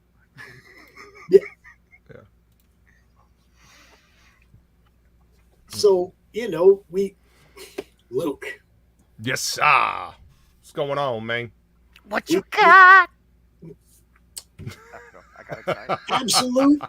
Absolute 2. Oh yeah. I did. I mean, it's actually been a busy year. I got shit. Where did I put them? I have a stack of cards from Matt Burke for Butch Cleaver. I did a card for that, and let me see. Yeah, I've got my Absolute Book 2 stuff right here. As a matter of fact. Yeah, buddy. You can see the stickers and the cards that I did. Luke isn't just a pretty face and a pretty voice, yo. Right? Right. I do try to actually do something of value as well. Creative, not just be Let's see. Let me. That's crazy talk. Off. There we go. This is the Samurai Priest from Absolute Book 2, and everybody got this sticker and the Envy sticker. This is all pencils, inks, and colors by me, and all this is hand lettered on this Envy sticker. They printed out really good. I think he said he did use sticker mule on these. But yeah, I was going to say that looks like sticker mule's work. It's good bordering, good die cutting. Oh, it's nice, great. thick, and solid. I have an Indicron, like one of those hollow foil stickers on the side of my computer, and I absolutely love Sticker Mule's products. I've received a lot of Sticker Mule stickers in my stuff that I've backed. Oh, I love it. Yes, trading cards. Yep, and this is the Ratam trading card that I did. This is pencils and inks by me, and then colors by Jason. So when are we going to get a Death Metal Hero comic? Oh, dude, I am working on I'm working on several stories. Actually, my biggest problem is my inability to fucking focus on one. So having a conversation with Matt Burke, after the last time he came on for What's in the Box. You know, we were talking about comics and talking about creativity. You know, I love talking to creatives. That's one of my favorite things about being in this scene and being able to do these live streams is talking to other creatives about the process. You know what I mean? How they see things, how they work on things, how they tackle certain, problems that we all encounter. You know, time management being one of them. And I was talking about how, I can't seem to focus on one. And he's like, dude, this character, this character that I'm using for Dice Dames and Dudes right now. See, I love that character, dude. It's Kronos D. Smith, the death metal hero. I created this name a long time ago, like 2009, because that's when I created my Twitter account. Actually, I had this idea in 2006, but I took the Twitter handle and everything else handle just because, I wanted to I knew I was going to use it eventually. And, I've kind of morphed into, I guess, a version of that character. So, yeah, see, there you go. Look like a ranger. Elven ranger. You're muted, Pops. I don't know if you know that. Yes. What's up, good stuff? Pops, the half-elf ranger. Half-elf ranger, yes. That's nice. In one of my early D&D, I was a half-elf rogue. Remember EverQuest? What? Do you remember EverQuest? The game, the MMORPG? Yeah. Yeah, the god Tanari, right? I had a backstory for my character, and he was like a distant nephew to the god Tanari, and his surname is Tanarian. Mm-hmm. We had a whole backstory and a blog. All the people in our guild we had an ongoing storyline. Oh, It was crazy. EverQuest was live, dude. That was a killer game. I loved it. Oh yeah, it was one of the early ones too. Yeah, it was one of the first times that you could actually do that. Open world, man. You didn't have to go do anything. You could go sit by the lake and fish and drink. It was. Mm-hmm. Yeah. Yep. And again, they were just figuring things out with the open world too when that one first popped up. The thing I loved about it, no two people had the same experience playing that game. Mm-hmm. It wasn't like you go follow the storyline and everybody does the exact same thing. It was like anybody you could go do anything anywhere. Choose your own adventure. The ultimate choose your own adventure book. Except you're playing a video game. See, See, you had to bring up video games. Like, I really, really, really want to play Elden Ring, and I have it. I bought Elden Ring. It is sitting on my computer, and it is taunting me. But I have work that I need to finish, and it's work that I love doing. But I cannot wait to dive into Elden Ring, and I'm actually thinking about doing some either live streams or doing videos of my playthrough of Elden Ring. Just because video games is one of those things that I've always loved. Like comics, video games, and death metal has always. Ooh. Is that Caitlin Fairchild from Gen 13, or is that She-Hulk?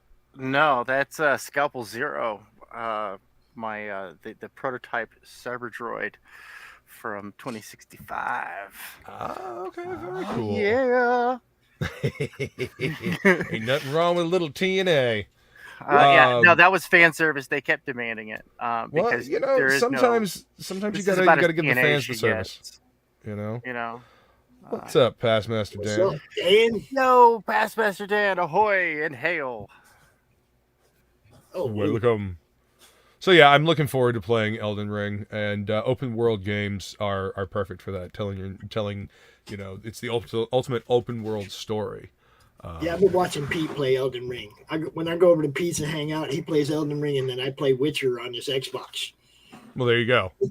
Because I like Witcher, so I see he had Witcher 3, and I was like, all right, well, since I watched the first two seasons already, I had some idea what was going on. I can jump in. Going through withdrawals, man. You got to help me. Nice. No, The Witcher 3 is a good game. I haven't finished it. I mean, I haven't gotten terribly far into it, to be fair, but what I've played of it, I liked. Oh, I like it. I'm having fun. I'm only like level 12, only in the still chasing Siri around type. Right. But Yeah, he's I mean, spent it's an awful fun. lot of time And if chasing you Siri watch around the that game. series, you get to fit yourself into, you know, the storyline in a little different way than just picking up a video game. You know, the TV show Right. that you can actually get some basis for how people really act and, you know, stuff like that. So Sure. a lot more fun. No, I love the voice acting in video games as well. You know. Yes. Yeah, Yes. I actually sent in. I don't know if you guys saw Woodrow put a call out for people to put voices in, read some lines for him. So I sent him some stuff. A few different takes of the line and whatnot for this thing that he's having Pedro animate for him. So Nice. it's gonna be pretty rad. It's gonna be pretty rad. Yeah, Pedro's killing it. He's all over the place, tearing it up. Oh yeah, I'm proud of that dude.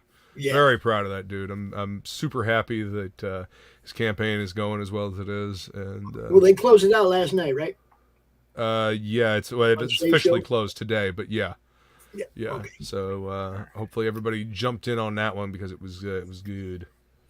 I did, and you know I'm a broke ass, so I don't get to do that much. I always hope. Yeah. I always hope that people back these campaigns because there are people like me that want to see these products go to market. Mhm. I stopped by Crusader Comics here in Lancaster, California, and I love that place because the indie is front and center. They got all the statuettes, they've got the lead titles from the big two. But Right. it's mostly like indie because some of these indie comic companies I'd never heard of, but I yeah. recognized the IP because I was like, I remember your Indiegogo, I remember your Kickstarter. Hell yeah, Holy man. cow! You flipped the script, baby. Love it. Fuck yeah! I mean, that's one of the things I wanted to bring up while Brian was on because I know he's busy, but whenever I start talking about this scene, it reminds Mhm. me a lot of the black and white scene from the 80s and going to conventions, because you had to put the fucking legwork in. I remember reading stuff about Drew Hayes. God, I would love to talk to Brian about Drew Hayes because he actually knew Drew. He wrote the intro to one of Poison Elves' volumes. Yeah. I never got a chance to meet Drew, but Poison Elves is one of my favorite, if not my favorite, indie comic book of all time. Just the dark humor, the artwork, just the story. Drew himself, I mean, he was a fucking hell of a character. Well, it was in because his own right. it was because of guys like Brian Pulido and Danny Tucci and Evan Dorkin. Sorry. Yeah, no, he has an alter ego, Danny. Yeah. Yeah. Yeah. No, Brian, Billy Tucci's, Billy, yeah, sorry, yeah. all, Jimmy Palmiotti, all these dudes. I would go to a convention. I interview them. I talk to them. They're all great guys. By the time I was 15, I had already made a 4-issue miniseries that I printed myself, and I went all around the San Francisco Bay Area selling it to comic stores. It had a 50-cent cover price, and I sold it to them for 20 cents. It cost me 10 cents to produce it. And over the 4 issues of this terrible satire on just how everything was over exaggerated in comics that day, with terrible art from a 15-year-old. I sold 500 copies you had of a that, dream man. And you were hungry, and that's what this is. Yeah. That's originally what this industry was built on. Yeah, and it was because of It's the things like indie Comic scene. Comics, Slave Labor Press, Right. and stuff like that, dude. Slave labor press. Well, I mean, ash cans. Ash cans were originally they were slapdashed together quickly. Yeah. They were photocopied. Fold an 8.5 by 11 piece of paper in half, and you got the perfect size. And sometimes the Xerox machine would be a little heavy on the toner, and it would stick together a little bit. Yeah. I mailed off these ash cans to all the stores. I looked them up in the yellow pages and in the Mhm. white pages back in the day before the internet, and I mailed them the ash cans, and which were just really crummy. I cut them myself. I stapled and folded them myself. They're terrible Right. quality.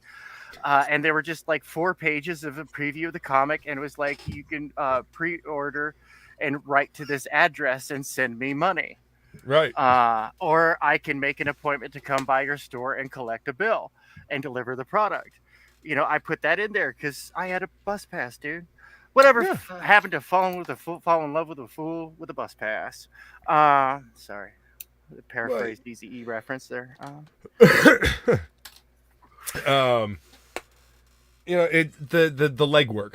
So before the internet, you had to put in the legwork. You had to look up the stores. You had to call them. You had to send them stuff. You had to make stuff. You had to put out effort, energy, and money. Ahead of time. Yeah. Now, all you have to do is put out effort and energy and show that you have something going, and you can generate revenue. You can get people interested. You can talk to people. Like I can meet. This is a panel. We are sitting on a panel right now. The people watching the live stream are watching the panel. That's what this is. It's a CromCon. It's a convention. This is no different than sitting in a panel room with them sitting up there. You can ask questions. You will be heard in the chat. Yeah. I mean, you have about as much chance being seen and heard in the chat as you do in a large panel with the bigger, celebrities or artists that you want to talk to anyway. Yeah. This way, at least you can actually see them and hear them without, interruption generally. Yeah. One of the things I love about this is that if you stand in line to talk to Brian Pulido or to talk to one of these big names, you stand in line to get up to their table, right? And then you get a minute or two. Yeah. A handshake, a photograph, and an autograph. I mean, unless you start talking about metal with Greg Capullo. There you go. Right. Yeah. I'm just talking about the guys who have a crowd. You don't get you don't get a lot. Well, of time. I mean, there was a crowd afterwards, so yeah. Time too, yeah. But when I started doing this, it's like right away I got to hang out and talk to people like I'd never get to at a con. Right. Never, oh yeah, and actually get to have a conversation with them. Right. Where they don't feel rushed. They don't feel like they're gotta go. I mean, because generally speaking, there are exceptions, but generally speaking, people are at home. They're in their, I'm in my studio. I have my drawing board right here. I got cats by my feet. I've got coffee. I'm good. And, yeah, cats. Well, I got a cat over here, and I got one in the window over there. Okay. Yeah. Okay. I don't think I've ever seen your cats, Luke. I've seen everybody. Oh else. yeah, they used to jump on the back of the chair and stuff like that. I have 3 cats. Okay. Yeah. Yep. One that was mine, and 2 that I inherited from my dad. I understand. Yeah. No, they're all good kids. They're all good kids.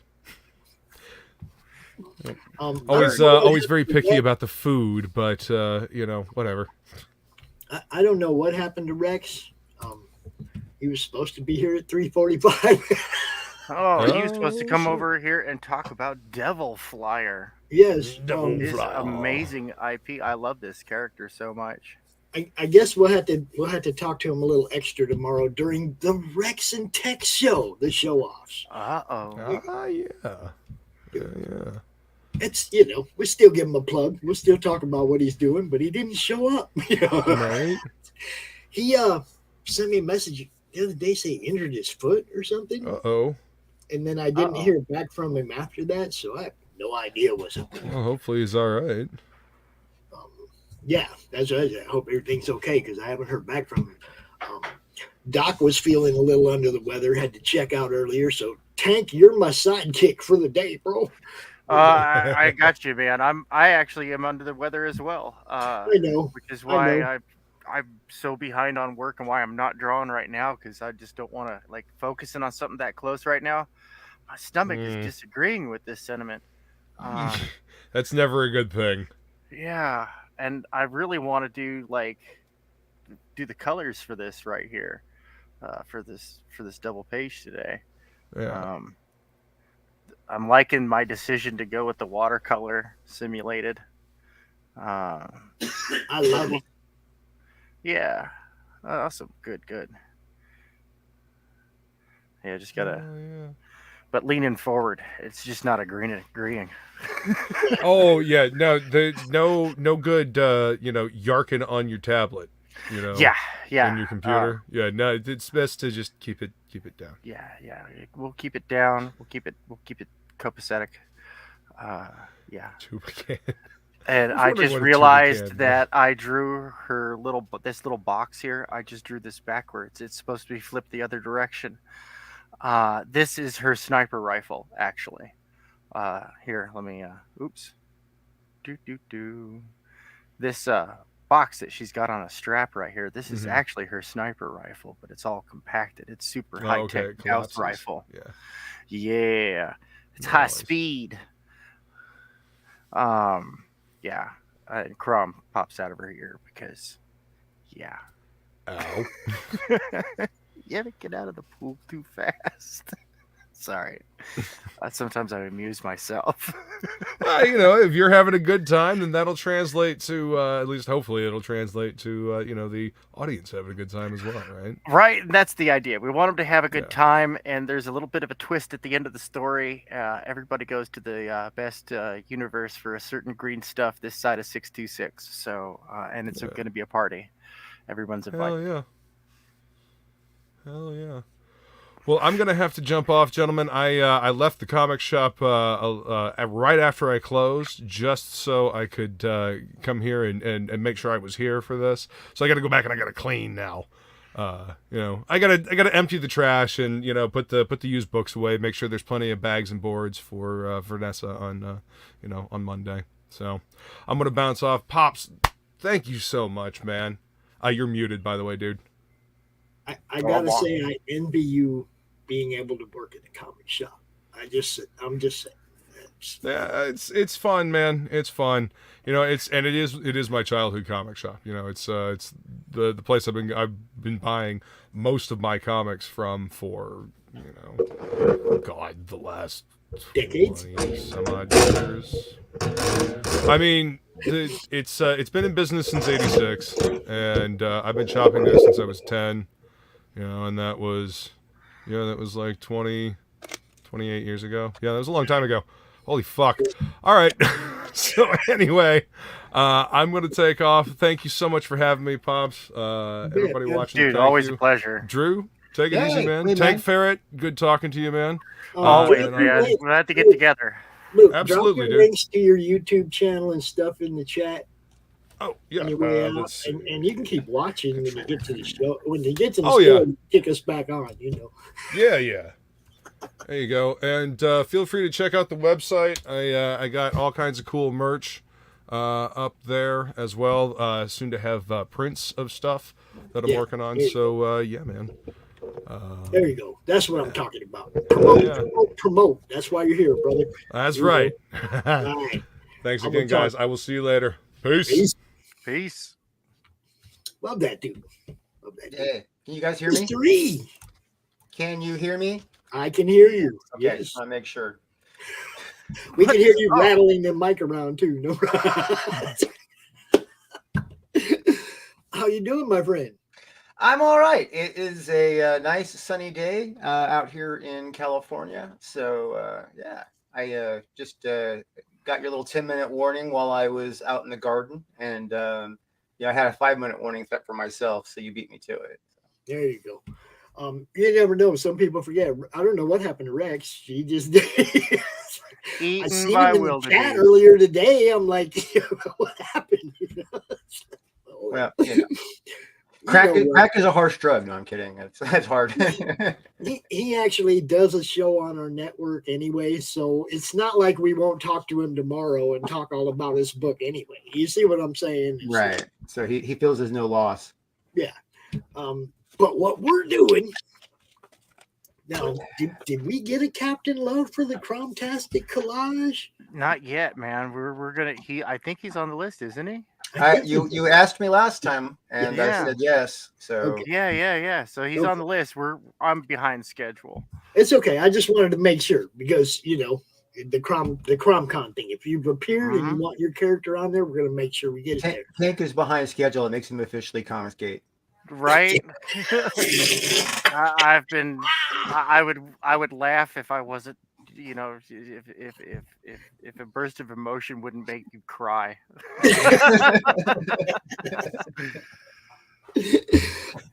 So, Drew, how you doing? Yes, I'm all right.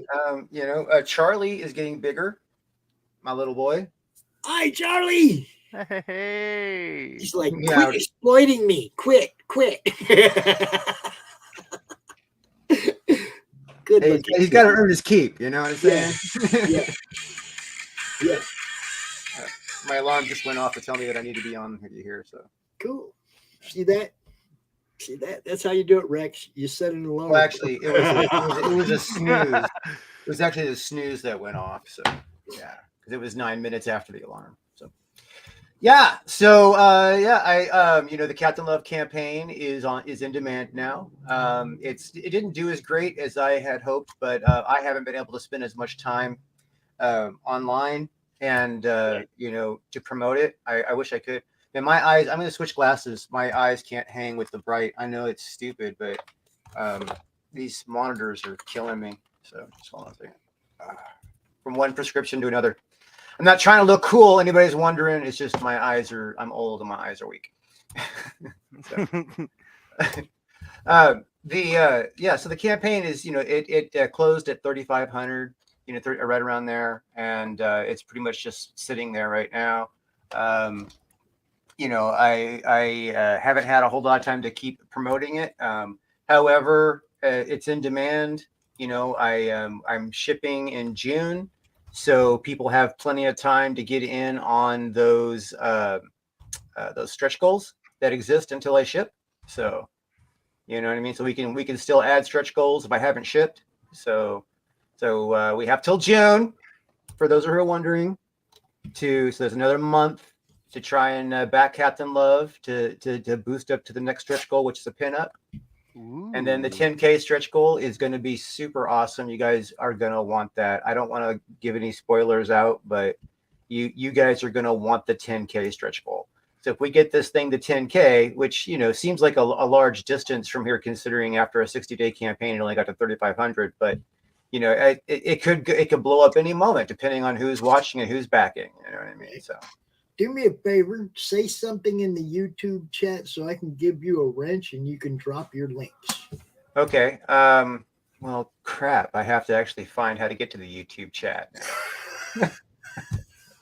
All part of Pops' evil plan. Right. I'm subscribed. So let me just do It's this right one. there, bro. It's right there. Oh, wait, what? You gave it to me? Hold on. I just dropped it in the chat. Oh, okay. You dropped it in the chat. I was looking. You're not watching YouTube. That won't help you a bit, will it? Okay, there it is. All right, so just say hi in the chat. I'll give you a wrench. That way you can drop your links and stuff. Anytime you see us out here, you just pop in the chat, and that's why I give everybody a wrench. I want you guys all to be able to drop your links. No matter what show we're doing. All right. Promotion is king round here. What if anybody's going to know that reference? Nobody. All right. Let's see. Yep. He can see us. See? There you go. I see that guy. Oh, you've already got a wrench, dude. Just drop your links. Oh, do I have a wrench? Yeah, just drop your links in the chat. That way everybody can find you. Keeps it easy. That's why I do that. Give everybody a wrench so they can promote themselves. Sometimes you have to do that, guys. You got to get out there and stick your face in front of everybody and be seen, Captain Love to the rescue. See, every time I hear it, it goes right to that. Yeah, well, since you're doing that, maybe we should share the screen and let it fly, huh? Yeah, let's do it. Yeah, let's do it. So let's do the short one because everybody's heard the long version. So let's see. Let's see here. Share screen. I keep sharing video. Now you said this is going to be in demand for about another month. Yeah, at least.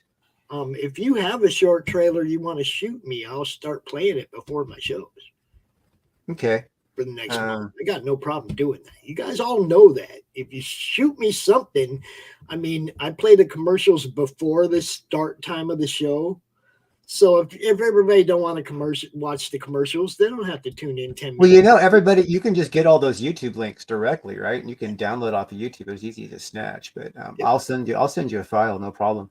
So, you know what? I think I have to share this again because I didn't share audio. Hold on. I'm a boomer, Drew. I can't pull nothing off nothing. You're a boomer. All right, I'm gonna have to unshare and reshare this because I didn't share audio.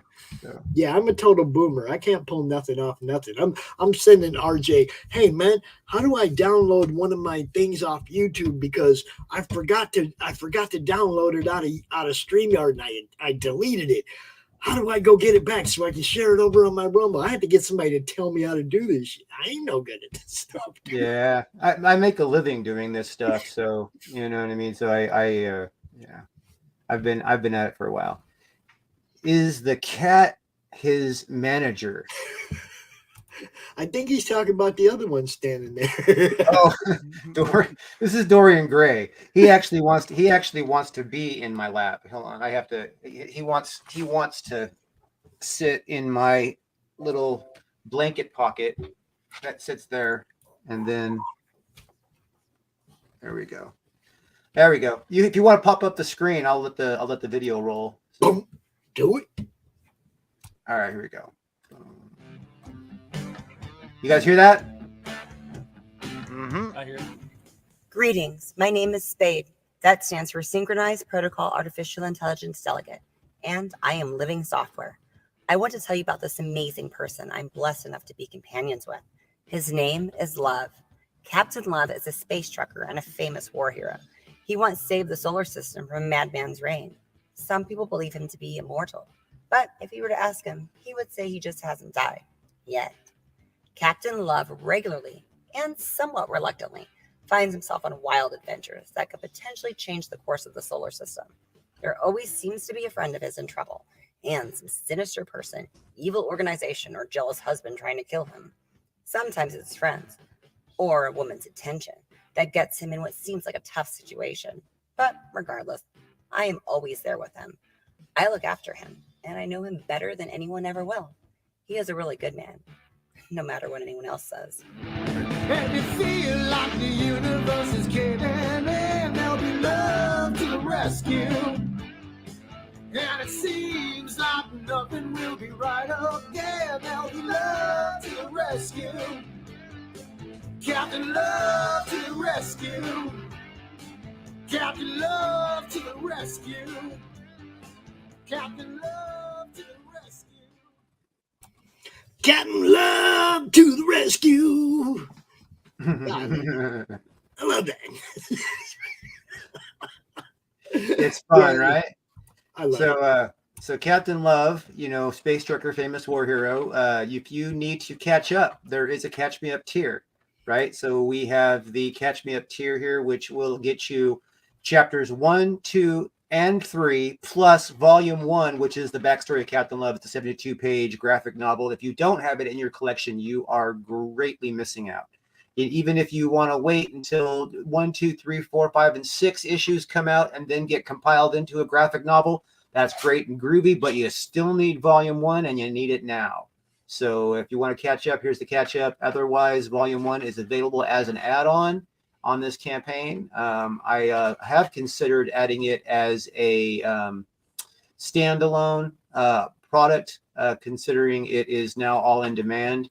I just haven't made up my mind yet on that. What do you guys think? Should I do it? Should I add it standalone? Like now that it's an in-demand campaign, should I put everything standalone? Mm-hmm. Okay. You got to make money, man. Any way you can be making yourself some money. It takes you a little bit of time. Making money is the primary goal, obviously. So it doesn't cost you anything to do that. So go ahead and do it. You are correct. Make you something. It doesn't cost you anything. It might make you something.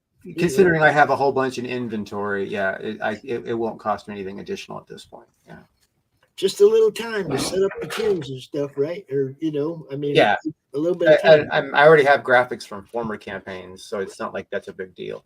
But the so I'll probably do that. I'll probably put everything as a standalone. So at this point, I'm going to yank off the statue because nobody bought it. So if you want to get a statue, you get it right away, or you're going to have to DM me because and I'll get you a link. But yeah, I just don't like having that big fat 0 sitting on my campaign, so I'm going to yank those. Okay, so Drew. Yeah. A big name publisher comes to you. Okay. And says, I kind of like what you got going on here. Okay. You got 1 minute. Does he have nice? Does he have nice? Wait, hold on. You got to tell me. Does this publisher have nice titties or not? We're not even going to go into how big or anything. Let's just say it makes a difference. A prominent publisher calls you up one day, and he says, "Hey, Drew, I really like what you got going on here. I'm going to give you 60 seconds. Tell me why I should put you under my banner." Because Captain Love is an all-around original character that is enticing, intriguing, and fun. Plus, it's got a great, catchy theme song. We're not selling the music, Drew. We're selling the book. Hey man, when it spins off to a cartoon, the music's going to be really relevant, man. So. When it spins off to a cartoon, you got to get me to do the voice in the song, okay? Pops in legal circles, that's called the Chewbacca defense. Look at the theme song. Listen to the theme song. Yeah. It'll be on the next release of this. There you go. It's your one-way ticket to midnight. Yeah, there you go. There you go. I would actually love to have Captain Love under the heavy metal banner, because heavy metal is what I grew up on. That was my #1 reading choice of comic magazines, was heavy metal. I would absolutely feel honored and privileged, even though some of the people writing for heavy metal right now are not my favorite writers. But you know what I mean. But I would be honored to be underneath that heavy metal banner. Have Captain Love be a heavy metal character.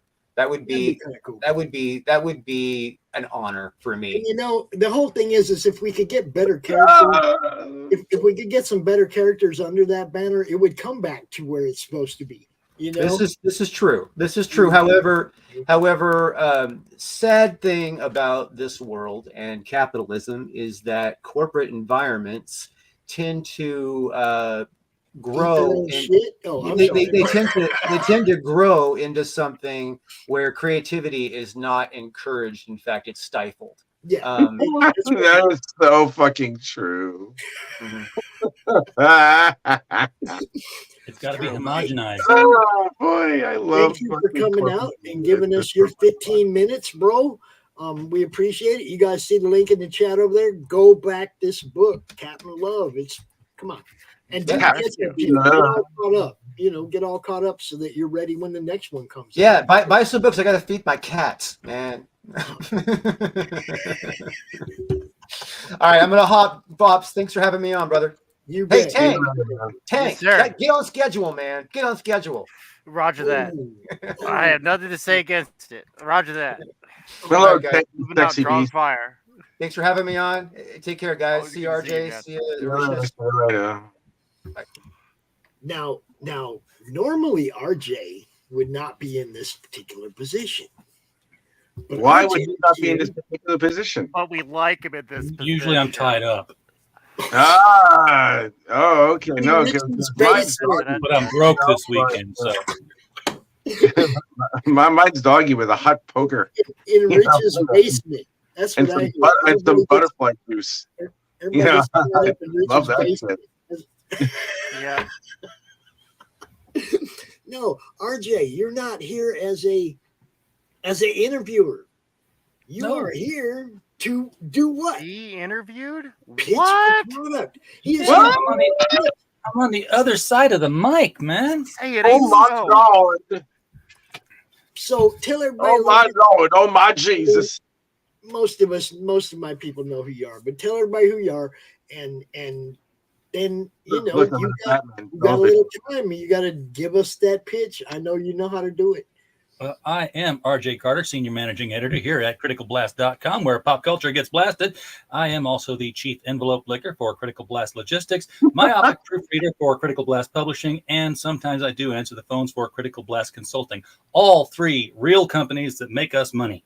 Not as much as others, but they are out there, they are real, and we are growing. So, oh, wow, I'm getting a nice... Look at my monitor and my glasses. This is crazy. Unfortunately, I moved the monitor through the screen. So today we're talking about Critical Blast Logistics. This one right here. Got the logo. This is, but no pops. This is the logistics logo. This actually says Critical Blast Logistics under it. Oh, that's my nipple. I still like to give it the blood. The word on the street is that projects with that logo have this high consumer confidence because they get delivered on time. Well, they do get delivered on time. If the creators work with me and everything flows correctly, by the time I get the books, 3 days later I don't have the books. We have a 3-day turnaround with the data, the packaging, and the mailing it out. Because we've got a process, we've got a system. Now, because RJ has a great system. That's why. Well, RJ has, been programming computers for 35 years, and all in databases. And I built my own that runs this business. And it takes your Kickstarter data and your Indiegogo data. And if you've seen it before, it's not pretty. Somebody buys add-ons, somebody backs it 2 times, 3 times, 4 times. Well, what we do is we take all of that data and we just say, okay, Joe bought a book, Joe bought a poster, Joe bought a doll, Joe bought a pillow. And it's just one for each row. And then we do the opposite. We say, Joe bought a book, a pillow, a doll, a poster, all in one row. What do we do? Even from like multiple campaigns, I hear. Yes, we can actually merge multiple campaigns together. That is to say, if you had the campaign on Indiegogo and then you had it on Kickstarter, which is what Thin Blue Line did. We took all of their data and put it into one. But that allows us to say, okay, you're going to see Joe's name one time. And you're going to see everything he bought sorted in alphabetical order in a row. Why sorted? Because guess what? We're going to sort it again. And then we're going to see that Joe and Bill and Tom all bought the same 5 things.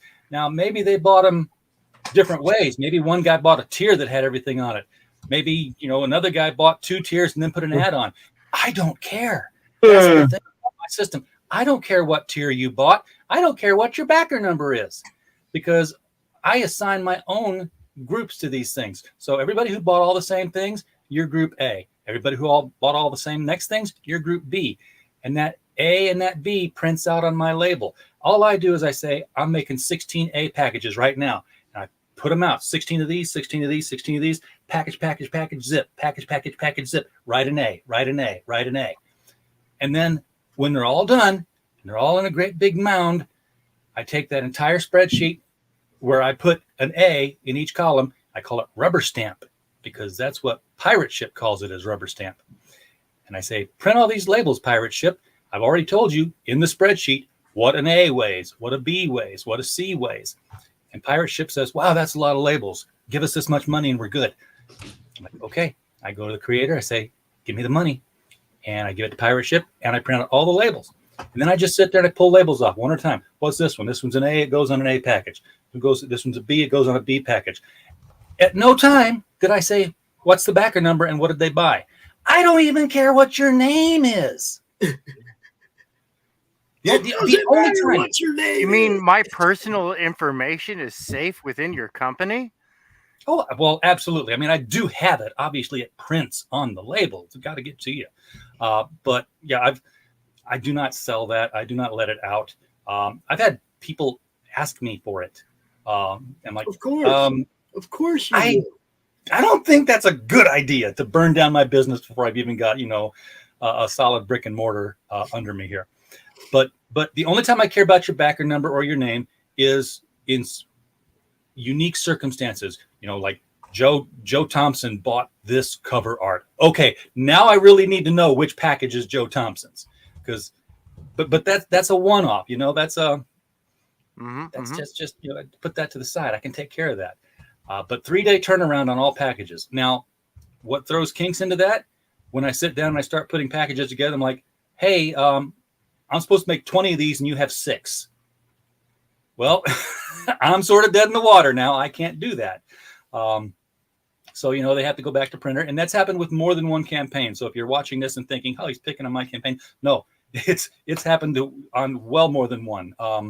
Because, sometimes you miscount things. Or, you tell the printer, here's what happened with one. They told the printer to send 200 of one book and 60 of the special one.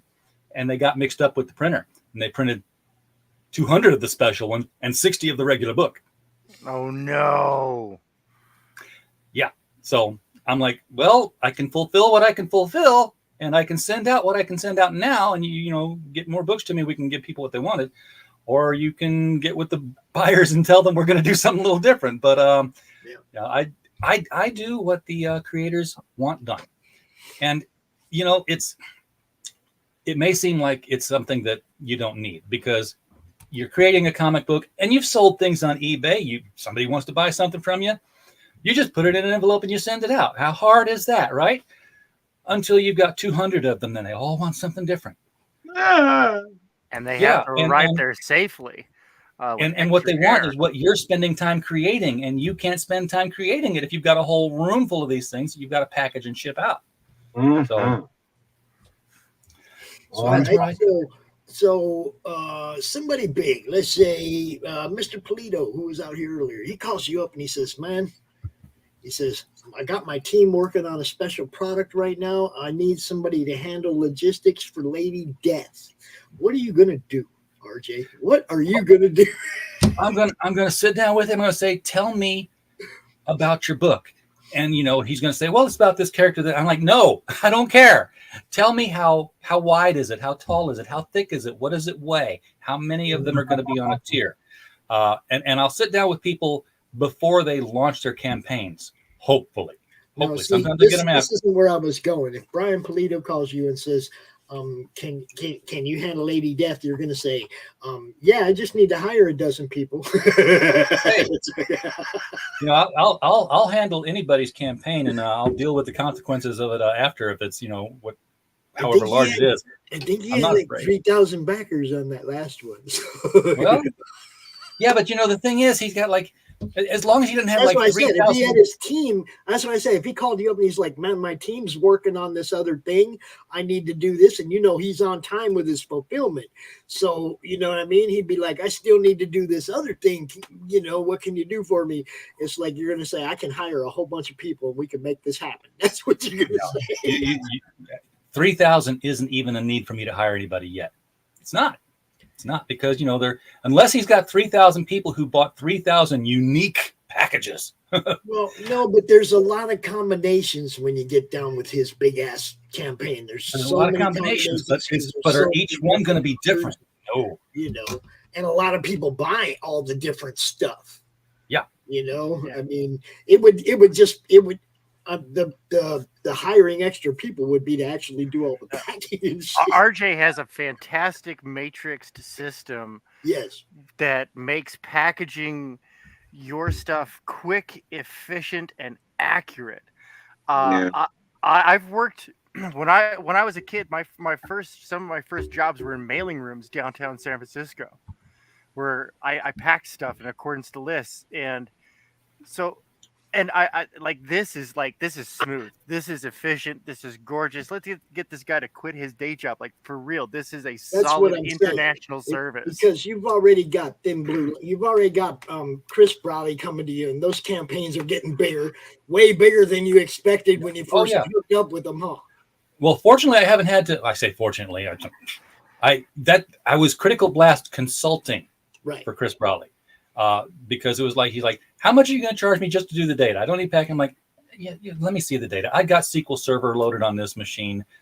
Everything's in place. He's like, but how much would it be like per hour? And I'd be like, I don't know, $30 for 30 minutes, $10 for every 10 minutes after. He's like, here's some money. Let me know when you run out. And I'm like, okay. He's like, you're on retainer. And I was like, sweet. So speaking of the Thin Blue line, there he is, Mr. Mike Barron. Hey. So RJ, like I say, you got a big name coming at you going, hey man, what can you do for me? You got 1 minute to sell them. Sell them. I tell them that I can I can turn your packages around cheaply in 3 days. Oh, well, I'm already a fan, RJ. We're already dealing with you, so you don't have to sell me. Absolutely. Absolutely. But Pops, you know what I'm going to sell also? And this has nothing to do with logistics. This has nothing to do with consulting. This is the myopic proofreader of Critical Blast Publishing speaking.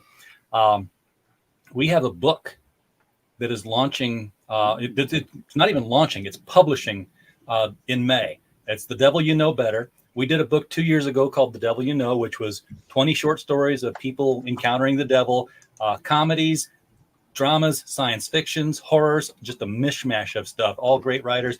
Like, I want to do it again. So we did The Devil You Know Better. And we got 20 writers.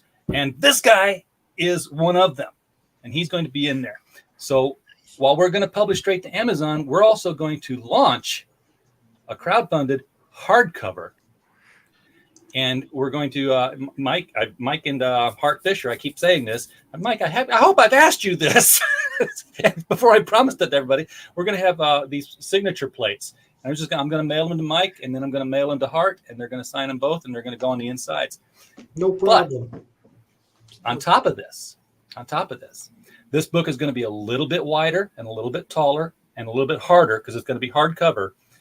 And for every $500 that the campaign reaches, we're going to insert an art plate into the book, a chapter illustration. So up to 20, because that's how many stories there are. We have contracted with an artist who's already working on 2 of the illustrations so that I have something to show on the Kickstarter, because otherwise all I've got to cover, and that doesn't get looked at a whole lot. So I want to show some art potentials here. And the 2 stories that I submitted to the artist said, please, illustrate these in advance, and then we'll worry about getting the goals when we get there, is Mike Barron's story and Troy Reiser's story. So, because his is in the middle and Mike is right at the end. All we're waiting for right now is for our cover artist to come back with the adjustments to the spine width. I've got to hit them up again saying, where's it at? I can't move forward until you give me this. RJ, are you familiar with Larry Blameyer? No, I'm not. I'll send you some of his art. I think it might be right up your alley. Cool. Take a look at it. Appreciate Check it out. You guys, you got people like Mike Barron endorsing RJ. You got people like RJ's presenting a project that people like Mike Barron want to be part of. This whole network thing is really growing. It's really getting out there. People starting to get to know each other and work with each other, and the projects are getting bigger and better. Mike just did Two-Fisted Manly Tales, another anthology that he had a story in. The anthologies, look, these are great promotional items because they exhibit the talent of so many people in one place. Okay.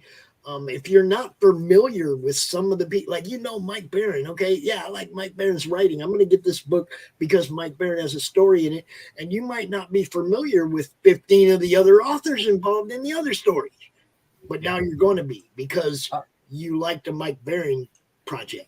I'll tell you what, Pops. When I started out doing this publishing thing, the first time is like I struggled to get 10 stories for a book, and then when I did The Devil You Know, is like I got 175 submissions, and 20 from there.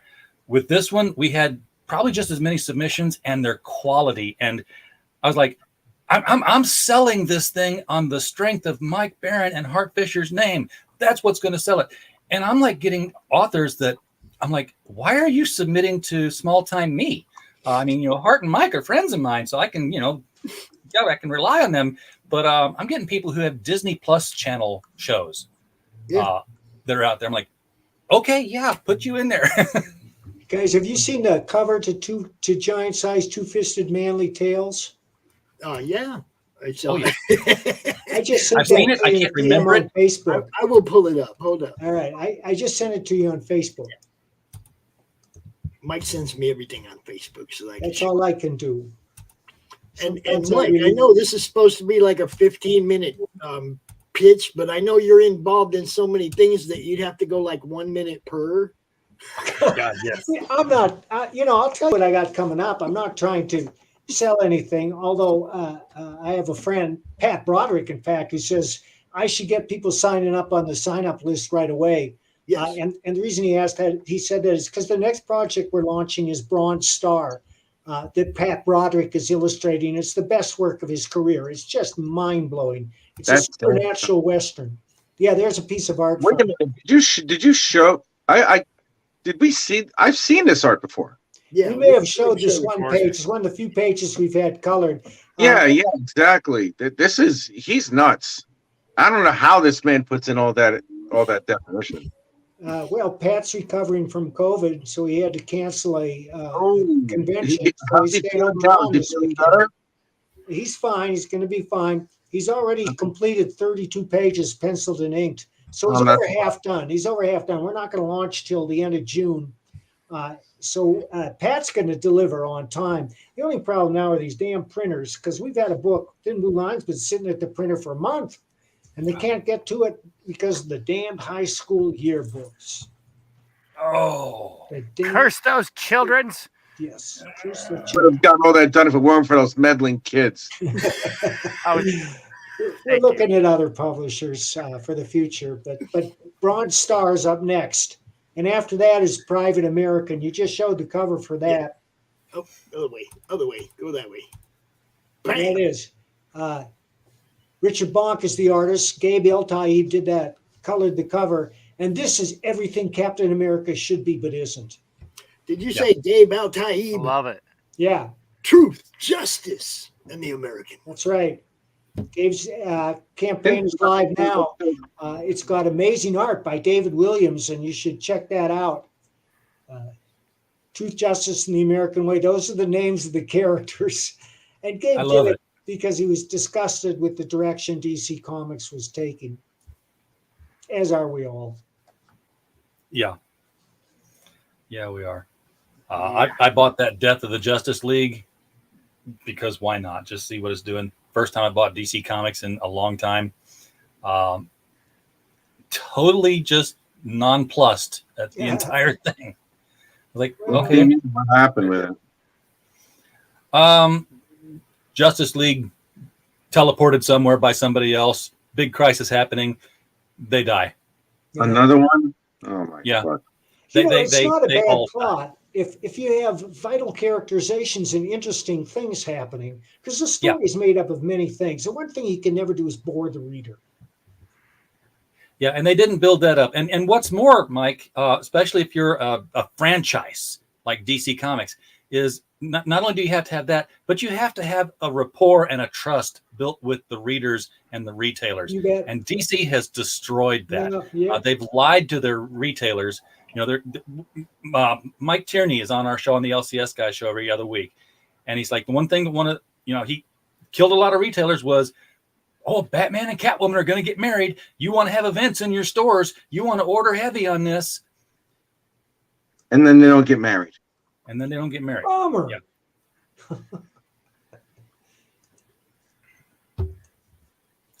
And then Marvel does the same things. They took Wolverine's adamantium away.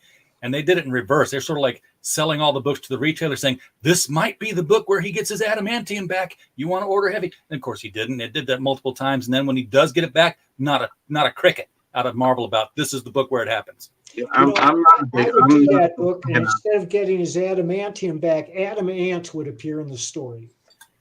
Yeah.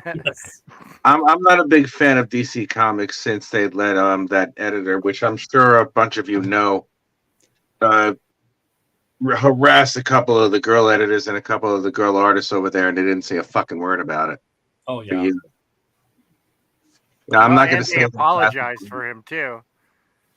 That's disgusting. They apologized for that piece of shit. Yeah, they did. Oh. No, it's disgusting. No, I'm with you, man. I'm with you. Yeah, it's. I'm all for like having a big old boys club, but when it comes to something like the destruction, the mental and emotional destruction of a woman for your benefit, and you got to keep that shit quiet. A person like that needs to get slapped in the fucking head for real. Yeah. Beat the shit out of. There's only one joke you tell that type of person: what the 5 fingers say to the face. Absolutely. But Mike, I'm seeing your name all over the place lately. I'm in post offices. I want to ask you how you find time to do all this, but the first interview I did with somebody, Mike, I asked that question. I was like, gosh, you're so prolific and you have so many books out. How did you find the time to do all of this? Well, the person I asked the question to was Harlan Ellison. And the answer was not, the first thing he said was, well, that's a stupid question. So I was like, I knew it would be. I have an answer for you. The reason why Mike is in all the post offices is because the FBI really wants him to write a PSA for them, and the only way they can get his attention is by putting him on the most wanted list. There you go. Well, here's the thing, though. I've gone over that Ellison interview in my head 1,000 times, and I've said, how would I have asked that differently? And I know how I would ask that differently, and that's why. That question, but let me. And that's how I'm going to ask it to Mike, though. I'm going to say, Mike. Yeah, I'll tell you. There's two guys I want to cite, and one I don't know, but we all know who he is, and we've read his stuff. That's Stephen King, and Stephen King has a rule that he writes every day. And he's got to get his 2,000 words in. And he does it every day. And the other writer is my friend Peter Brandvold, probably the most popular Western writer in the world today. Pete publishes at least 6 novels a year. And Pete writes every day. Every day. He's got to get in his 2,000 words a day. Sometimes he gets more. And he has a laptop, and he takes it with him wherever he goes. He goes to a bar, he sits there and writes. He goes to a bookstore, he sits there and writes. Now, I can't do that because even though I have teeny tiny hands, they splay all over the laptop fingerboard. I need to have a big split board for it to work. But I try to write every day. And some of these projects I've been working on for years, and they're just coming to fruition now. However, Bronze Star, Private American, Thin Blue Line, they're all recent projects that I launched last year. I wrote them last year. So, Mike, what kind of, and this is the question I would ask the Ghost of Ellison, what kind of time management skills have you developed that you could pass on to people who would want to be as prolific and write as much? Well, you have to write every day. And one of the secrets to that is you carry a notepad with you at all times. At all times, you carry this notepad, you have it in a backpack or whatever, and a pen. Now you can enter your little notes on your electronic tablet or your phone. I don't do that. It's too tedious. It gets in the way of instant transmission. You got to poke and stuff. That's why I like a pen and a pad. But I also get up every day and I do a little writing. Someday I do more than others, but I try to write every day. And I keep a notepad next to my bed. When I'm watching TV at night, I make down notes as I think of them for stories I'm working on. Yeah, I've seen the 1,000 words a day thing, the 2,000 words a day thing. If you think about that, if you commit to writing 2,000 words a day, in a year you've written 730,000 words. That's a John Jakes novel right there. Probably 3 of them, but I don't do that much. I have to publish at least 3 novels a year to make it worth my while. And I'm making more money out of comics right now than I am out of novels, but that may change soon because the novels are starting to catch on. There's some interest in what I've written, so I hope that it does. But I love my creations, especially biker. And I'm working on the 10th biker novel now. The 9th came out around the first of the year. It's getting a great reception. If you don't know who Biker is, it's a hard-boiled noir crime story about a reformed motorcycle hoodlum who went to prison, and he found God in prison and came out determined to turn his life around. The stories are often violent and very gritty. They're totally gripping. And they're in the tradition of Philip Marlowe and Sam Spade, because Raymond Chandler and Dashiell Hammett kind of created the mold for this type of character, the lone hero who down these mean streets must go. And now there are so many permutations. Probably Jack Reacher is the most famous of the current characters in that mode. But the reason I'm writing today is because of John D. McDonald, his Travis McGee series, which inspired me. And so Biker is my tribute to all those guys, but especially John D. McDonald and Travis McGee, although the characters couldn't be more different and the narrative voices couldn't be more different. As, every Travis McGee novel was told in the first person. So everything you experienced in that novel was filtered through Travis' head.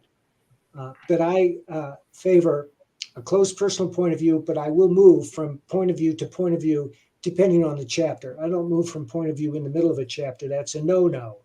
Unless you're John Jakes or Frederick Forsyth, then you can do it. But not me. Yeah, Mike, you got to bring them biker novels down here to Eureka Springs, Arkansas, because this is a huge biker trail. Not really trail, but bikers are here all the time. All the restaurants are biker catering. I get all my patches sewn on at a biker store. That'd be nice. That'd be nice if I could set up a book rack in some of these cycle shops. But right now they're just available on Amazon, as far as I know. If you go to Amazon and you type in Mike Barron, you'll get 20 pages of stuff. I like stuff. Stuff is Too good. much stuff. Stuff. Too much stuff. Too much. Dashiell Hammett and those guys. I want to say with Dashiell Hammett, it might have been the other guy, but I don't know. He was signing some books for somebody, and the story was that some young person is in the line and says, "I just love writing," and he says, "Then you're not doing it right." He was a famous wit. Yeah. Oh. I do enjoy Very Oscar writing. Wilde thing to say. Yeah, because it was a chore. Writing is a chore. Well, yes, but except when you're in the groove and you're writing something that sings, you feel real good about it, and you think, man, that's a great chapter. That thing just zips and pops right along, which is what a chapter should do. And by that, I don't mean you use clever language, because cleverness is often the death of good storytelling. Beware of cleverness. But a story that just zips and pops along, and you can't look up. You got to keep reading. And that's the proof of good writing is when the reader is compelled to turn the page. Yeah. Yes. Well, and from what I understand, you really shouldn't. You have to. The way to engage the audience, from what I understand, correct me if I'm wrong, is to let the audience figure out what the story is about as it goes along without giving too much away. It has to be more of an immersive experience, from what I understand. Yeah, and it's everybody's trying to write the sentence that's never been written before. Yeah. When they write something. When I turned in my first Destroyer manuscript to Warren Murphy, he was still alive at the time.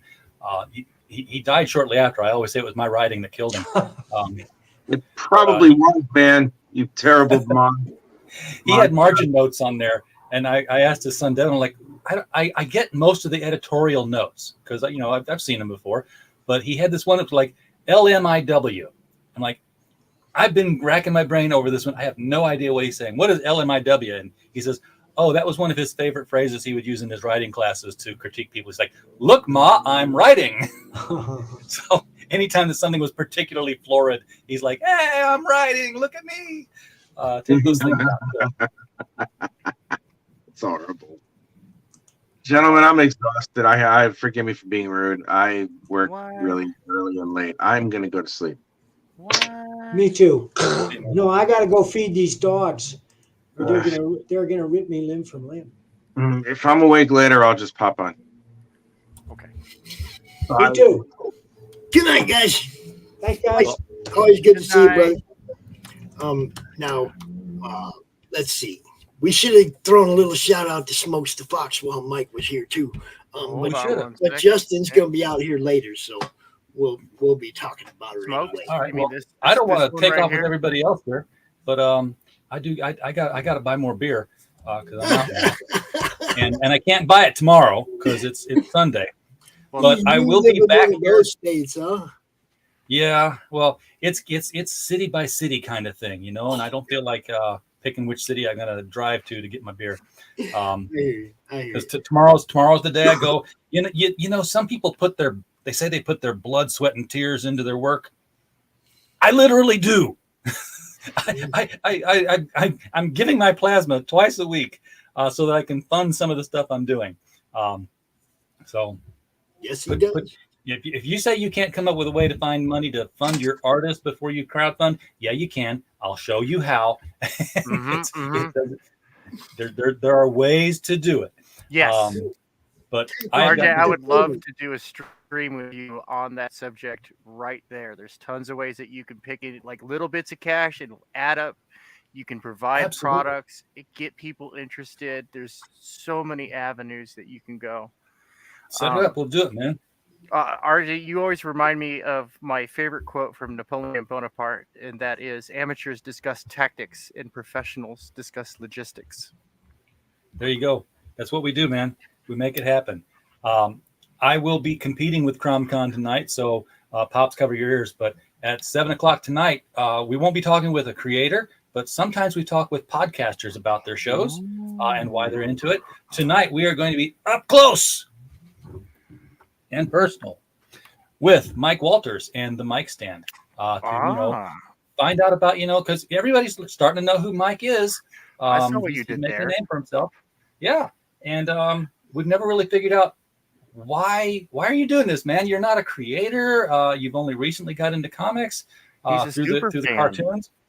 He's a super fan, and he's he's very meticulous about things. He's doing 4 shows a week on news events of the in the industry, and the 5th show of the week he goes back to the golden age, man. He's going chronologically through the golden age and reading these comics online. So let's see where we came from. Yeah. Tank, would you do me a favor and send Vic the link? Vic? Yeah. Mr. King?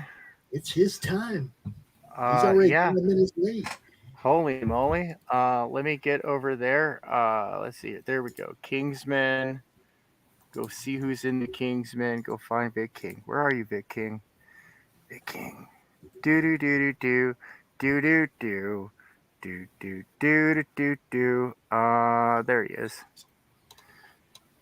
And send him a message. And that message is StreamYard. Geez, I send him a lot of StreamYard links. We hang out a lot. He's cool, dude.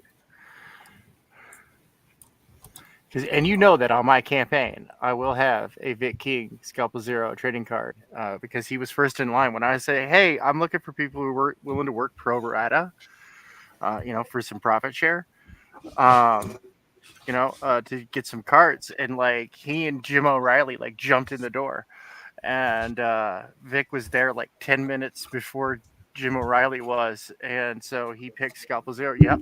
Look at that. Oh, these are all random sketch cards, 4x6, by the man called Kemosabe. Oh, I love Kemosabe, man. And everybody is getting a random one in these packages that I'm putting together and sending out. Dude, that is such a great book. Dude, that is a killer book. So happy to get these physical copies out. So, again, trying to do the quick turnaround. Got a shortage of some titles. Well, not a shortage of some titles, but shortage of some titles. But also the hardcover version hasn't come from the printer yet.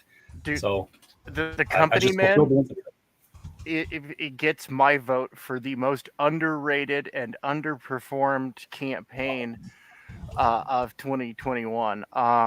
Like that one, like, dude, it's such a fantastic book. Like this is what I want to see in my LCS. This was what Jawbreaker should have been.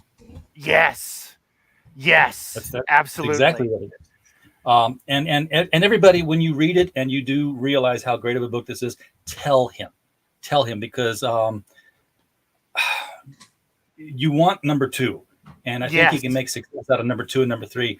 But there were a lot of hurdles with number 1 that first time comics creator didn't expect, didn't see. I think he kind of went backwards in the hole on this one, profit wise. So let him know that there's an audience out there for it, and let him know that profit awaits. Learn from mistakes and move forward, because this is really a great book.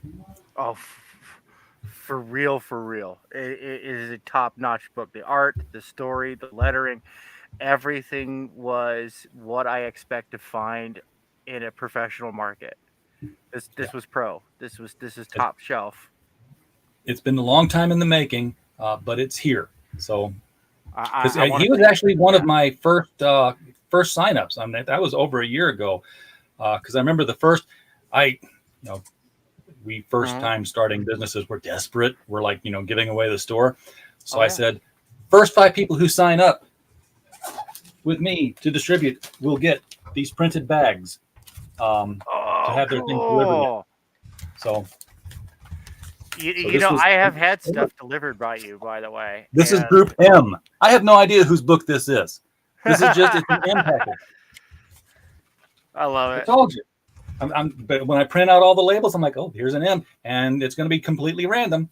You're going to get what you ordered, but I have no idea what the card is in there. The only 2 cards I've got that I looked at, I'm like, oh, I know whose character this is. I know whose character this is. And they were both backers. So I'm like, I'm definitely going to set these aside so that they get those cards. But everybody else is just completely random. That's great. That is so awesome.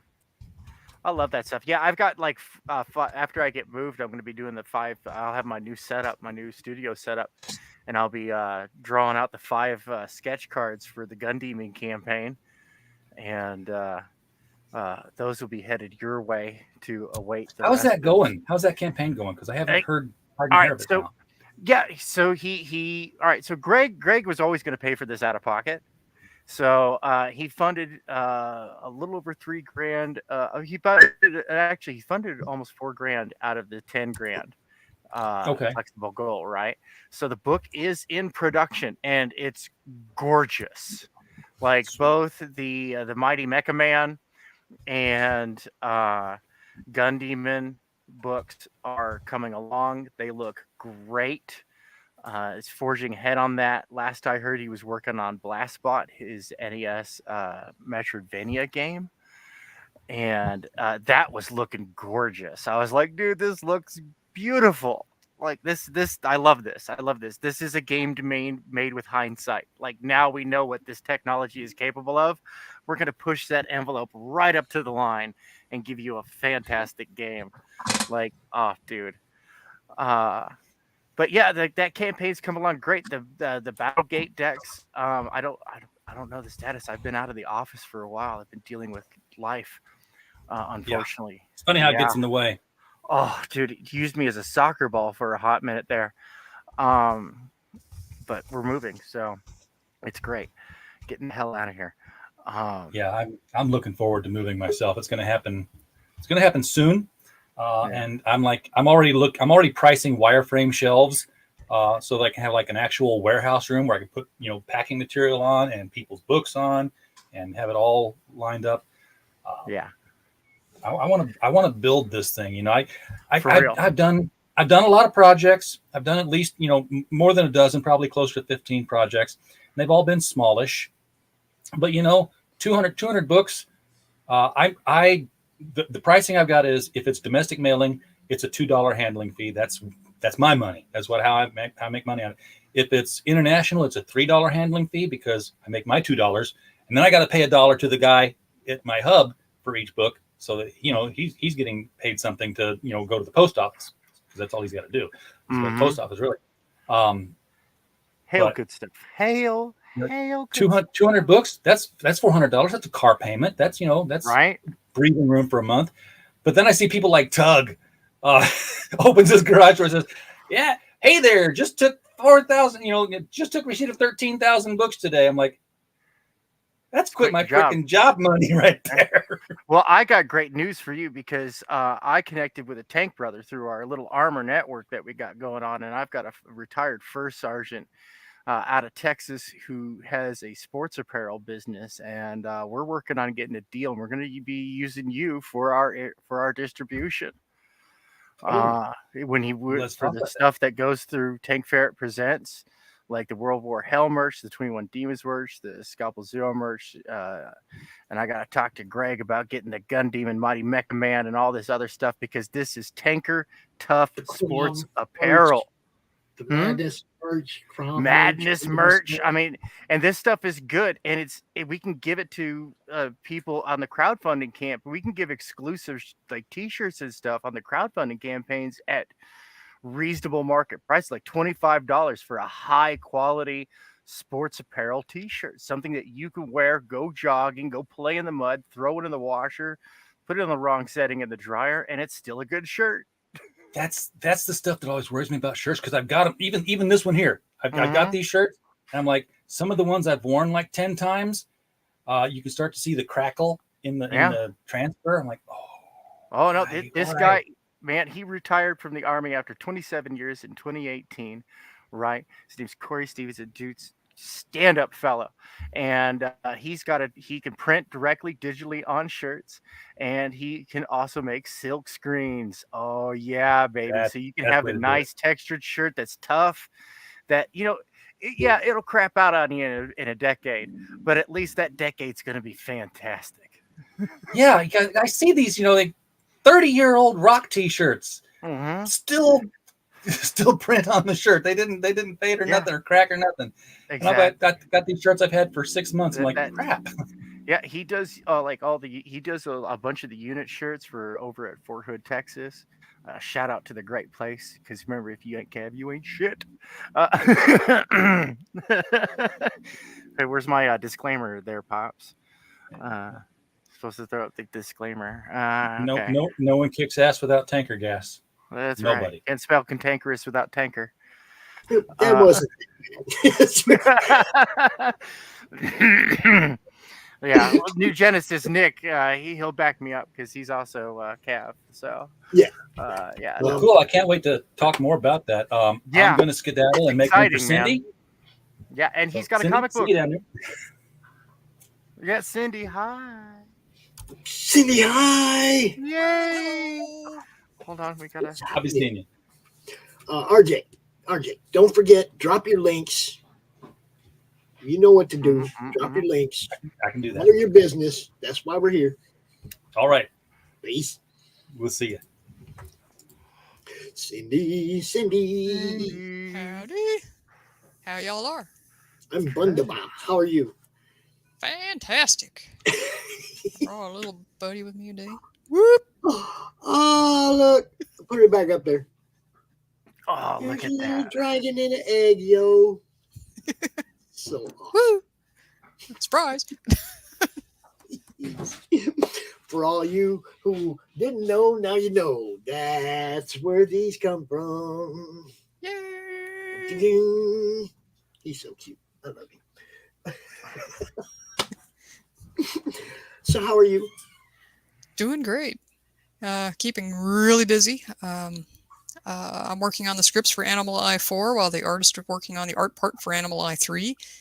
And the game is trucking right along. I wrote the script for the cutscenes this past week, and the publisher and I are hashing them out and ironing out the details and making the mini games so they'll be sufficiently challenging and without being impossible or boring. So yeah, we're rocking and rolling all kinds of fronts. And then I'm also getting ready to do a relaunch of my Patreon tomorrow. I love it. Setting up new tiers and hopefully getting some more creative stuff out to the general masses and more interesting stuff to the people who get behind the paywall. And what kind of secrets will we have behind the paywall? Well, if you go to, I'll put the link in there. Oh, missed. Where's it going? There it is. Cindy, do you not have a wrench? Oh, you're on have a Facebook. wrench? You watch on Facebook, huh? That's right. Yeah. Oh yeah, because my because I like to post links and junk, and I can't do that from the other. You can in our chat on YouTube. We give you a wrench, and you can do that all day long. See, Woohoo! That's all you have to do is just go over there to YouTube and say something in the chat, and I will give you a wrench, and then you don't have to worry about that no more. All right. I'm all about that. I'm all about that promo life. You know, Easy peasy lemon squeezy. Faboo. But you have to say something in the YouTube chat so I can click Oh. on you and give you a wrench. Right. Okay. Yeah. So the relaunch tomorrow, there'll be 4 tiers. Well, sort of 3.5. The first one is free to everybody. So anyone who surfs into my Patreon page will see it.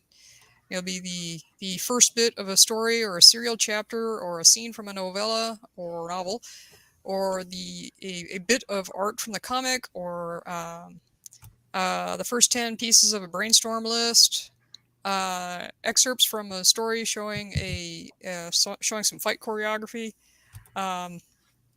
description of a fictional environment, whatever kinds of stuff I can come up with or can subdivide that would be related to my various artistic endeavors. And then at the $1 tier, then that's just thanks for playing, access to the sale codes for the merch on my website, and mentioned in newsletters and on con signage. And then the $5 tier, you get the rest of the story. So the thing that was free that you only got part of, you get the rest of it. There you go. Whether it's the short story or the serial chapter, that's old Harvey stuff. I like that. I like that. I see what you did there. See. Yep. Only old people get that. Yeah. You have to be at least my age to know what that means. The rest, some more info on the fictional environment, scenes that were deleted, part of the script that goes with the picture, pretty much an expanded version of whatever was free, and then the $10 behind the scenes tier. That'll be like annotated scenes, blooper reels, the fight choreography planning map that I do anytime I have a fracas between 2 characters, before and after revisions. Sometimes when I read stuff into Dragon comes up with some really hilarious mistranslations, so you get to see those. If it was a brainstorm list that month, you get to see the rest of that list and some other funny stuff that happened when Dragon tried to translate it. I'm considering some others too, but they'll take a little more planning before I'm ready to launch those. And so that's things like a writer's workshop where I'll walk you through writing a tale from blank paper to world building to plot design and notes to moving through the drafts, revising, self-editing, and then a detailed critique up to 20,000 words. Or Know Your Bible. I used to write Bible studies for my church's group newsletter and for my no longer existing blog. So I might go there again. And a crafty tier where I give tips and tricks and other stuff about doing crafts. For delivering the information, I used to just post it on the newsfeed and use the who can see this post option to control who gets what. But it was pointed out to me that somebody could wait until this time next year, sign in, pay $1, and then get to see everything that everybody else had to pay to see. And that's just, not right. That doesn't sound fair to me. So the free stuff will be posted where everybody can see it, but the things that people have to pay for, I'm going to drop that in their Patreon inbox. So if you weren't a Patreon at that time, you don't get it. I do like exclusivity. Yeah, and it didn't even occur to me, and then I took a course through Comics Launch on how to run an effective Patreon, and that was one of the points that was made, and I was like, that's messed up. So I'm going to fix that with the relaunch. And so my goals are to help pay for con costs, because it does cost money to go to a convention, set up, and table. And you don't always know you're going to get your money back. Oh yeah, especially at some of the weekend adventures, because then I have to deal with hotel fare, and because of some medical shenanigans in my universe, food is always much more interesting. I can't just grab a burger and fries at the local Gut Bomb. So my first goal was already reached, and that was to get $10 a month, which would buy me the food I need for a one-day con. My second goal, I'm almost there. I'm at like $28.50 per month, but if I hit 30, that will buy my gas to an out-of-town con, because I usually only go about 2 to 3 hours max. Okay. Although with gas prices are going, that's going to quickly become just a one-way. But and then moving up to paying for the table fee for some of the smaller events that I do, to paying for a table fee for a weekend event, paying for the hotel room, because that gets a little up there too. And then the last goal that I have planned, and if I do exceed $300 a month, then I will come up with some more interesting stuff. But that would be to pay for an entire weekend adventure at a convention. Cool. So earlier you said something about working on number 4 and number 3 of Animalize. So where are we at with number 2? 2 is in digital. The publisher is planning on sending it on its merry way to the printer. If he hasn't already, he unfortunately got deployed, and so that put a crimp on our plans. And he'll be overseas for pretty much all summer. But he tells me that the plan is to have it back in paper mode by the end of summer. And then are we going to run another crowdfunder for it, or are you just going to go straight to direct sales on your website? How are we going to promote this? I know. That I don't know. He decided not to run a crowdfunding campaign to fund number 2. There was enough in the till to pay the artist for number 2 and to take care of a basic print run. Okay. So yay! But 3 might be a different banana. So we'll see how that goes. So it'll just go directly to sales. It'll go up on my webpage and on Bear's site. And well, we'll do a little launch for it when you put it up on your webpage too. That'd be great. We'll come out and we'll tell everybody, look, Animal Line number 2, it's up, it's right here. You can get it, and you don't even have to wait. Just go pay for it, and you get it. You don't have to wait for 30 days. You don't. See, you don't have to hope I fund it. We'll just go out and launch it just like we would any other. As soon as you got print copies and you're ready to put it up on the website, when you're ready to push that button, we'll go live and we'll push that button. All right. Works for me. Cool. Sweet. That's how we do it, yo. That's great. I like that idea. It doesn't matter if you have a crowdfunder. The day you're making your book available to everybody, let me know. We'll go tell everybody. Tell the universe. It don't matter. A launch is a launch. So, video game. Yeah. Video game development as well. With that, I love to hear this. Yep. Yeah, it is in progress. We're still talking with Clopus. That's the gaming company that we're working with. They have come back with their recommendation. I had 40 short stories that we're using to base the mini games on. They came back with their recommendation of the top 7 that provided the most diversity in gameplay and the highest interest level. And so the Travis Perry is the publisher through Bear Publications, and he asked me to come up with the scripts for the cutscenes that connect everything together. So I did that this past week. That also involved setting up the beginning of the plot line for the second book. That one will be called For the Glory. And since the game, the mobile game is going to take place in between the 2 books, I had to know where the second book was starting, so we didn't cross over the lines. And so I've got about half the plot map settled for that. It's going to turn out to be another gigantinormous book like the first one, because I'm only about halfway through the plot, and I'm already at what I'm predicting should be about 60 to 70,000 words. Damn. So it's like, wee, wow. That's a chunky book. Oh yeah. The first one was 175K. And Ryan. Hey Ryan.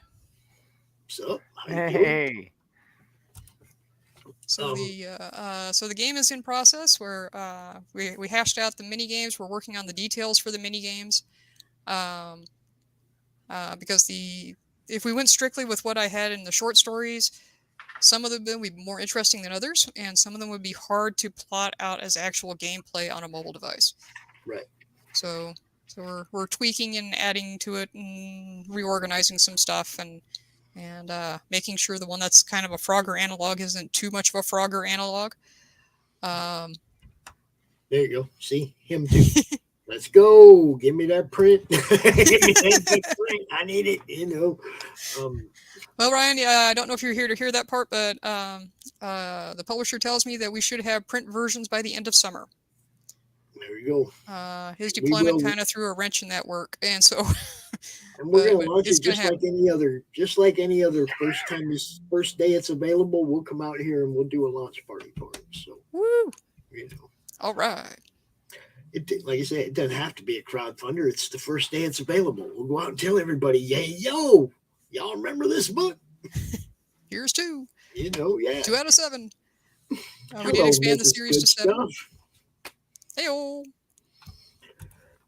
So you have, let's say, TSR calls you right now and they say, "Cindy, we really like what you're doing. You got 1 minute. Sell me on why we should put you under our banner." All right. Animal Eye is a gamelet story in which players are playing the animals instead of the people. And these animals are helping out their humans to find the source of maniacal killers that are ravaging the countryside. Dun, dun, dun. There you go. See, that's how you do it. It's you act like, even when you're talking to a normal person, act like you're selling to the most important person you can think of. Mm-hmm. Okay. Just get in the habit of promoting and selling that way. Everybody, like you're talking to the most important, the biggest person you could possibly imagine calling you up to talk to you about your stuff, and they're giving you 1 freaking minute to sell them on what you do. What are you gonna say? I mean, what are you gonna say if that one guy calls you? I want everybody to think about that, because you need to sell it that way to everybody, not just that guy. But yeah, I've been working on my con pitches because I've got 18 titles that I display. Yes. Thanks. Cindy is also a swordswoman. Yes. Just so you know. Now 15 minutes goes by way faster than 30 minutes. But Cindy, anytime you have something to announce, you want to come out and talk to us, you just hit me up. We got you. Okay. That'd be fabulous. I can do that. Most excellent. Thank you for coming out. We love you. Thanks a bunch. Peace. Oh, by the way, those were the first things that sold out on the CRoMniverse campaign. Was those little crochet CRoMs. People really want those, so go back that book, make sure they get them. Yeah. Yeah. Right? I've got all the supplies set aside to make all 5. See, she's ready to make them. She wants to go to work too. Everybody, go back to CRoMniverse, yo. Much fun for all. I'm trying to learn to plug my own stuff too. It's hard. Yeah, it's a lot easier to plug everybody else's. Mr. Goodstuff. What's up? What's up? What's going on, everybody? We're about to go. We're about to go live. What's up, brother? Oh, nada, nada. What's happening? Just happy to be here. I appreciate you having me on. Dude, you know what's up. You come out anytime. Just like I just told Cindy, anytime you got something to announce, new show like the High Stream or something, and you want to come out and let everybody know, yeah, buddy. You're always welcome, bro. This is what it's about. The High Stream, that's going to be fun, I think. Starting that up next week. It's Thursday at 1 a.m. EST. Why is it always in the middle? Some of us got to sleep, bro. Unfortunately, my day job, so to speak, is in the evening. I work second shift, and I get home at 12:30 a.m. So it's too difficult to do something before work, so it has to be after work if I do it throughout the week anyway.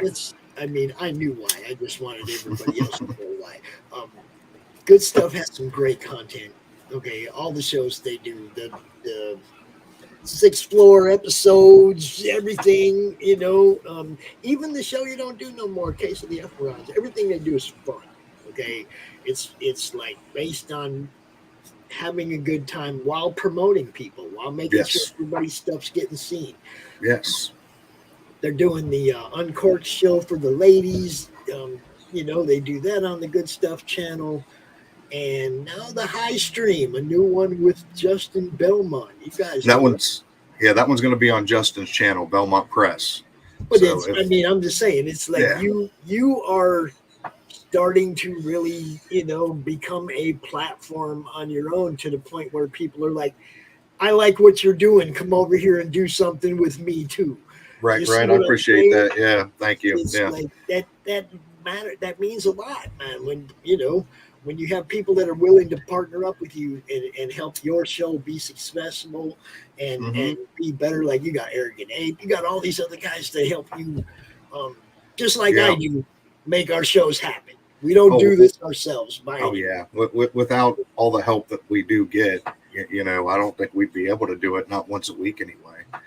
I mean, we've even got stuff that we're doing from Neek now. He's letting us use his videos. So he's got some cool action figure videos and whatnot going on. So, yeah, it's good stuff. You guys, all the time.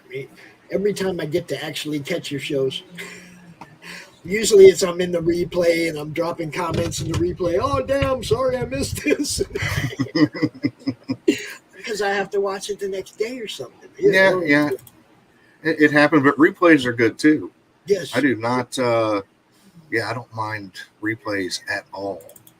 Well, you want those replay views. Oh, yeah. You definitely want the algorithm to pick up the fact that people are still paying attention to this 2, 3, 4 days after it was live. Mm-hmm. That helps really, people know. One good thing about Good Stuff 6'4 Insanity, it really? is a. You haven't heard of my channel? There we go. Oh yeah, it's Good Stuff Comicsgater. That's with an X on YouTube. Yeah, look it up. We have a lot of fun. We support a lot of people. We do a lot of promotions. We show comic books, YouTube channels, all that sort of stuff. We do some funny videos. We do fake commercials.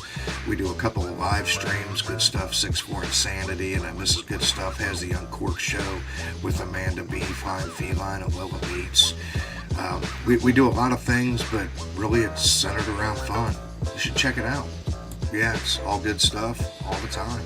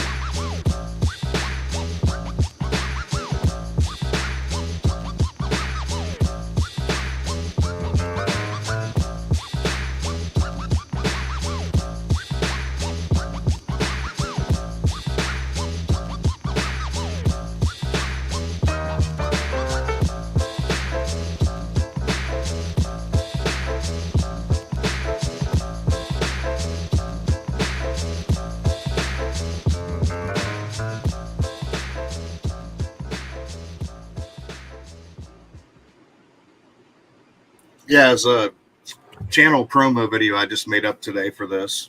Love That's it. Beautiful. Thank you. Thank you. You just said everything. You don't have to say nothing.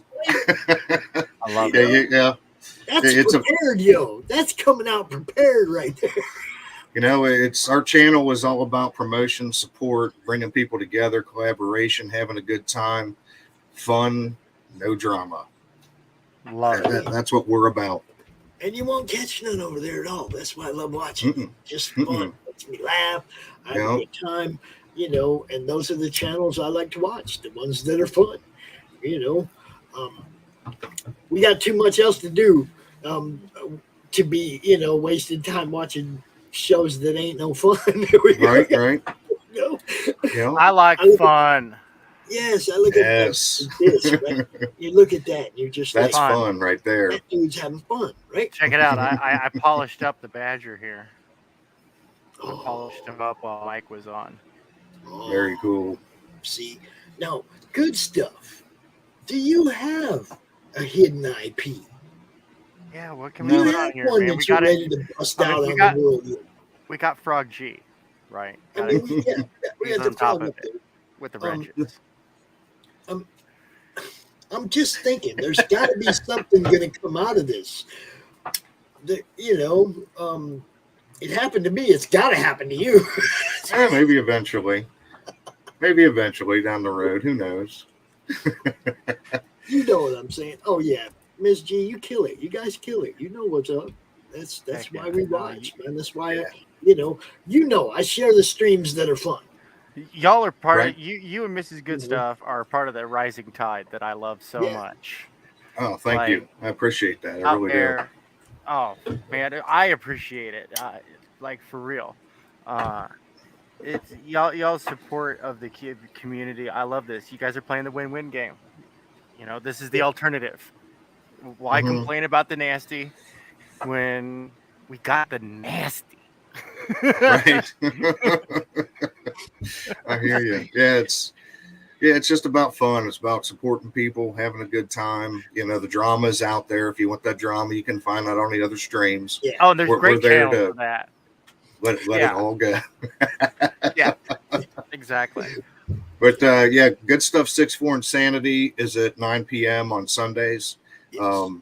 Uncorked with Mrs. Good Stuff, Lola Meads, Flying Feline, and Amanda B. That's on the first Friday of every month. So you got to go a few weeks in between without getting that. But Justin Belmont is starting a new show on his channel on Belmont Press called The High Stream. And I'm going to be co-hosting. And I believe as long as Lola Meats is able to show up, she'll be co-hosting. I don't know that to be fact for sure, but she may not be able to make each one. This is my ticket to my appearance. Yep, I have one of those as well. This is my ticket to my appearance on the High Street. I expect an invite because you'll get one. You'll get one.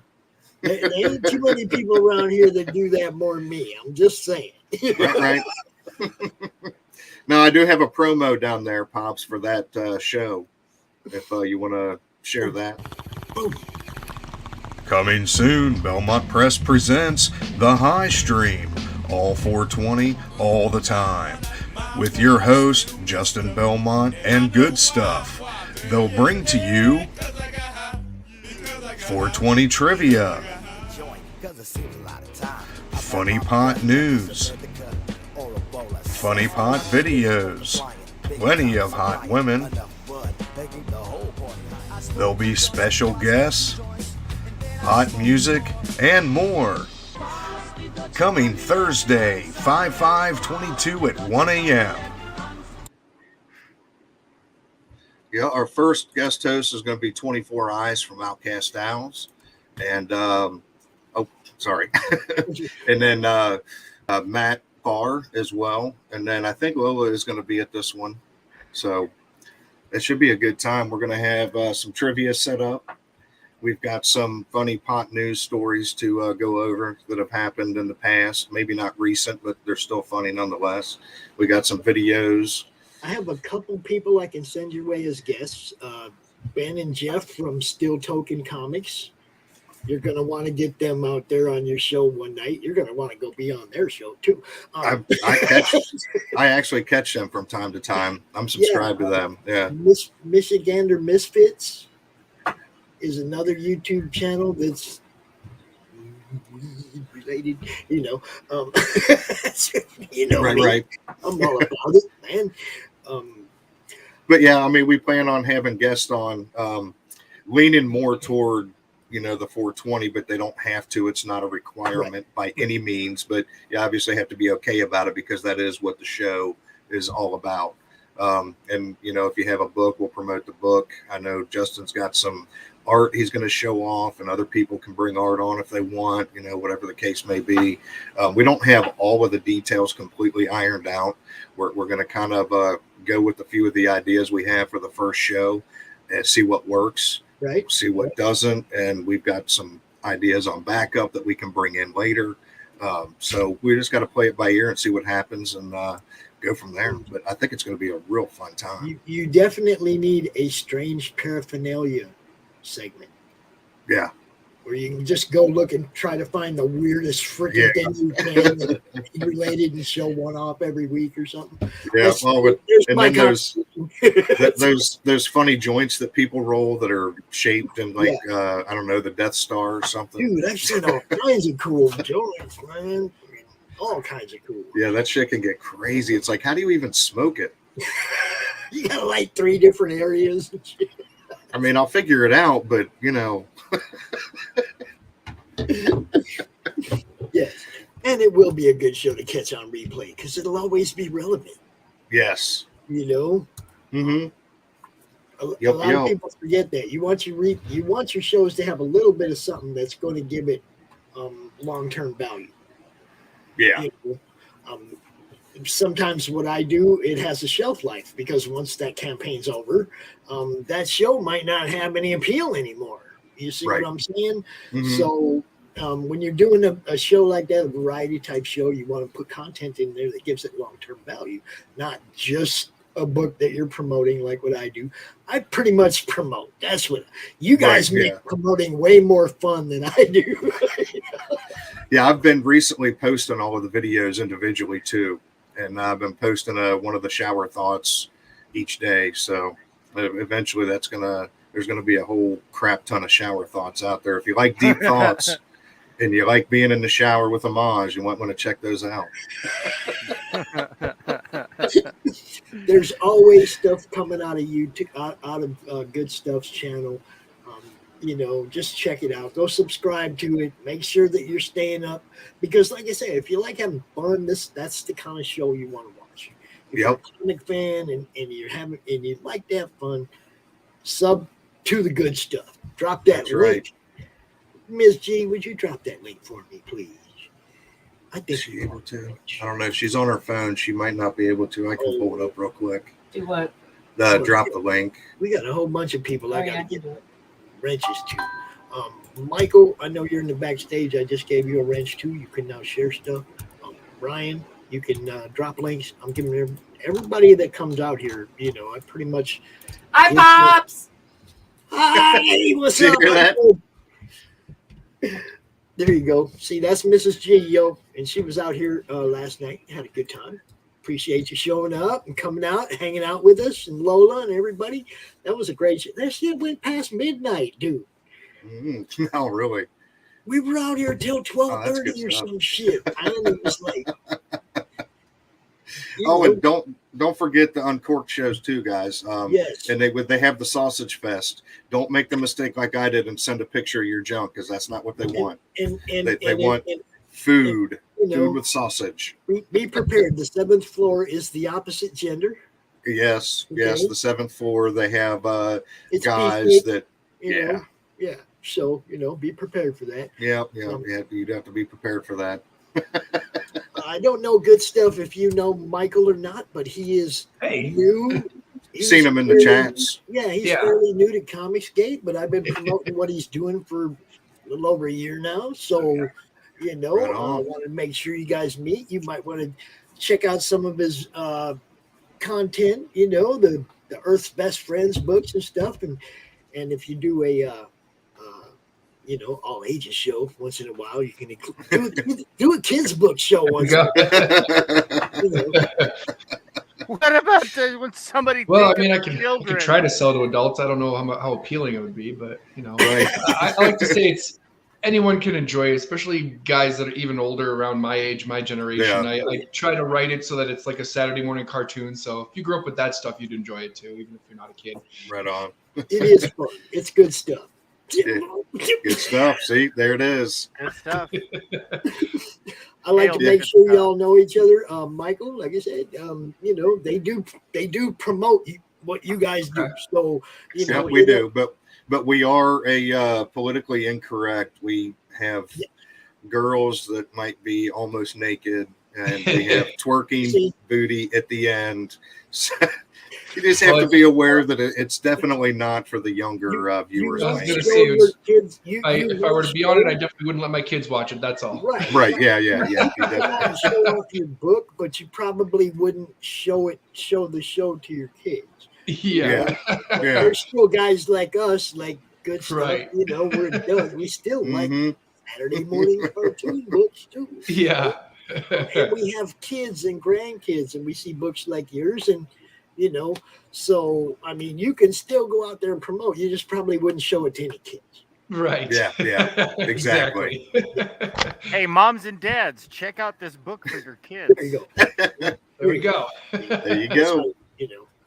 And speaking of which, we're going to talk about what you're doing. You got a link to share with me, or okay, you already dropped it in the chat. It's just my website. I don't have any like crowdfunding going on at this time, but I do have exciting news. Book 3 is finally done with production, which was the book that we just funded this February. So that's exciting. So, hey, Jonathan, glad to. I sent him the link earlier. I was like, hey, I'm going to be on. Hope you can watch. So I'm glad he made it. So book 3, I've been talking about it all week on my own shows and stuff. I've just been like, I'm so excited. Like some of my favorite chapters are in this book that I've written so far. And it also marks me being able to renumber the books. So those that bought this through Kickstarter are going to have completely different chapters than when people buy it moving forward. So that's exciting too, because then it kind of like, you know, say if it ever happens and I make it big, those books that those Kickstarter guys have might be worth some money someday. Who knows?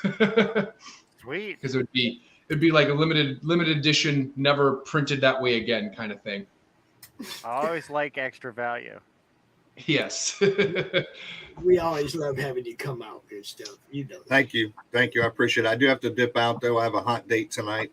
So All right. I'm going to have to get Well, going, good but luck. thank you very much for having me on. It was good meeting you. Michael, was that right, Mike? Michael? Yep. Right on. And thank you, chat. You guys are awesome. Thank you, Tank. It was good Hey, being sure. on stream with you.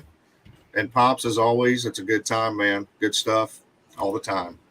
See, look at that. We bringing you some newbies too, bro. Hey, thank you. I appreciate that. Bringing you some new love, brother. And she is that hot date. Oh, I know she is. I know she is. All right. She'd be sporting that Madness hat. That F Danny. Yeah, buddy. Hat. You looking good. All right. Thank you, guys. See you later. Hey, have a good one. All right. Good to Bye. see you. Love that dude. Yeah, he seems pretty cool. I think I've seen him I know I've seen him in the chats. I don't know if I've ever seen him on camera like this, but so that was pretty cool. Yeah. And I have to make an announcement for Christie. She said, I'm $123 away from funding. Oh, awesome. Dude. That's so exciting. That's the scariest part is when you're so close. Yeah. Like, oh, I gotta get it. Come on. Yeah. There you go. Got another sub for you. Good stuff. Don't know if you're still watching, but yeah. See, there you go. That's how we do it, man. It's like everybody help everybody else's growth. Get eyes on these projects. Exactly. That seems to be the biggest issue with indie comics is not necessarily having a product that sells, but just having a product that people know exist. Yes. Yeah, you know. Yes. And that's what we were talking about earlier with Brian. It was like when I first started doing this, he just, you know, like you said, Francesca was quick on it. She had him ship everything back, and they went right out to selling. And it was like that was where I got the idea to do this, and it was right away from the beginning. I realized that that's the issue. It's getting eyes on. Exactly. You know, small publishers. Those big guys, they don't need my help. You know? Right. I love talking to them and stuff, but they don't need pops. You know, Right. It's the little guys that need the help. It's the little guys that we need to make sure get seen. You know, Absolutely. So, I mean, like I said, if it wasn't for him, though, this would probably never happen. Right. You know, he's the one that gave me the light bulb. You know, so keep doing it. Keep talking about each other's stuff. Keep promoting each other's channels, and you know, help out where you can financially, whatever. You know, I could change I'm gonna that. put my Twitter handle in the chat because If anybody's on Twitter, I have over 14,000 followers, so I'm always willing to retweet folks if you tag me. I just dropped it in the chat at Schlogastic Book. It's a weird name. It was a name I picked when I was doing something else, and then I hit 10,000 followers. It's like, well, I'm not changing it now. You know, right? I didn't know. Otherwise, I would have changed it to Earth's Best Entertainment by now. But nope, it's staying that handle because of how many I have. I didn't know anything about branding. I was out here doing. I have the comic related madness and the Madness Comic Network and Comic Talk with Pops Van Zandt, and it's like none of it's the same. I didn't know right. You know, what can you say? You know, you learn as you go, right? Exactly. It's a constant learning game. It's a constant learning experience. Eventually, we'll just have it all under one umbrella, right, Tank? That's right. Try. So that's what we're working towards, you know, getting it all under one umbrella so that it's easy for everybody to find. This guy likes to talk from his car a lot too. I just want you guys to know that. I do. Okay? Yeah. My life is pretty much, my social media life is pretty much in my car. Even this picture of me and my kids is in my car. He's done videos with me where he's like, hold on, I'm headed out to the car. Yeah. Well, there's times when I can't be in my room with the camera on, especially if it gets later at night where my kids are in bed or something. Right. So it's like, well, I can get to the car, you know. So, but yeah, when I stream on Facebook, well, actually I stream on 3 platforms now, but when I stream Monday through Friday, it's because I'm on my way to work. So it's like, yeah, I'll just kind of do this. You ever heard of Comics by Perch? He does that too. He drives to work or whatever and does his streaming videos. But yeah, I've got shout out to David Lentz, who did these character designs. Besides Dr. Quacko there, that's Olivia Arrington, and then up at the top is my man Gabriel Nissi, who did those guys, the Vocatus, Daciana, Adolwolf, and Lent, or Dakra, sorry. I didn't put Lent up there.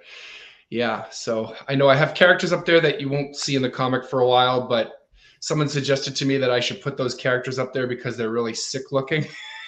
So I was like, all right. I mean, you know, I'm trying to get feedback on like how to improve my website. Well, not only that, but you want to establish that these are yours.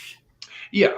You know, you don't want somebody seeing it somewhere else and then going, oh, I'm going to kind of switch that up a little bit and I'm going to steal that. You know, right. What happen. You want everybody to know this is your stuff. Yeah, I do got to put like a copyright kind of warning on the bottom or something on the top, maybe. It's, you know, once that's what I mean. Once you've established it on your page, you know, before somebody else does that, then you can at least revert back and go, no, look, it's been on my page for 2 fucking years, you know, whatever, you know. It's like just kind of like a common copyright, you know, more or less. Yep. You can prove the content's yours. Yeah, you can, as long as you have like originals and stuff, you can be like, hey, look, these are my originals from 2 years ago when they were designed. So, who do I get to add to the CRoM-tastic collage? Mm-hmm.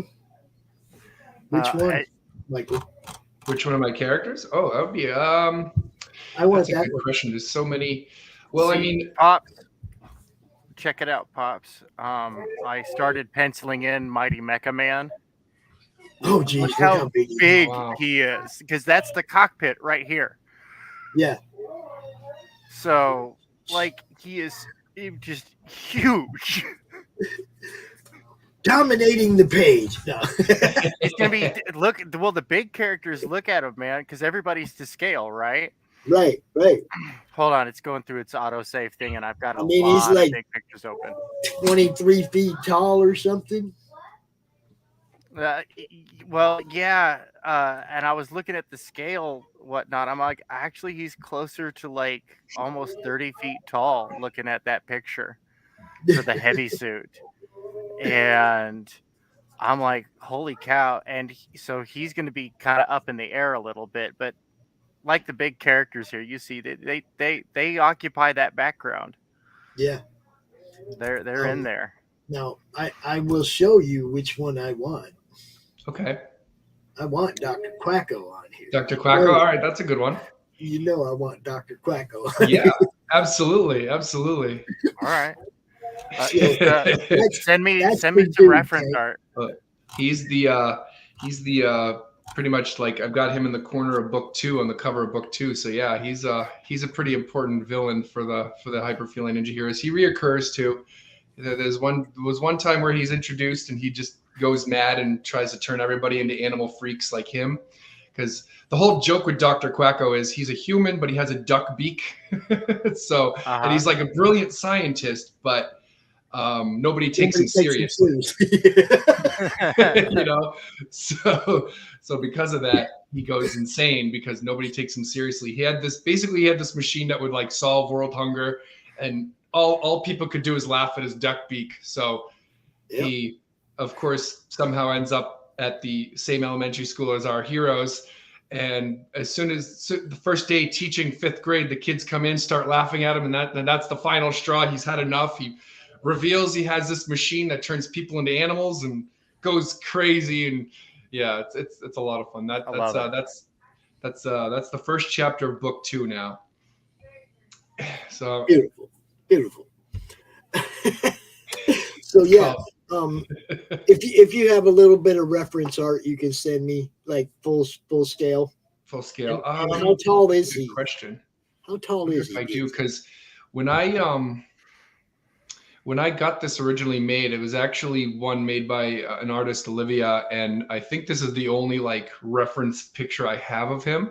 Okay. So I might be able to get a page with him full bodied. Yeah. I'll have to look through the frames of my comics, but I mean, she's like the creator of this character, so technically she owns it. I think I might even have to ask her permission to use it in your CRoM let's as get well. one of yours, because this is supposed to be your thing. We're adding one of your characters to it. Yeah. I mean, he's like a shared character between me and her, I guess you could say, but I think I would have to ask permission from her to use that as well. My suggestion would be probably my daughter would kill me if I said Fury. Would be Rosie if I said Fury, because he's based off my nephew, and she's already mad that I made him the leader and not her. So now you also had one based on Sealy, right? Yeah, that's Sky up above. The green one, the green cat right above, right here. Now, see, I'm partial to that one. I think you know why. Okay. Yeah, you can do Sky. I think you know why I'm partial to that one, because my last name is Sealy. Yes, that's true. Yes, so that's fine. Your son's name is Sealy, and my last name is Sealy, and it's like, but I don't want to make your daughter angry either. Well, she'll be less mad about it being him than it would be my nephew, because he's already the leader, whereas Sky, he's the youngest and he kind of gets picked on and stuff anyway in the comic and kind of in real life. So due to the fact that these are kids' characters and they're pretty much your kids, you know, this is who they're based on, whatnot. I think we're going to break the rules for this one, Tank. Oh. Let's let both the kids be repped. I think that's a novel idea. I think it's great. Maybe even all three, because the nephew is part of it too. You know. Yeah, well, there's 4 of them, but because there's a niece too, BB. But, see, there's 4 of them. Yeah. Maybe we can get all 4 of them like down in the corner, hanging out together or something. I'd appreciate that. That'd be great. It's the kids, man. It's the kids. Yeah, for the children. For the children. Yes. Like down there by Amazonia's foot. You just put all 4 of them hanging out down there. Now Mrs. Lovejoy can calm down. We thought of the children, okay? See, and you're supposed to, right? I mean, that's part of this, man. Yep. Introducing them and keeping them interested and happy. And man, come on, you know, Dad's got them in a comic book, you know. Now they're going to be on this huge promotional poster that we're going to be giving to everybody. So, you know, more people are going to find out about it, and they're going to find out about them and their particular characters. And yeah, it's a great idea. All 4 of them. I love it. Don't nobody else ask you that. Give me the reference art. Give me the reference. Yes, I do have plenty. I do have reference art for that. I can get you sketches, and these pictures on the site are full body. If you the way the website shows it is like they cut them off, but if you click on each image, there will be a full scale. Okay. Cool. Because now we have as well. 33 characters illustrated on this, Pops, because I also, due to your insistence, I added 21. Yes. Well, we had to have your character on there, dude. Yeah. You're doing all this work. Well, I was going to get around to it. Gentlemen, I have to cut this one off and go start the other one. Uh-oh. Right. Segment 2 will be kicking off. I'll be starting the commercials in about 2 minutes, and the show will start at 6 o'clock straight up and down.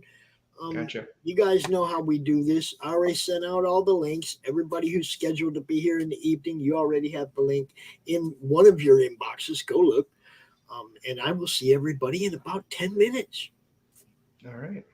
One last thing, though. If you had 1 minute to pitch this to the publisher of your choice, what would you say, Michael?